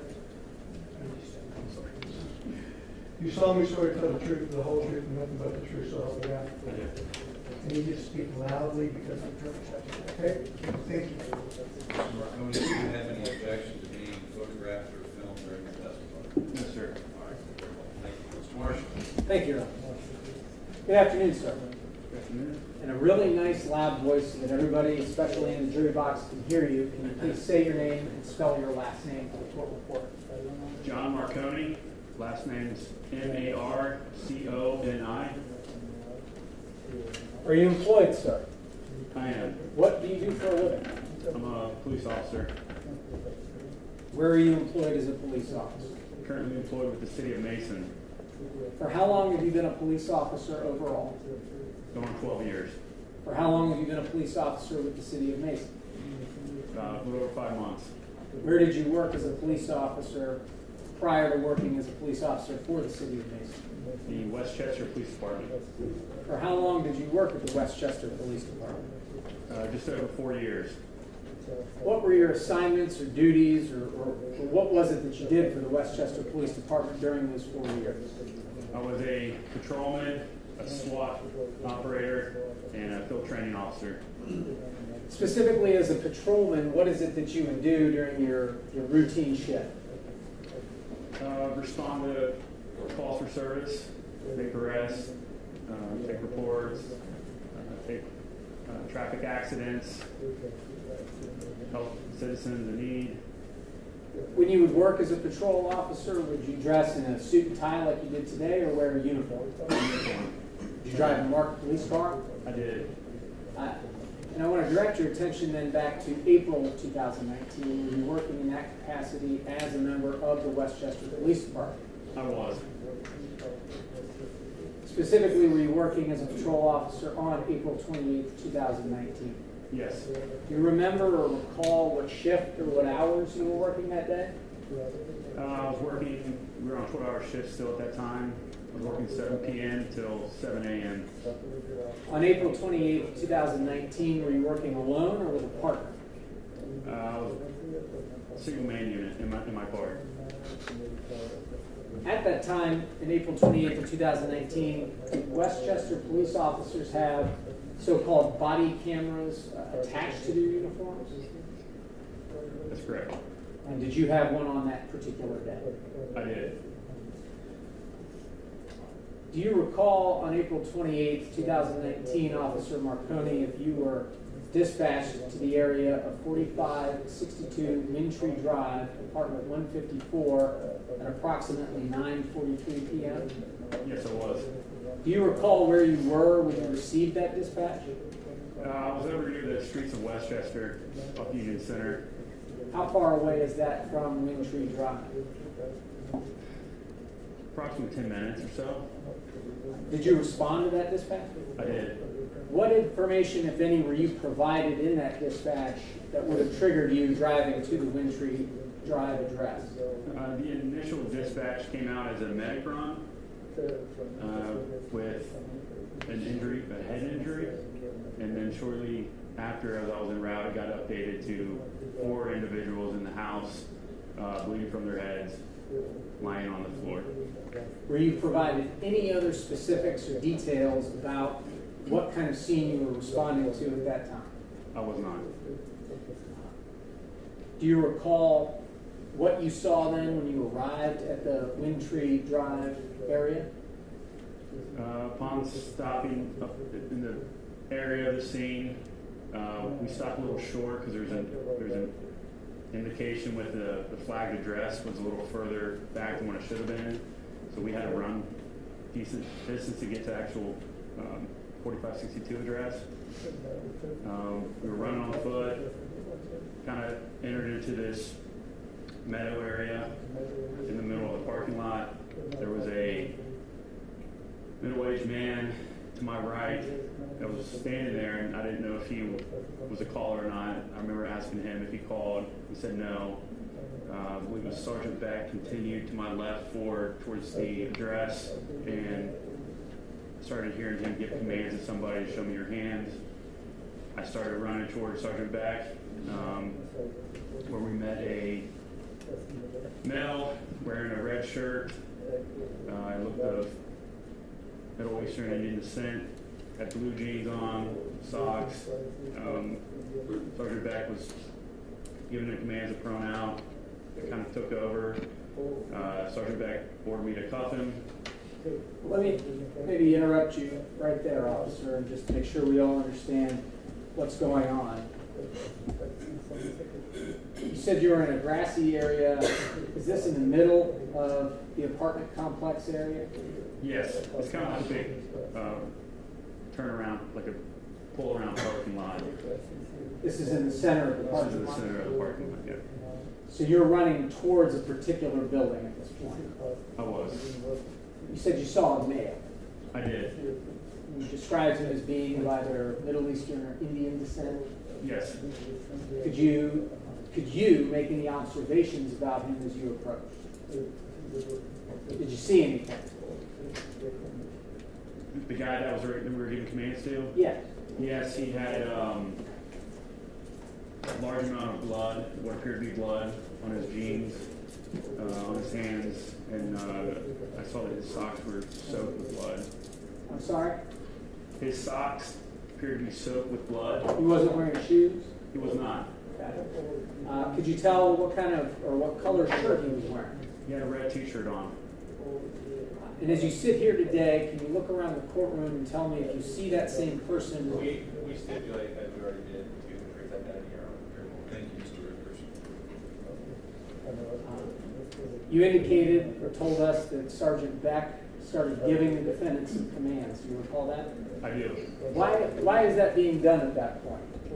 At this point, all we know is we're responding to multiple individuals with bleeding head wounds.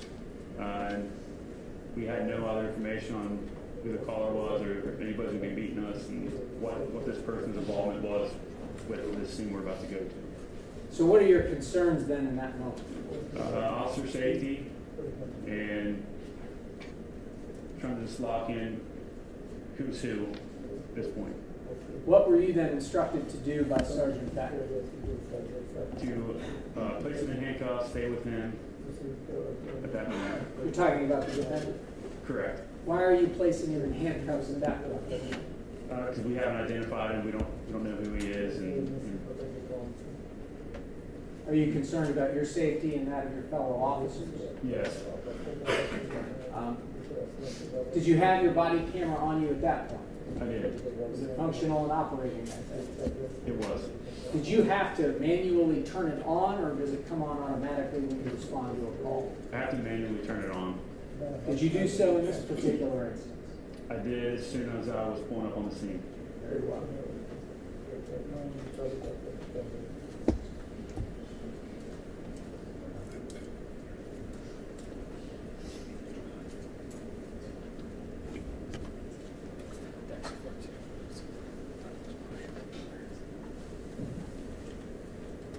Just one moment. No, I'm sorry.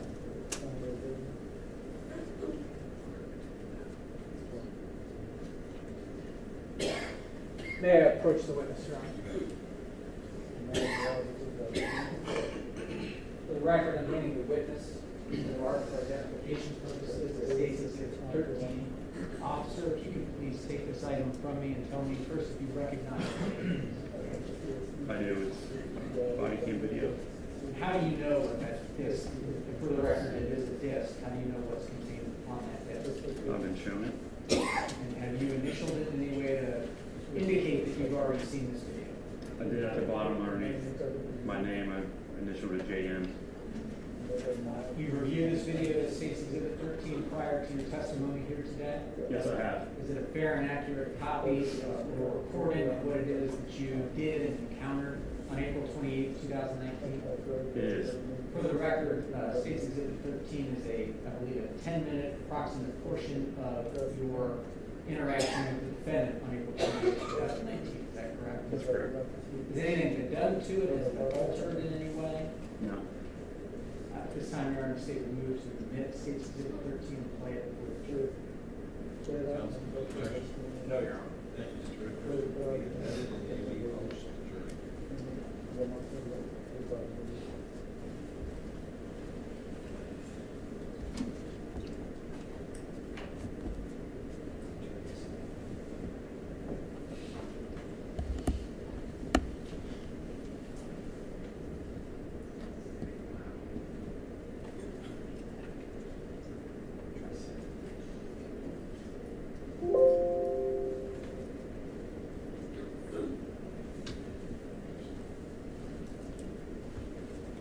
Officer Marconi, my understanding from the Westchester Police Department body cameras is there's a lag time of about 30 seconds before the audio turns on. Is that your understanding?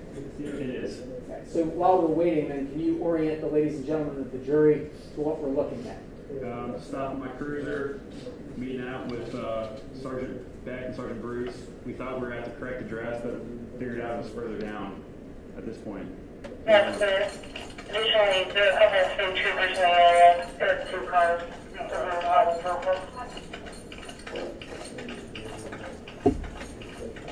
Four, 5, 6, 2. It's from the other right side. 31, please.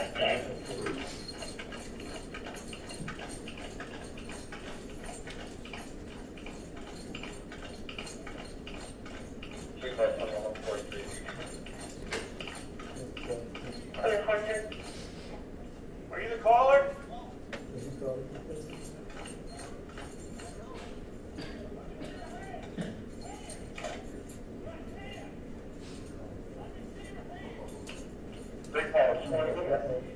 Contact with an individual out of person. Stay on your phone! Contact with an individual. Okay.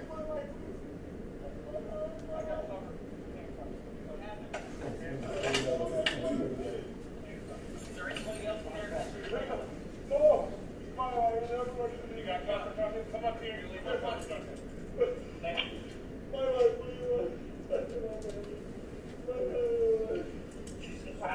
That's when you guys coming from inside or we're making entry? Please number 1, am I making entry? 3 call 31, did you have traffic? How are you so bloody? How are you so bloody, Luke? 3 call, 3 1, we have 2 individuals down, 2 out of work. How are you covering so much blood? I have my life one left. Somebody tried to beat the water. 3 call 26. Stay there. Yes. I'm not going to. Please help them. We got you, we got you. Please help them. Please help them.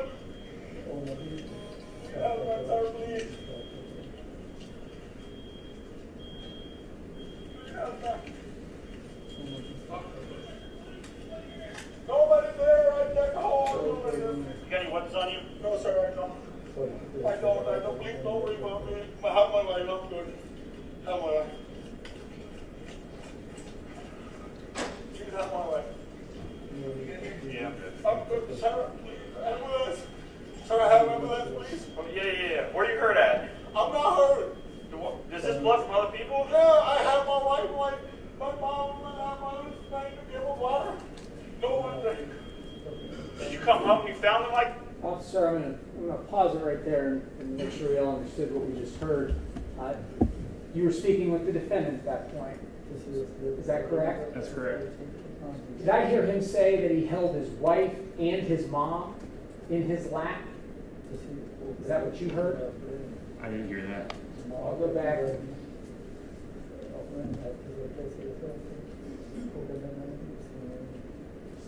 Please don't worry about me. How am I life? I'm good. How am I life? Please have my life. Yeah, I'm good. I'm good. Sir, please. Ambulance. Sir, I have ambulance, please. Oh, yeah. Where are you hurt at? I'm not hurt. Is this blood from other people? Yeah, I have my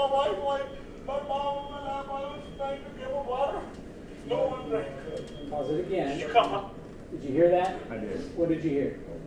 I heard him say he held his wife and his mother trying to give him water In his lap. in his lap, yes. And then, because we were talking over, I'll go back a little bit and play it from there. Is this blood from other people? No, I have my wife, my mom, and my mother trying to give her water. No one. Did you come home and you found them like this? Hey, what? Did you help me?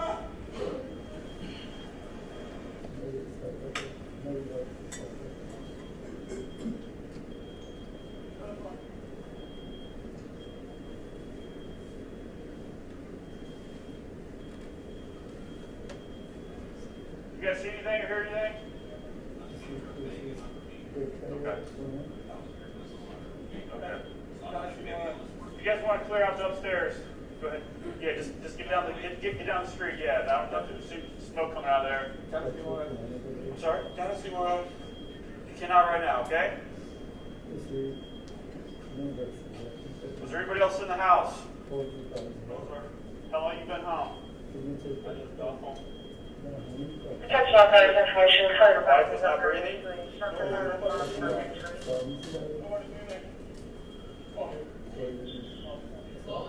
Yeah. 3120. Yeah, I was trying to.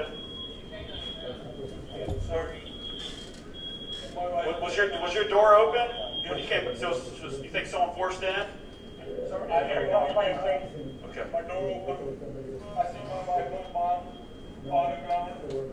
I look at her.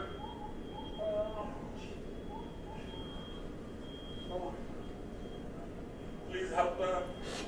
Please take her ambulance.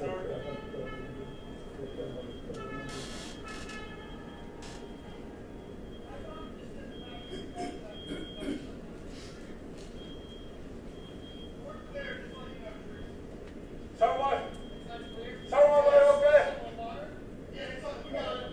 Someone wife okay? Clear 23.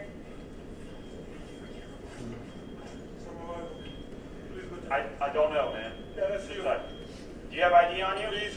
Where's your ID? In my pocket. Right here? Yeah. God bless you. Just relax, okay? Roll over on your back. Okay.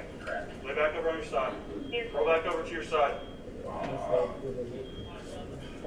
You're not hurt though, right? Okay, I'm nothing wrong with me. You see my sorry, this is a very tight. I can't see my 320 and then all the available come down. someone wife okay? 51 copy.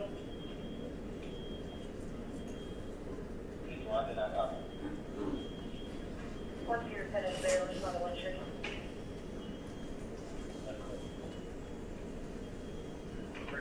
For now, when they come down, have it set up. This is husband. He's covered in blood, but it's not his. He's fine. So.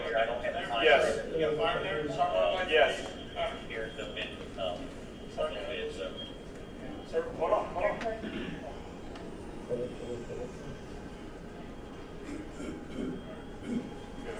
Yep.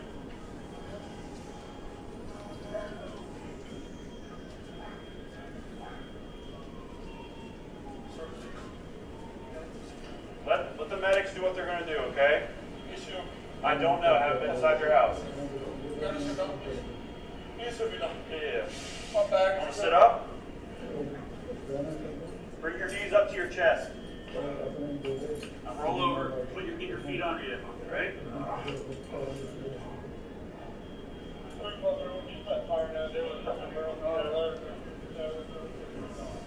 He's fine.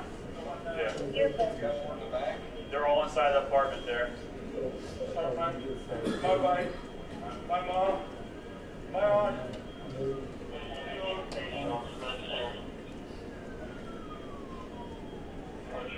All right, take some deep breaths, slow deep breath, okay? So you just got home from work, right? Did you find the front door open? You did? Okay. And when you walked inside, what happened? What was the first thing you saw? My mom, my wife, All on the ground. Laying on the floor? Yes. All bleeding. Were they responding at all to you? I tried. They weren't breathing. No one speak. And then you called us right away. I called you. Okay. I called you. Did you kneel down and get blood on you? Okay. I took my wife, my aunt, I took Do you have any kids? Yes. Yes, my kid. I gotta call my kids. Sir. Sir, please, I gotta call my kids. Please. Okay. Give us a minute, okay? Officer, as you can tell, we are now 8 minutes, 26 seconds into the video. Is that correct? That's correct. Up and until the moment that you asked the defendant if he had any kids, did he mention his children in your presence? He did not. He didn't express any concern for children's safety until you asked him if he had kids. That's correct.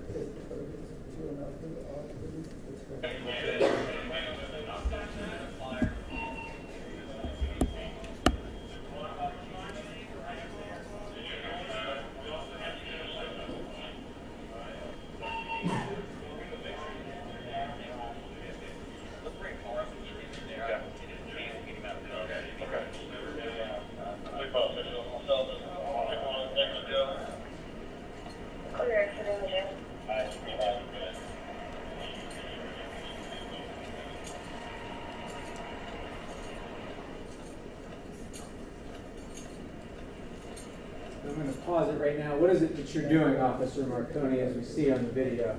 I'm headed back to get a cruiser to put the defendant into at that point. So where's the defendant at this point? He's still where I had left him sitting up. I left him with another officer. Hit play again. Recall.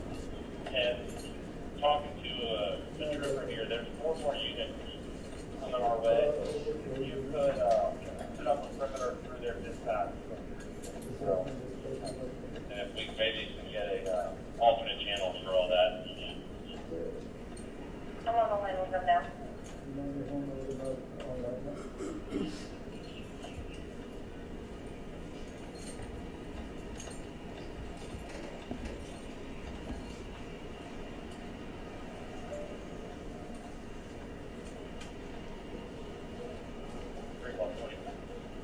Recall 20.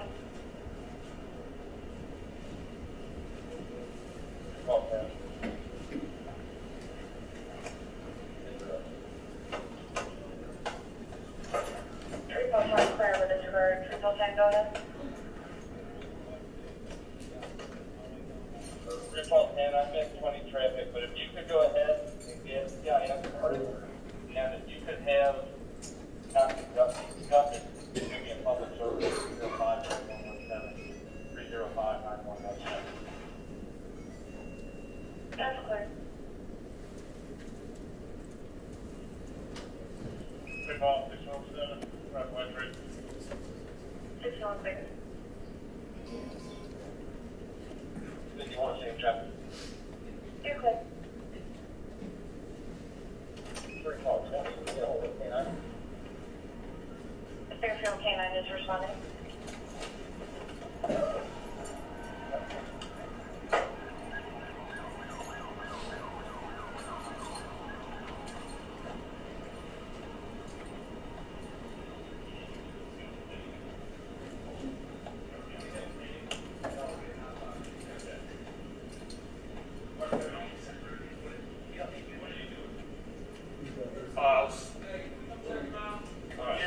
Do me a favor. I'm coming from the car. Okay. Let's check him out. Let's get him checked out. We'll check him real quick. All right. You stick with him and them. Check him out. We'll go from there. All right. He says he's not injured. That's his. Okay. Yeah, he changed. He wasn't. Now he is. Sit up. Wake up. Sit up. Get these cuffs off. Sit up. Wake up. Sit up. Sit up. Sit up, partner. Sit up.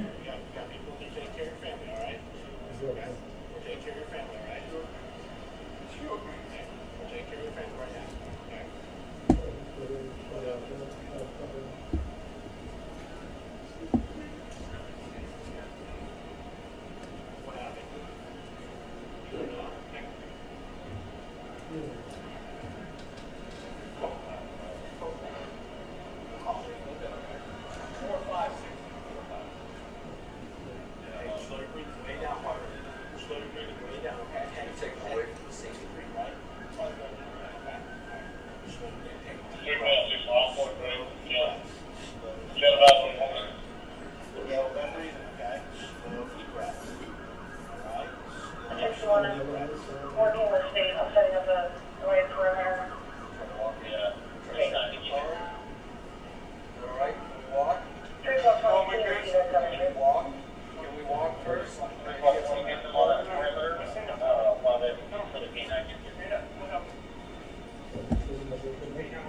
That's clear. 61 and 51, you can take the entrances to the apartment.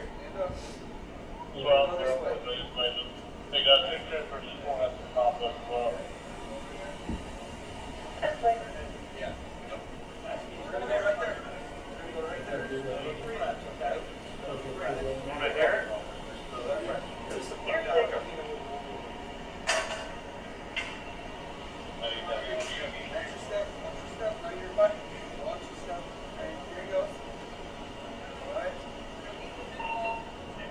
What? I got it.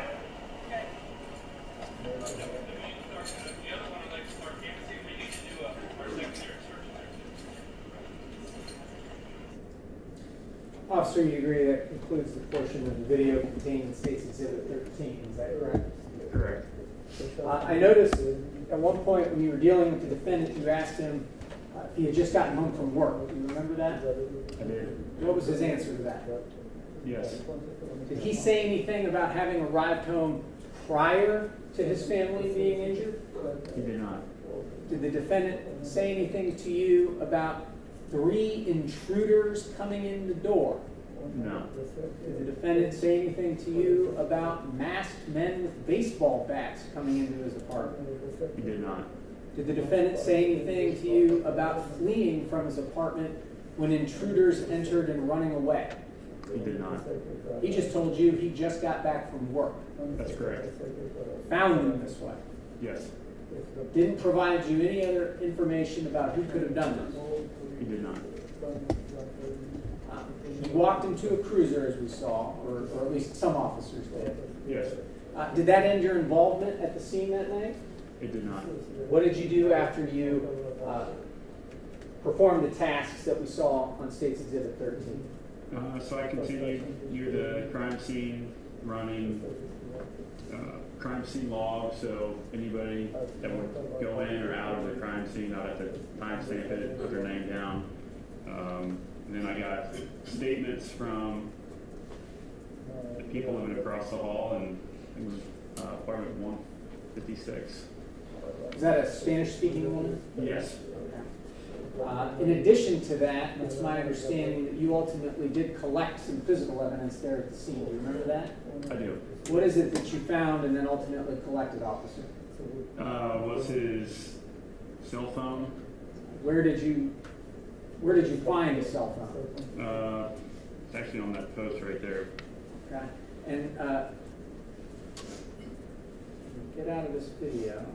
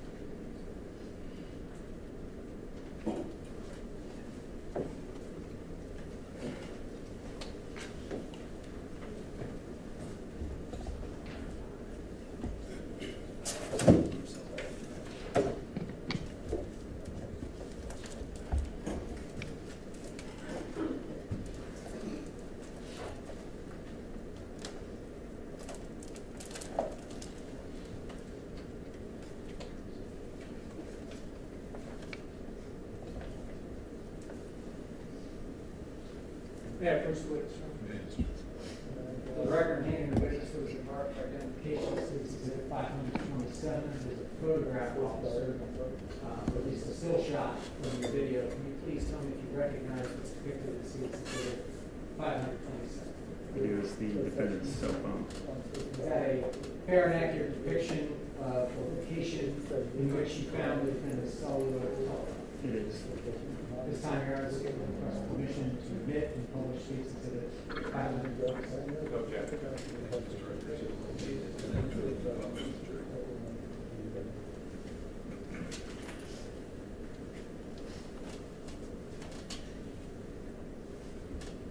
Please describe to the ladies and gentlemen of the jury what we see on the screen right now in States Exhibit 527. This is a little railing post, and on top of the post is a black cell phone. I believe it was an iPhone belonging to the defendant.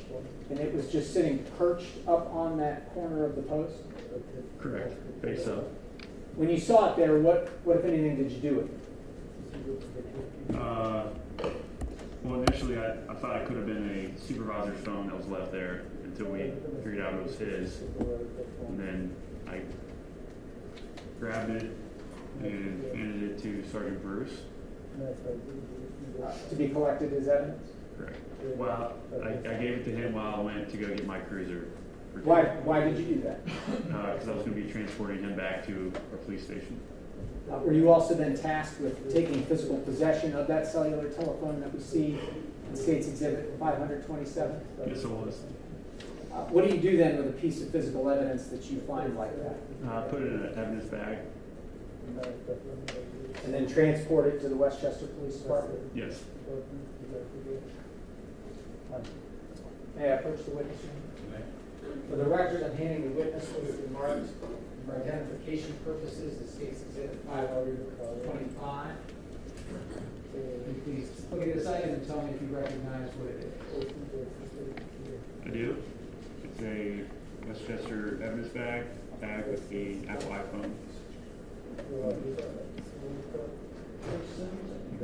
I've collected evidence in court's request.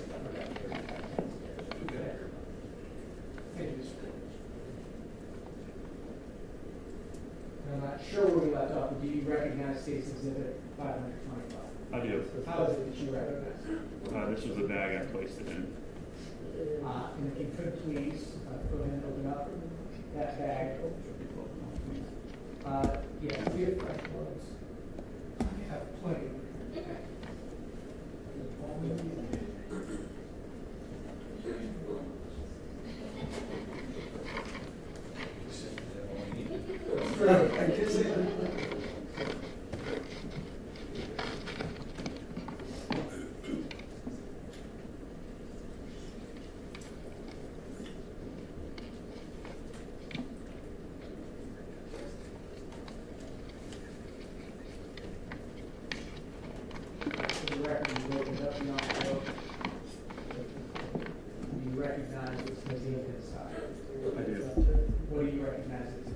To be the same phone that belongs to the defendant at the scene of the crime where I collected it. Is it in the same or substantially similar condition as it was when we collected it on April 28, 2010? It is. This time around, no state of the body on. No objection.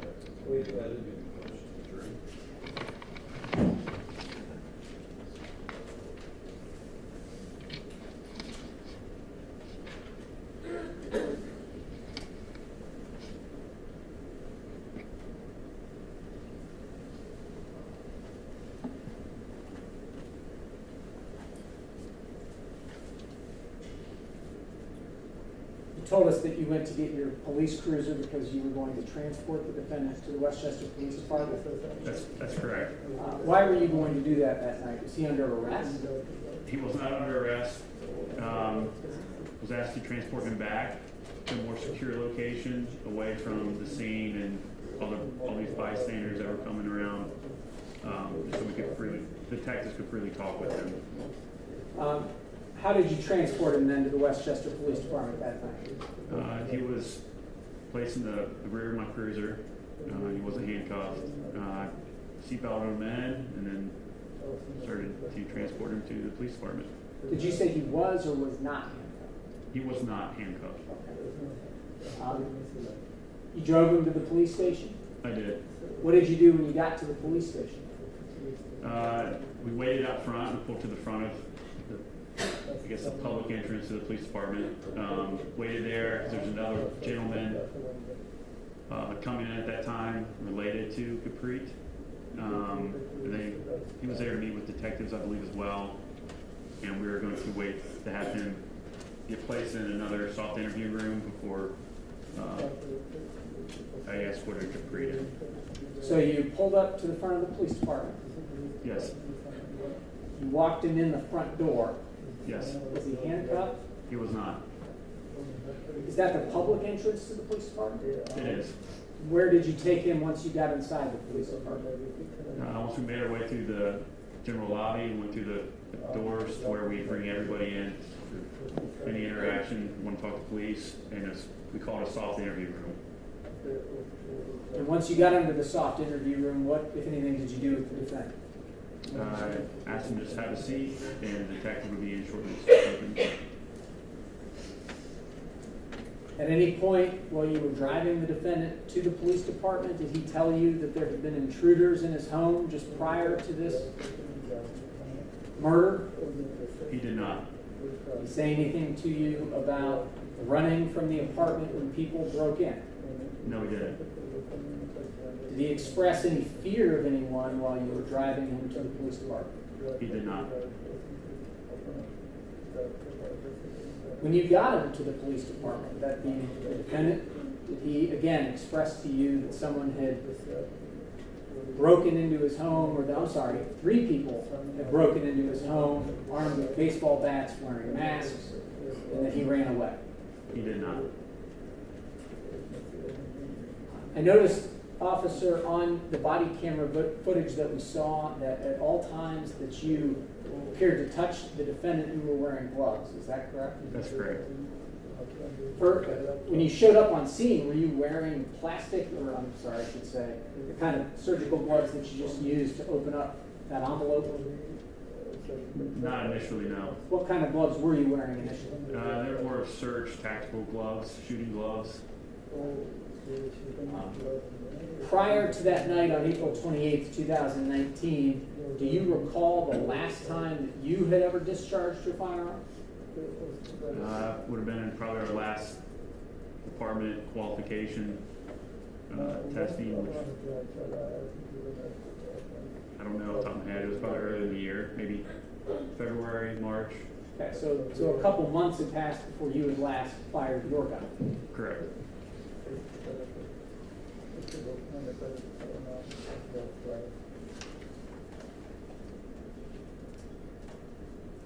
Let me just have one moment.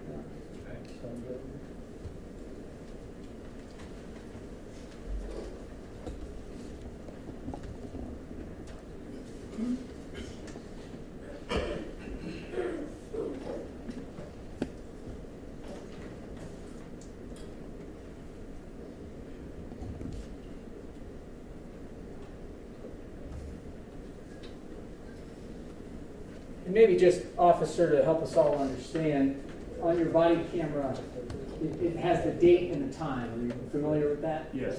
What is the body camera time that it's using as it relates, or maybe versus Eastern Standard Time? It's Zulu time. Can you explain that for us? What is Zulu time? I don't really know off the top of my head how to explain that, but it's a kind of a world time, set time for the world to. Okay. So that's operated by the body camera system itself. Correct. Yeah, we don't set the time. So my understanding, Zulu time is 4 hours ahead. Is that correct? Here in the east. That's about right.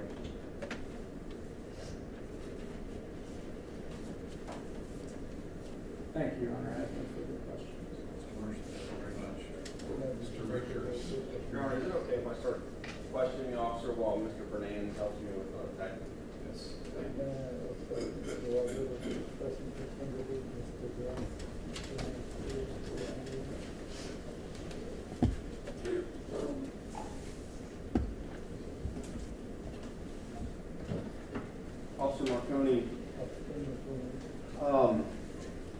You're familiar with times when people go into shock, correct? Correct. And in fact, this crime scene was probably, I assume, the worst you've ever seen, correct? Yes, one of them, Professional style killings. You agree with me? I don't know if it's professional. Drilled off serial number on the gun. Did you know that? Yes. Point blank or within a few inches, execution style to the head shots. Did you know that to almost every single victim? I didn't know it was every single victim. You knew every single victim had gunshot wounds to the head, correct? That's correct. Did you know 18 shots were fired? I did. And 16 landed in human beings, correct? Yes. And all, I believe, except for one, was in the head. Did you know that? Yes. Pretty gruesome crimes. Yes? Yes. And at one point, you were talking to Officer Gesowich. It wasn't in that video clip we saw. That video clip is a very small fraction of your body camera that night. Is that correct? It is. You had, from that night alone, you probably had 2 hours of body camera footage, about? At least, yeah. And we only saw about 10 minutes. Correct. And at about the